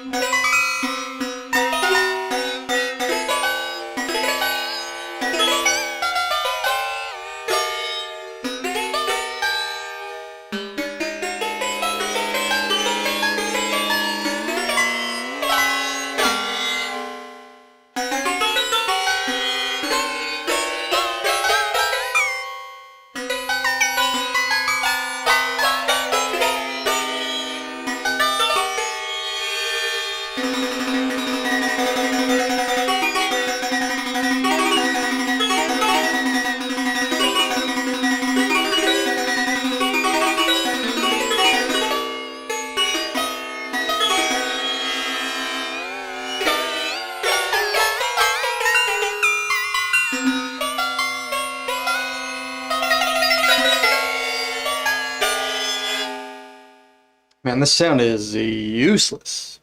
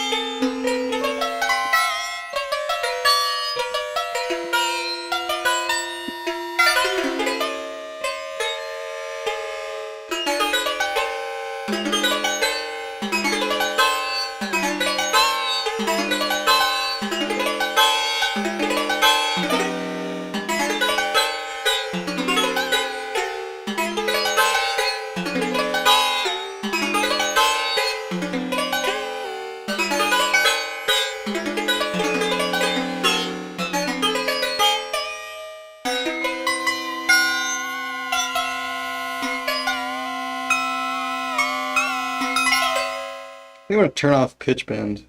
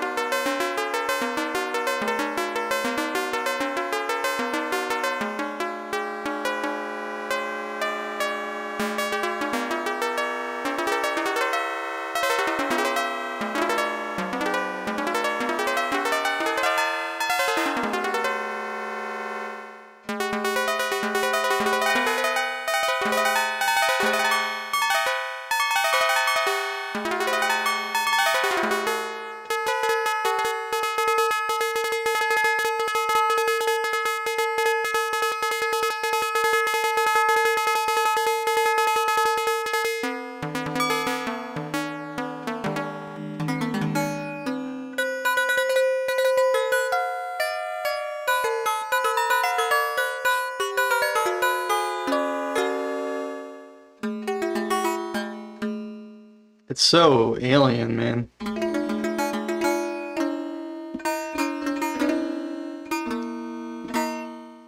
Romeo's been working on his own isomorphic keyboard. His timbre's unhinged. Creepy as hell. Adding frets to your guitar, make it fret to 36. Nice. Posted a video in 53. Yeah, I was learning some of that a while back. Put out a video discussing compositional techniques for Zen music. Yes, which we featured at the beginning of this episode.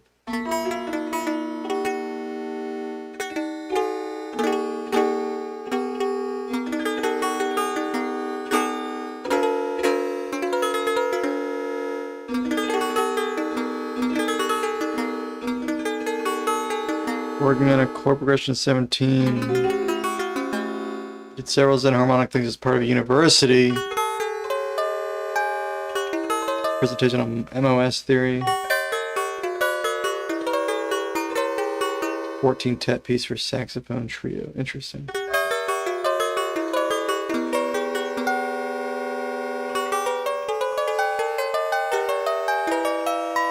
I just turned off the comb filter.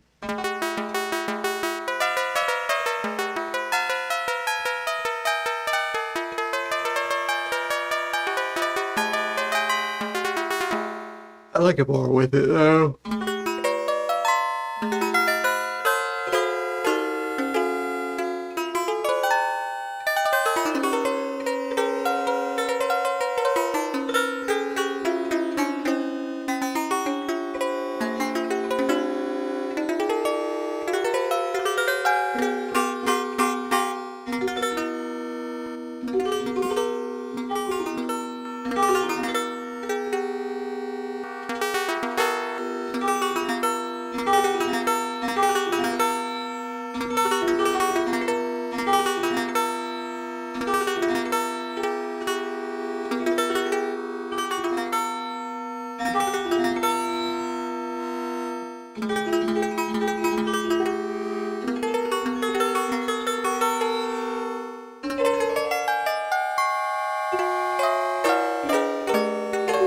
I pulled back the feedback too, but I kept that.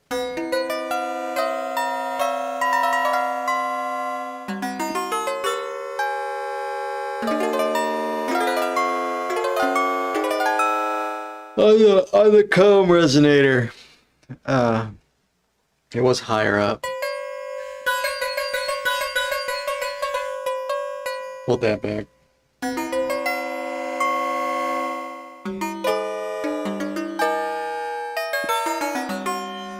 Actually, don't know that it needs any modulation.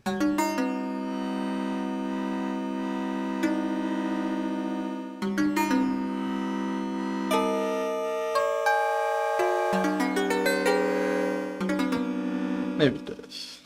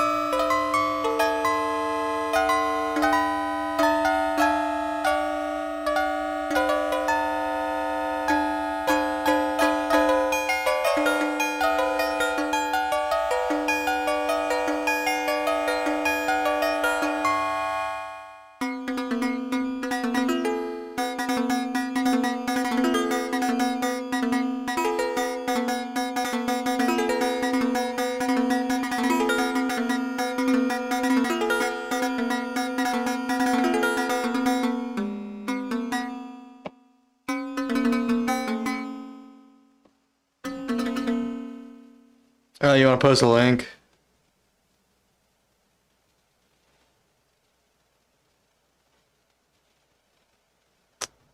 Here, you can post a link. Go ahead, post it.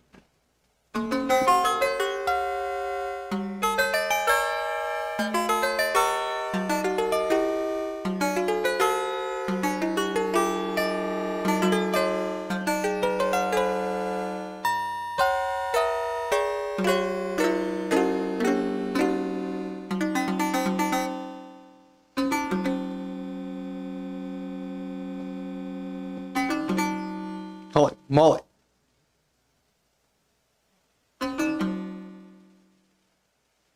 You gotta make it public, man. Oh, there it is. Alright.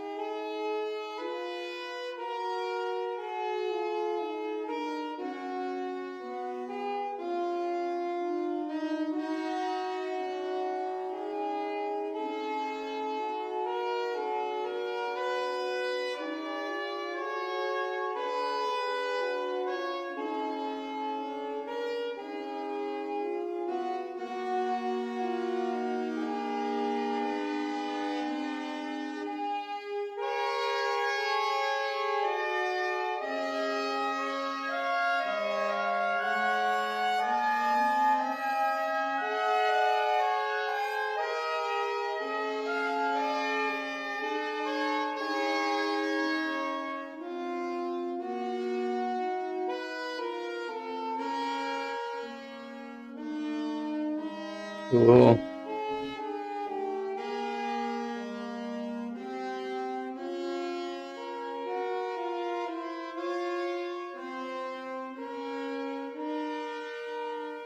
A little long, I'll have to listen to more later.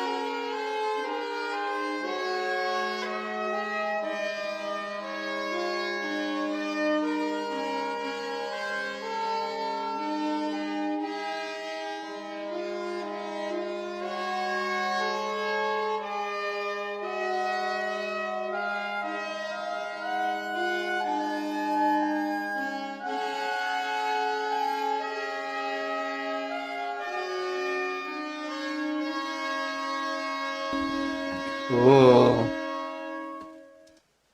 Yeah, that's neat. That's just a Bach piece that's retuned, I guess.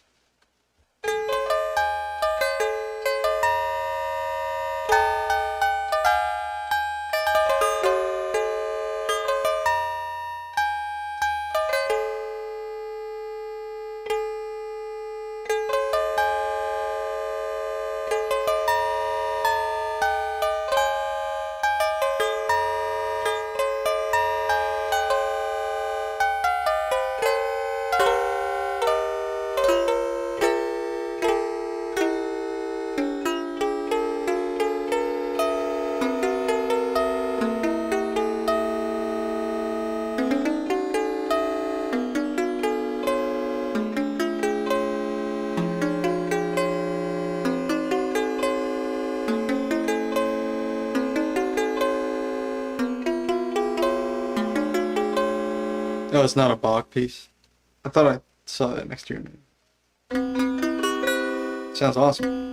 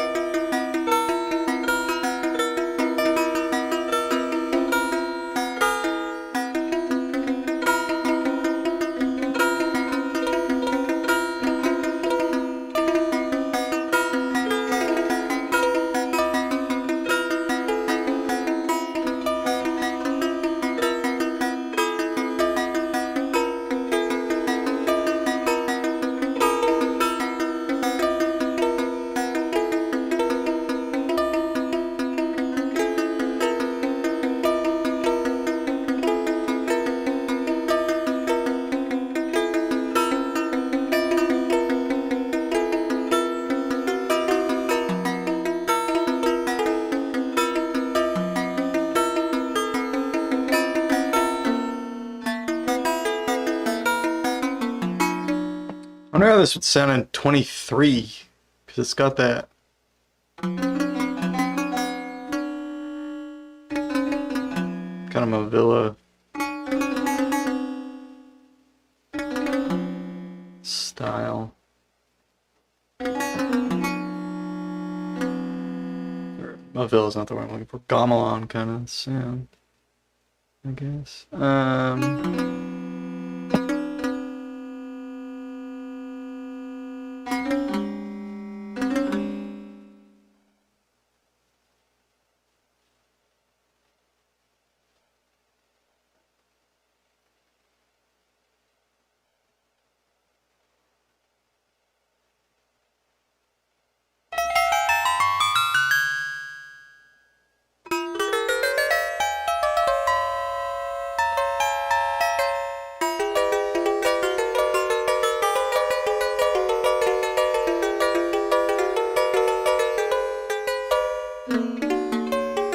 You're exhausted, you're gonna take off. Thanks for the interview. Hey, thanks for coming in, man. It was some interesting stuff.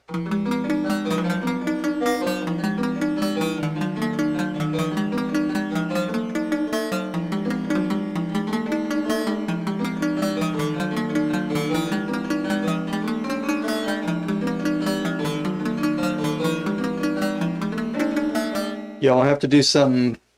We'll have to do some more stuff down the road. But yeah, I'll keep y'all posted on the jams.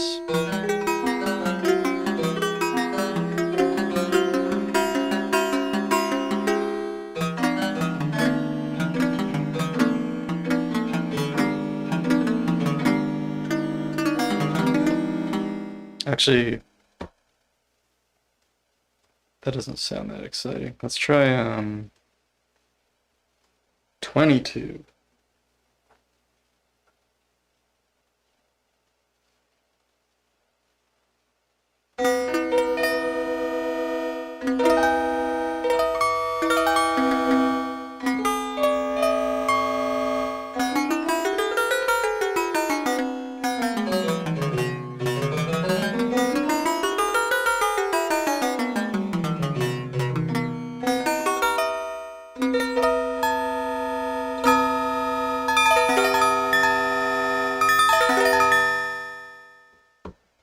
That's kind of crazy.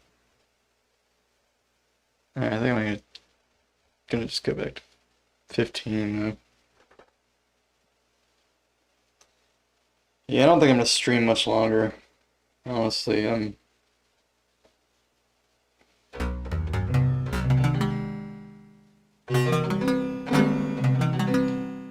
a little bit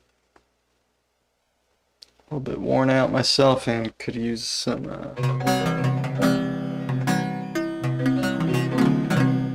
I'd be down to just chill out for a little bit before going to bed.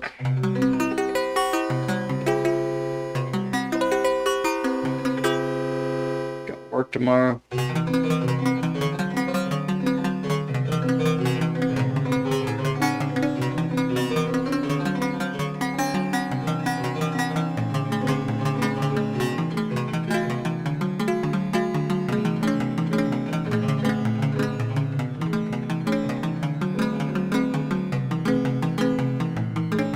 Hey Genesee, thanks for dropping by. Catch you next time. Or some other time, anyway.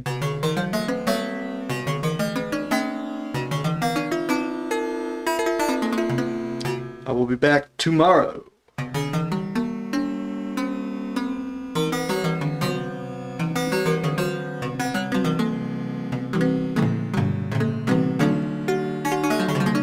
This sound is kind of interesting, but it is very inharmonic and very hard to use.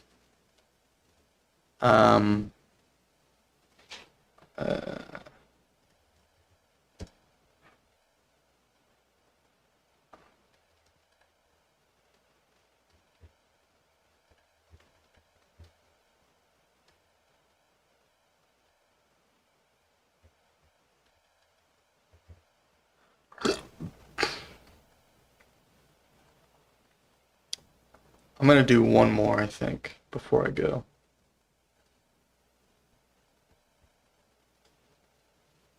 Let's try to make one more sound. What the hell, man? I don't want that. I don't want to do that. Let's make one more sound. One more sound.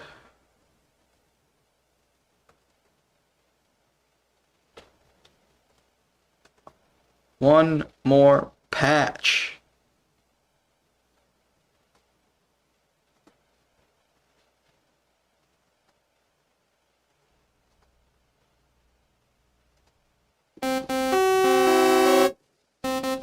I really want to do something with the wave folder.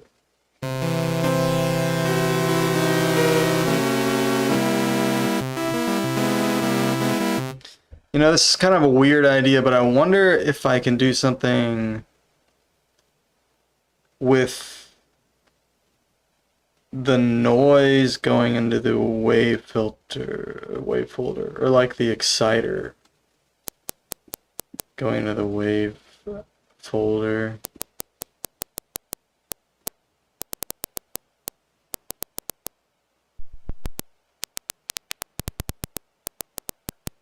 Definitely a weird idea, but let's see if we can make anything happen.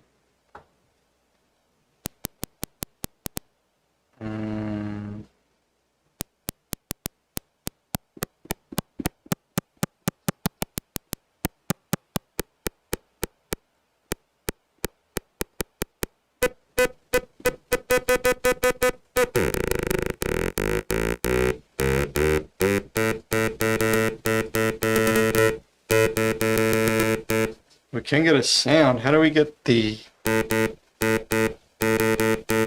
sound of pitch, though?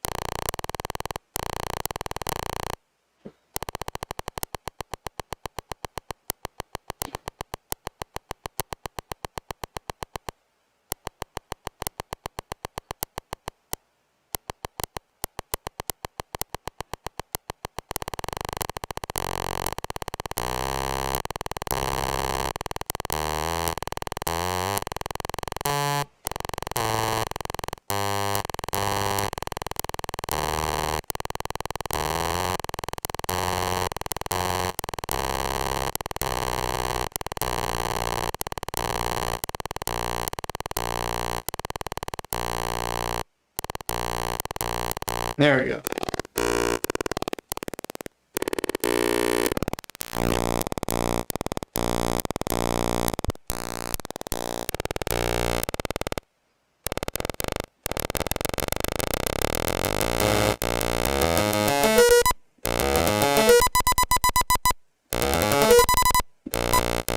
Never mind.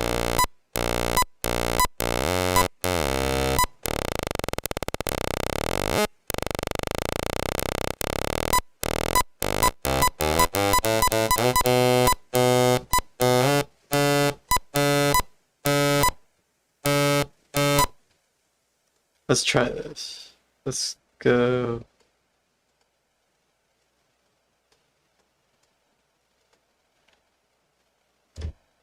I don't know if it's actually gonna work.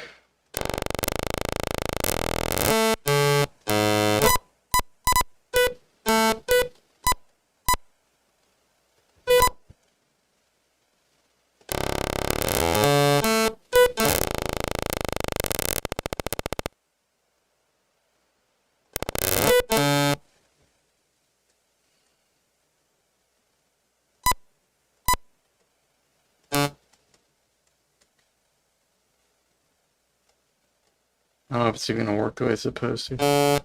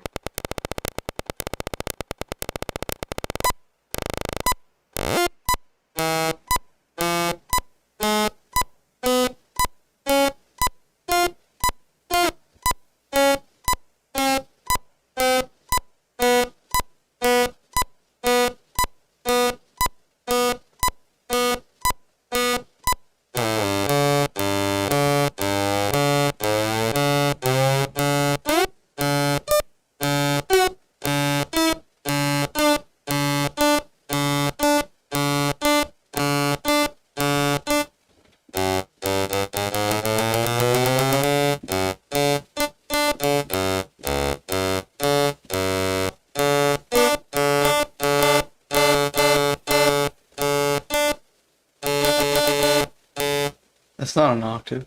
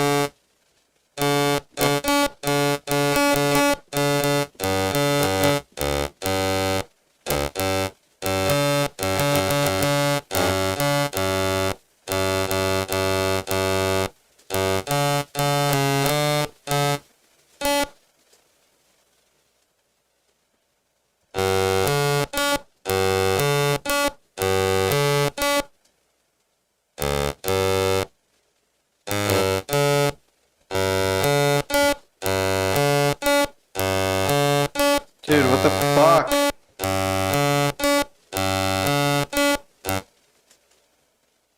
This is not right.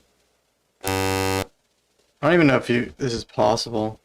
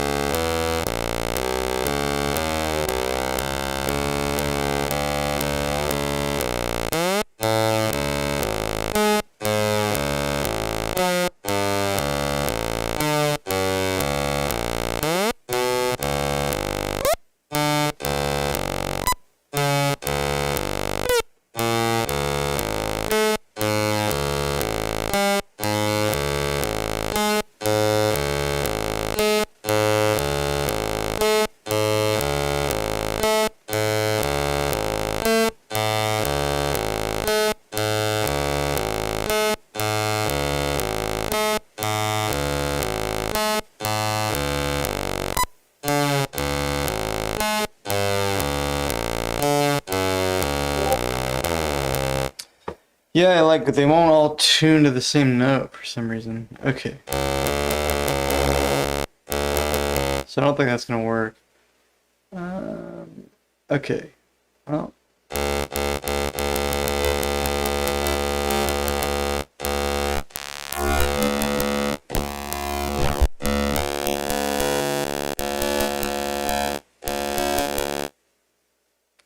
I guess I have to add a resonator.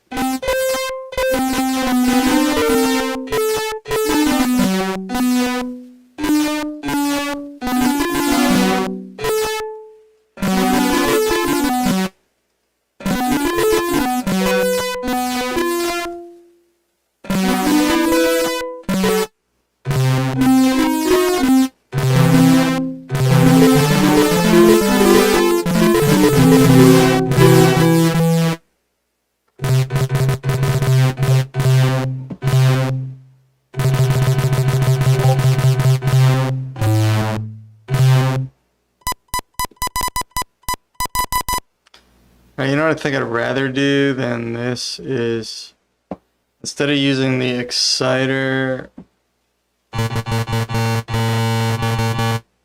I'll basically make this into noise.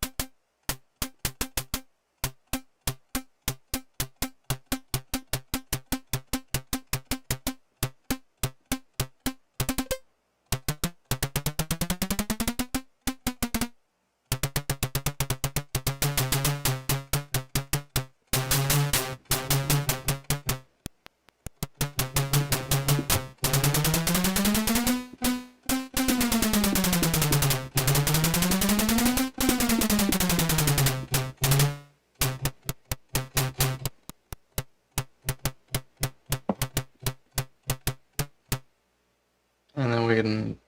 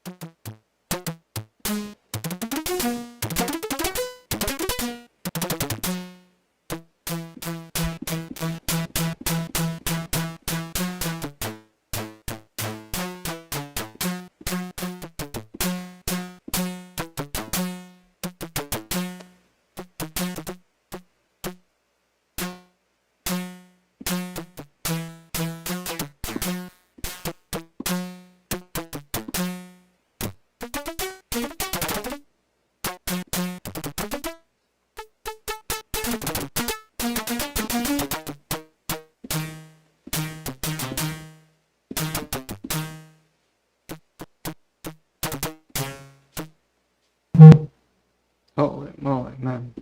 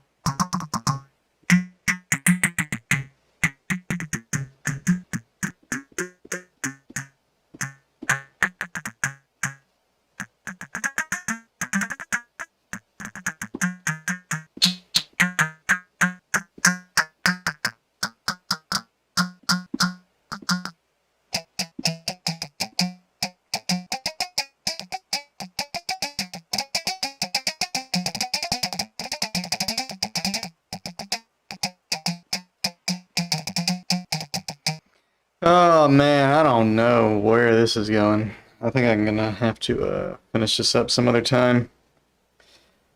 Alright. I appreciate everybody who checked out the stream tonight. Thanks again to Delta Quartz for chatting.